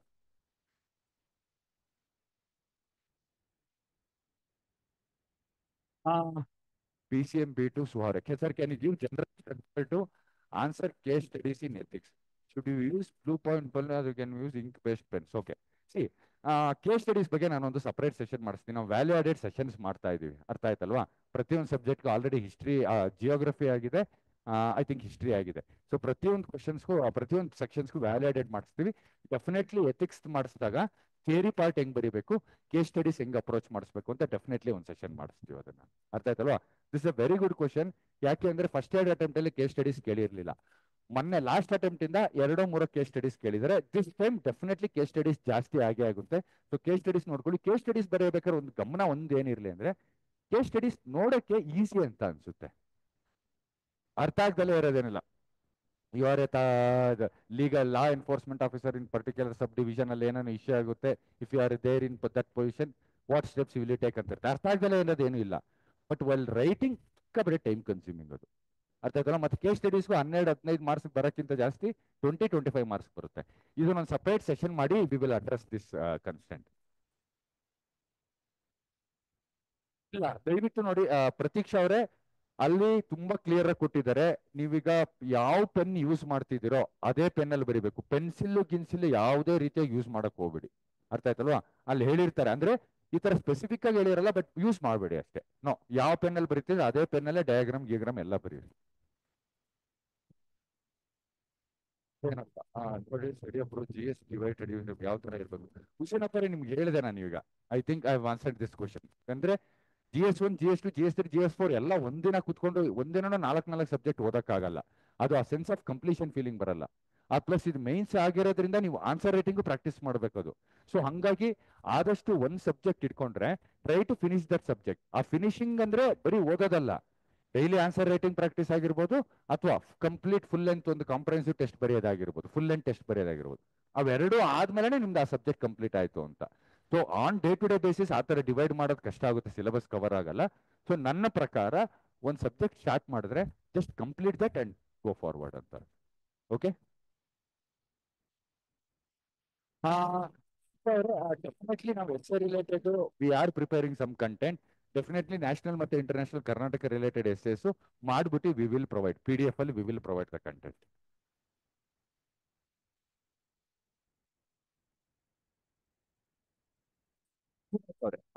ವೆಬ್ಸೈಟ್ ನಲ್ಲಿ ಡೈಲಿ ಮೈನ್ಸ್ ಆನ್ಸರ್ ರೈಟಿಂಗ್ ಕ್ವಶನ್ಸ್ಗೆ ಸಿನಾಪ್ಸಿಸ್ ಓನ್ಲಿ ಇಂಗ್ಲಿಷ್ ನಲ್ಲಿ ಇದೆ ಸರ್, ಕನ್ನಡದಲ್ಲಿ ಇಲ್ಲ. ನಾನು ಕನ್ನಡದಲ್ಲಿ ಬರೆಯೋದು, ಪ್ಲೀಸ್. ಮಂಜುನಾಥ್ ಅವರೇ, ಅಲ್ಲಿ ಆಕ್ಚುಲಿ ಸಿನಾಪ್ಸಿಸ್ ಕೊಡ್ತಾ ಇಲ್ಲ. ಅಲ್ಲಿ how to approach that question, ಆ ಕ್ವಶನ್ ಹೇಗೆ ಅಪ್ರೋಚ್ ಮಾಡಬೇಕು ಅಂತಿದೆ. ಸಿನಾಪ್ಸಿಸ್ ಅಂದ್ರೆ ನಮ್ಮ ಟೆಸ್ಟ್ ಸೀರೀಸ್ ಅಲ್ಲಿ ಫುಲ್ ಡೀಟೇಲ್ ಸಿನಾಪ್ಸಿಸ್ ಕೊಡ್ತೀವಿ, ಅದು ಕನ್ನಡ ಮತ್ತೆ ಇಂಗ್ಲಿಷ್ ಅಲ್ಲಿ ಕೊಡ್ತಾ ಇದೀವಿ. This is just how to write that particular question, ಯಾವ ರೀತಿ ಥಿಂಕಿಂಗ್ ಇರ್ಬೇಕು. ನಾನು ಈಗ ಹೇಳಿದೆ ನೋಡಿ ನಿಮ್ಗೆ, ಪ್ರತಿಯೊಂದು ಟಾಪಿಕ್ ಹೋದಾಗ ಮೈನ್ಸ್ ಅಲ್ಲಿ ಬಂದ್ರೆ ಹೆಂಗ್ ಬರಬೇಕು, ಅದೇ ಅದನ್ನ ಅಲ್ಲಿ ರಿಫ್ಲೆಕ್ಟ್ ಆಗಿರೋದು. ಅರ್ಥ ಆಯ್ತಲ್ವಾ? ಸೊ ನೀವು ಅದನ್ನ ಒಂದು just approach towards that particular question ನೋಡಿ. ಟೆಸ್ಟ್ ಸೀರೀಸ್ ಅಲ್ಲಿ ಕಂಪ್ಲೀಟ್ ಸಿನಾಪ್ಸಿಸ್ ಕೊಡ್ತಿದ್ವಿ. ಇಲ್ಲಿ ಏನು ಅಂತಂದ್ರೆ, ನೀವು ಟೆಸ್ಟ್ ಸೀರೀಸ್ ಅಥವಾ ಕ್ವಶನ್ಸ್ ಇಂದ ಸಿನಾಪ್ಸಿಸ್ ತಗೊಳಕ್ಕಿಂತ ನೀವು ಆ ಪಾರ್ಟ್ ಏನಿದೆಯಲ್ಲ, content for that particular topic, ಆ ಥರ ಬುಕ್ಸೇ ಓದಿ ಅದನ್ನ. ಅರ್ಥ ಆಯ್ತಲ್ಲ? That is part. Synopsis is just for your reference, ಒಂದ್ಸಲಿ ಬ್ರಷ್ ಮಾಡ್ಕೊಳಕ್ ಅಷ್ಟೇ ಅದು. ಓಕೆ. ನೆಕ್ಸ್ಟ್ ದಿವ್ಯಾ ಅವರೇ, ಸ್ವಲ್ಪ ಅನ್ಮ್ಯೂಟ್ ಮಾಡಿ ಸ್ಟೂಡೆಂಟ್ಸ್, ಯಾರು ಕ್ವಶನ್ಸ್ ಕೇಳಂಗಿದ್ರೆ. ಖಂಡಿತ ಪ್ರೇರಣೆ ಅವರೇ. ಲಿಸ್ಟ್ ಆಫ್ ಎಸ್ಸೆ ಅಲ್ಲ, ನಾವು ಲಿಸ್ಟ್ ಆಫ್ ಎಸ್ಸೆ ಜೊತೆಗೆ ಕಂಟೆಂಟ್ ಕೂಡ ಕೊಡ್ತೀವಿ. ಎಸ್ಸೆಗೆ ಕನ್ನಡ ಅಂಡ್ ಇಂಗ್ಲಿಷ್ ಮೀಡಿಯಂ ಅಲ್ಲಿ ಎರಡು ಕೊಡ್ತೀವಿ. ಅವ್ರ ಇಂಪಾರ್ಟೆನ್ಸ್ ಎಲ್ಲ ಕರೆಂಟ್ ಅಫೇರ್ಸ್ ಎಲ್ಲದಕ್ಕೂ ಇಂಪಾರ್ಟೆನ್ಸ್ ಕೊಡ್ತೀವಿ. ಯಾರೋ 97310 sir, maximum cut off score ಎಷ್ಟು ಕಟ್ ಆಫ್ ಹಂಗೆ ಹೇಳಕ್ಕಾಗಲ್ಲ. ಅದು each year cut off depends on number of post ಮೇಲೆ ಡಿಪೆಂಡ್ ಆಗುತ್ತೆ, difficulty of the question paper ಮೇಲೆ ಡಿಪೆಂಡ್ ಆಗುತ್ತೆ, how many people have attempted ಅನ್ನೋದ್ರ ಮೇಲೆ ಡಿಪೆಂಡ್ ಆಗುತ್ತೆ. ಅದನ್ನ ಈ ತರ ಹೇಳಕ್ಕಲ್ಲ. ರಫ್ ಆಗಿ just to answer your question around 60-65% marks ಇರಲೇಬೇಕು ಇಂಟರ್ವ್ಯೂ ಕಾಲ್ ಆಗಬೇಕು. It's very good question. Deepali ಅವರೇ, sir what about compulsory Kannada and English paper, what prepare and can I use blue gel pen for mains? ಖಂಡಿತವಾಗಿ ನಿಮ್ ಕೊನೆ ಪ್ರಶ್ನೆಗೆ blue gel pen for mains use ಮಾಡ್ಬೋದು, definitely use ಮಾಡ್ಬೋದು. ಅರ್ಥ ಆಯ್ತಲ್ವಾ? ಇನ್ಫ್ಯಾಕ್ಟ್ ನನ್ನ personal opinion, gel pen use ಮಾಡಿದ್ರೆ ಚೆನ್ನಾಗಿ ಕಾಣಿಸುತ್ತೆ. ಹ್ಯಾಂಡ್ ರೈಟಿಂಗ್ ನಾರ್ಮಲ್ ಇರೋದಕ್ಕಿಂತ ಸಮ್ ಗುಡ್ ಫೀಲಿಂಗ್ ಕೊಡುತ್ತೆ gel pen. So definitely you can write in gel pen. Compulsory Kannada ಮತ್ತೆ ಇಂಗ್ಲಿಷ್ ಪೇಪರಲ್ಲಿ ಈ ಕಂಪಲ್ಸರಿ ಕನ್ನಡ ಮತ್ತೆ ಇಂಗ್ಲಿಷ್ ಪೇಪರ್ ಇಟ್ಟಿರೋ ಹಿಂದೆ ಅರ್ಥ ಮಾಡ್ಕೊಬೇಕು ನೀವೇನು ಅಂತ ಹೇಳ್ಬಿಟ್ಟು. ಮೊದಲನೇದಾಗಿ that is only for administrative purpose. ನಿಮ್ಮ ಲ್ಯಾಂಗ್ವೇಜ್ ಸ್ಕಿಲ್ಸ್ ಟೆಸ್ಟ್ ಮಾಡ್ತಿಲ್ಲ. ಕನ್ನಡ ಅಥವಾ ಇಂಗ್ಲಿಷ್ ಆಪ್ಷನಲ್ ಅಲ್ಲ ಅದು. ಸೆಂಟ್ರಲ್ ಗೌರ್ಮೆಂಟ್ ಅಥವಾ ಸ್ಟೇಟ್ ಗೌರ್ಮೆಂಟ್ ಇಂದ ಬೇರೆ ಬೇರೆ ರೀತಿಯಾದ ಆರ್ಡರ್ಸ್ ಬರ್ತಿರುತ್ತೆ. ನೀವು ಪರ್ಪಸ್ ಏನಕ್ಕೆ ಅಂತ ನೋಡ್ಕೊಳ್ಳಿ. ನೀವು ಇಲ್ಲಿ ಗೌರ್ಮೆಂಟ್ ಮತ್ತೆ ಪಬ್ಲಿಕ್ ಮಧ್ಯ ನೀವು you should act as a bridge. ಸರ್ಕಾರದವ್ರು ಏನು ಸವಲತ್ತು ಕೊಡ್ತಿದಾರಲ್ಲ ಅದನ್ನ ಜನರಿಗೆ ತಲುಪಿಸೋದು ನಿಮ್ಮ ಕೆಲಸ. ಅದು ಯಾವ್ದ್ರ ಮುಖಾಂತರ ಬರುತ್ತೆ? ಆರ್ಡರ್ ಮುಖಾಂತರ ಬರುತ್ತೆ. ಸೊ ಜನರಲ್ ಕನ್ನಡ ಮತ್ತೆ ಜನರಲ್ ಇಂಗ್ಲಿಷ್ ಅಡ್ಮಿನಿಸ್ಟ್ರೇಟಿವ್ ಪರ್ಪಸ್ಗೆ, ಬೇಸಿಕ್ ಕಮ್ಯುನಿಕೇಶನ್ಗೆ, ರಿಟರ್ನ್ ಮತ್ತೆ ಓರಲ್ ಕಮ್ಯುನಿಕೇಶನ್ಗೆ ಎಷ್ಟು ಬೇಕೋ ಅಷ್ಟು ಮಾತ್ರ ಅವಶ್ಯಕತೆ ಇರುತ್ತೆ. ಏನು ಕೇಳ್ತಾರೆ ಅಂತಂದ್ರೆ ಸಿನಾನಿಮ್ಸ್ ಆಂಟೋನಿಮ್ಸ್ ಕೇಳ್ತಾರೆ, ಸಮಾನಾರ್ಥಕ ಪದ ವಿರುದ್ಧಾರ್ಥಕ ಪದ ಕೇಳ್ತಾರೆ, ಸ್ಪೆಲ್ಲಿಂಗ್ ಮಿಸ್ಟೇಕ್ ಕೇಳ್ತಾರೆ, ಟ್ರಾನ್ಸ್ಲೇಷನ್ ಕೇಳ್ತಾರೆ, Kannada to English, English to Kannada translation ಕೇಳ್ತಾರೆ, ಒಂದು ಪ್ರಿಸೈಸ್ ರೇಟಿಂಗ್ ಕೇಳ್ತಾರೆ, ಒಂದು ಎಸ್ಸೆ ಬರೆಯ ಕೇಳ್ತಾರೆ, ಸ್ಮಾಲ್ ಎಸ್ಸೆ, ಒಂದು ಲೆಟರ್ ರೈಟಿಂಗ್ ಇರುತ್ತೆ. ನಿಮಗೆ ಕನ್ನಡ ಮತ್ತೆ ಇಂಗ್ಲೀಷು ಜಾಸ್ತಿ ಮಿಸ್ಟೇಕ್ ಇಲ್ದಲೆ ಬರೆಯಕ್ಕೆ ಬಂದ್ರೆ ತುಂಬಾ ವರಿ ಮಾಡ್ಕೊಬೇಡಿ ಅದ್ರ ಬಗ್ಗೆ. ಅರ್ಥ ಆಯ್ತಲ್ಲ? ಒಂದ್ಸತಿ ಪ್ರೀವಿಯಸ್ ಇಯರ್ ಕ್ವಶನ್ ಪೇಪರ್ ನೋಡ್ಕೊಂಡು ಹೋಗಿ, that will solve your problem. ಇದು ತುಂಬಾ ಬರೆಯಕ್ಕೆ ಬರ್ದಲ್ಲ ಇದ್ರೆ ದಟ್ ಇಸ್ ಚಾಲೆಂಜ್. ಕನ್ನಡ ಅಥವಾ ಇಂಗ್ಲಿಷ್ ಕೆಲವರು ಇರ್ತಾರೆ, ಕನ್ನಡ ಮಾತಾಡ್ತಿರ್ತಾರೆ, ಬರೆಯಕ್ಕೆ ಬರಲ್ಲ, ದೆನ್ ದಟ್ಸ್ ಎ ಚಾಲೆಂಜ್. ಬರೀಬೇಕು ನೀವು. ಬರೆಯಕ್ಕೆ ಬಂದ್ರೆ ಸಾಕು, ಅಲ್ಲೇ ನಾಲೆಡ್ಜ್ ಏನು ಬೇಕಾಗಲ್ಲ, ನೀವು ಆರಾಮಾಗಿ ಕ್ಲಿಯರ್ ಮಾಡ್ಬೋದು.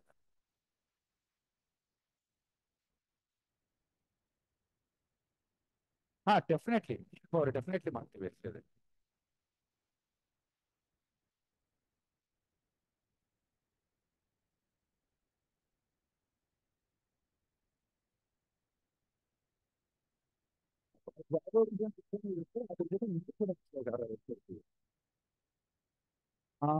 ಹುಸೇನಪ್ಪ ಅವರೇ, ನಮ್ಮ ಮೈಂಡ್ ಸಾನ್ಸಾರಿಟಿ ನಾವೇ ಹೇಗೆ ಸೆಲ್ಫ್ ಎವ್ಯಾಲ್ಯೂಯೇಷನ್ ಮಾಡ್ಬೋದು ಸರ್? ಹುಸೇನಪ್ಪ ಅವರೇ ಮಾಡ್ಕೊಬೋದು ಸೆಲ್ಫ್ ಎವ್ಯಾಲ್ಯೂಯೇಷನ್. ಅಟ್ಲೀಸ್ಟ್ ಏನು ಗೊತ್ತಾ, ಇನಿಷಿಯಲಿ ಯಾರ ಕೈಲಾದ್ರು ಬೇರೆಯಿಂದ ಎವ್ಯಾಲ್ಯೂಯೇಷನ್ ಮಾಡ್ತೀವಿ. ನಿಮ್ಗೆ ಗೊತ್ತಾಗಬೇಕು ಏನು ಪ್ಯಾರಾಮೀಟರ್ಸ್ ನಾನು ನೋಡಬೇಕು ನನ್ನ ಪ್ರಶ್ನೆಯಲ್ಲಿ, ನಾನು ಬರ್ದಿರೋ ಉತ್ತರದಲ್ಲಿ ಅನ್ನೋದು. ಇನಿಷಿಯಲಿ ಅಟ್ಲೀಸ್ಟ್ ಒಂದು 2-3 ಟೆಸ್ಟ್ ಬೇರೆ ಯಾರಂತನಾದ್ರು ಮಾಡ್ತೀವಿ. ವರ್ಸ್ಟ್ ಕೇಸಲ್ಲಿ ಪಿಯರ್ ಎವ್ಯಾಲ್ಯೂಯೇಷನ್ ಆದ್ರು ಮಾಡ್ತೀವಿ. ಆಮೇಲೆ ನೀವು ನೋಡ್ಕೊಂಡು ಸೆಲ್ಫ್ ಎವ್ಯಾಲ್ಯೂಯೇಷನ್ ಮಾಡ್ಕೊಬೋದು. ಸ್ಟಾರ್ಟಿಂಗ್ ಅಲ್ಲಿ ಬೇಡ. ಯಾಕೆಂದ್ರೆ ಸಮ್ ಟೈಮ್ಸ್ ಆಸ್ಪಿರೆಂಟ್ಸ್ ಅವ್ರ ಪ್ರಿಪರೇಷನ್ ಅಥವಾ ಅವ್ರ ರೈಟಿಂಗ್ ಅವ್ರದ್ದು ಏನಾರ ಬಗ್ಗೆ ಕ್ರಿಟಿಕಲ್ ಆಗಿರಲ್ಲ. ಅರ್ಥ ಆಯ್ತಲ್ಲ? ನಾವಿಲ್ಲಿ ವ್ಯಾಲ್ಯೂಯೇಷನ್ ಮಾಡೋರು ಸ್ವಲ್ಪ ಕ್ರಿಟಿಕಲ್ ಆಗಿ ಹೇಳ್ತೀವಿ. ಯಾಕೆಂದ್ರೆ not to demotivate you guys, but ನೀವು ಇಂಪ್ರೂವ್ಮೆಂಟ್ ಮಾಡ್ಕೊಂಡ್ರೆ ಅಲ್ಲಿ ಫೈನಲ್ ಅಲ್ಲಿ ಚೆನ್ನಾಗಿ ಮಾರ್ಕ್ಸ್ ಬರುತ್ತೆ ಅಂತ. ಸೊ ಸ್ಟಾರ್ಟಿಂಗ್ ಅಲ್ಲಿ ಸೆಲ್ಫ್ ಎವ್ಯಾಲ್ಯೂಯೇಷನ್ಗಿಂತ ಯಾರು ಒಬ್ರು ಎಕ್ಸ್ಪರ್ಟ್ ಕೈಯಲ್ಲಿ ಎವ್ಯಾಲ್ಯೂಯೇಷನ್ ಮಾಡಿಸಿದ್ರೆ ಬೆಟರ್ ಇದೆ.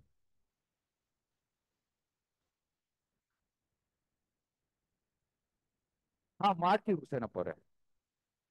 Please contact academy. ನಮ್ದು ಇದಕ್ಕೋಸ್ಕರನೇ ಈ ಒಂದು ಸ್ಪೆಷಲ್ ಡ್ರೈವ್ಗೋಸ್ಕರನೇ ಸಪ್ರೇಟ್ ಟೆಲಿಗ್ರಾಮ್ ಚಾನಲ್ ಮಾಡಿದ್ದೀವಿ.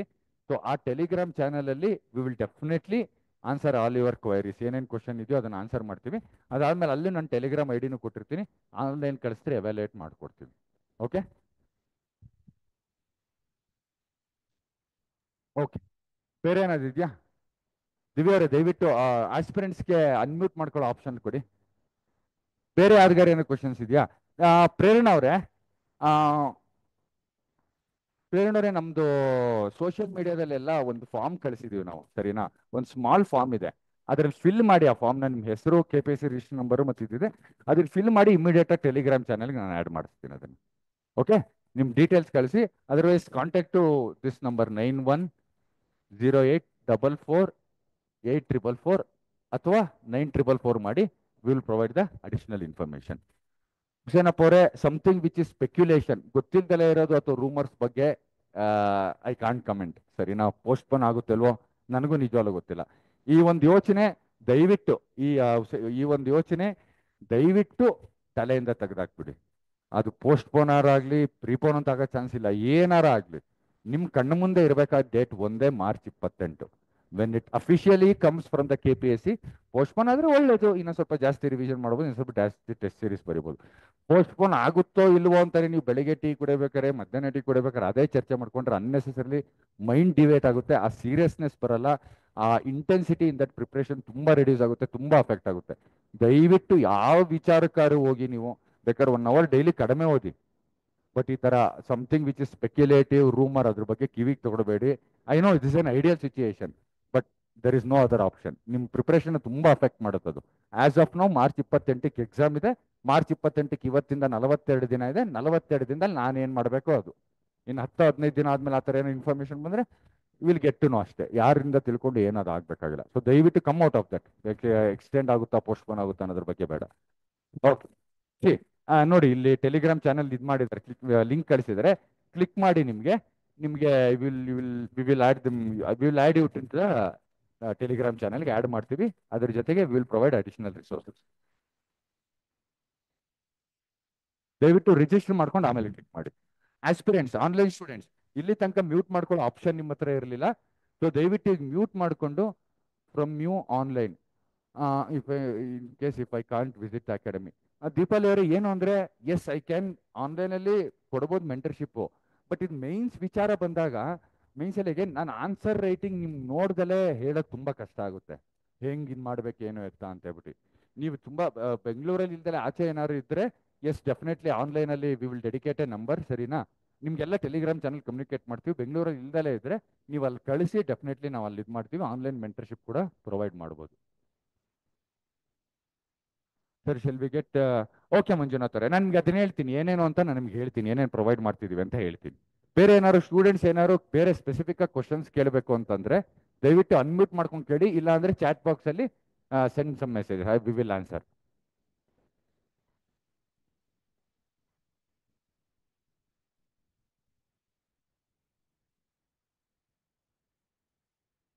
ಓಕೆ, ಏನು ಇಲ್ವಾ? Okay fine.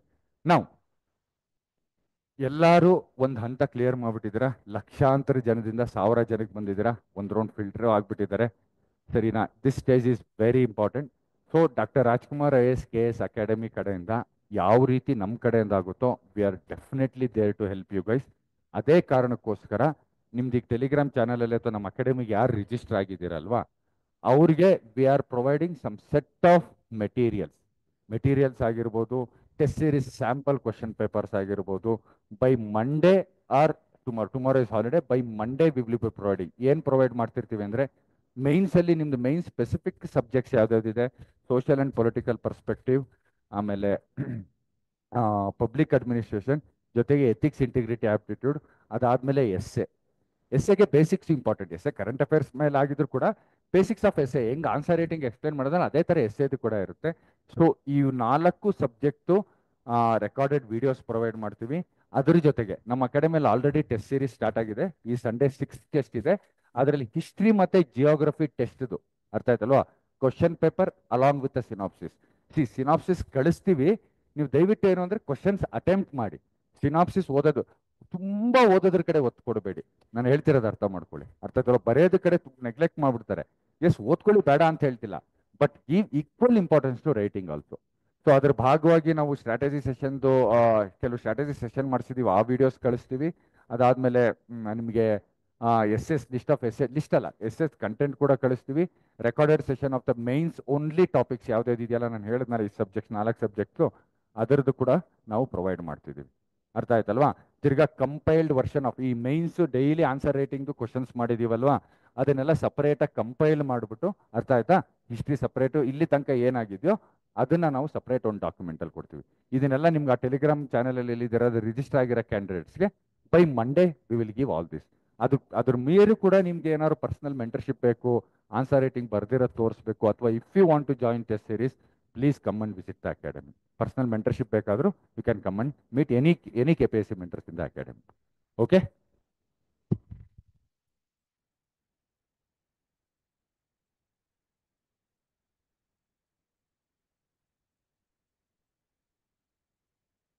ಓಕೆ. ಬೆಳಿಗ್ಗೆ 7:30-8 ಮೇಲೆ ಎಷ್ಟೊತ್ತಿಗಾರು ಬನ್ನಿ. ಯಾರು ಕೇಳ್ತಿರೋದು? ಕೀರ್ತನ್ ಅವರೇ, ಬೆಳಿಗ್ಗೆ 7:30-8 ಎಷ್ಟೊತ್ತಿಗಾರು ಬನ್ನಿ. ಪ್ರತೀಕ್ಷ ಅವರೇ, ಇಲ್ಲಿ ಮೇಲ್ಗಡೆ ಔಟ್ ರಿಜಿಸ್ಟರ್ ಟೆಲಿಗ್ರಾಮ್ ಗ್ರೂಪಲ್ಲಿ ಮೊದಲನೇದು ಒಂದು ಗೂಗಲ್ ಫಾರ್ಮ್ ಕಳಿಸಿದ್ವಿ, ಅದನ್ನು ಫಿಲ್ ಮಾಡಿದ್ರೆ ನಿಮ್ಗೆ ಡೈರೆಕ್ಟಾಗಿ ಆ್ಯಡ್ ಮಾಡ್ತಾರೆ.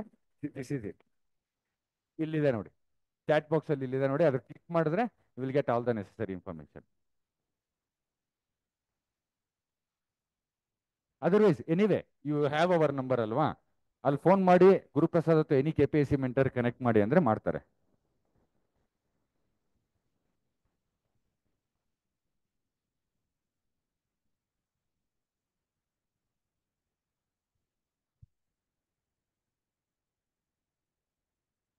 ಓಕೆ, ಸೊ ಎಲ್ಲರಿಗೂ ಒಳ್ಳೇದಾಗಲಿ.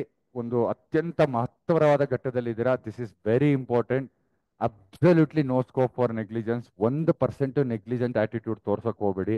ನಿಮ್ಮ ಕೈಯಲ್ಲಾಗುತ್ತೋ ಎಷ್ಟು ಬೇಕಾದ್ರೂ ಪ್ರಯತ್ನ ಮಾಡಿ, ಪ್ರಯತ್ನ ನೀವು ಪಡಿ, ಫಲ ದೇವ್ರಿಗೆ ಬಿಡಿ. Okay, so on behalf of doctor Rajkumar IAS KS Academy, we wish you all the very best. Thank you very much.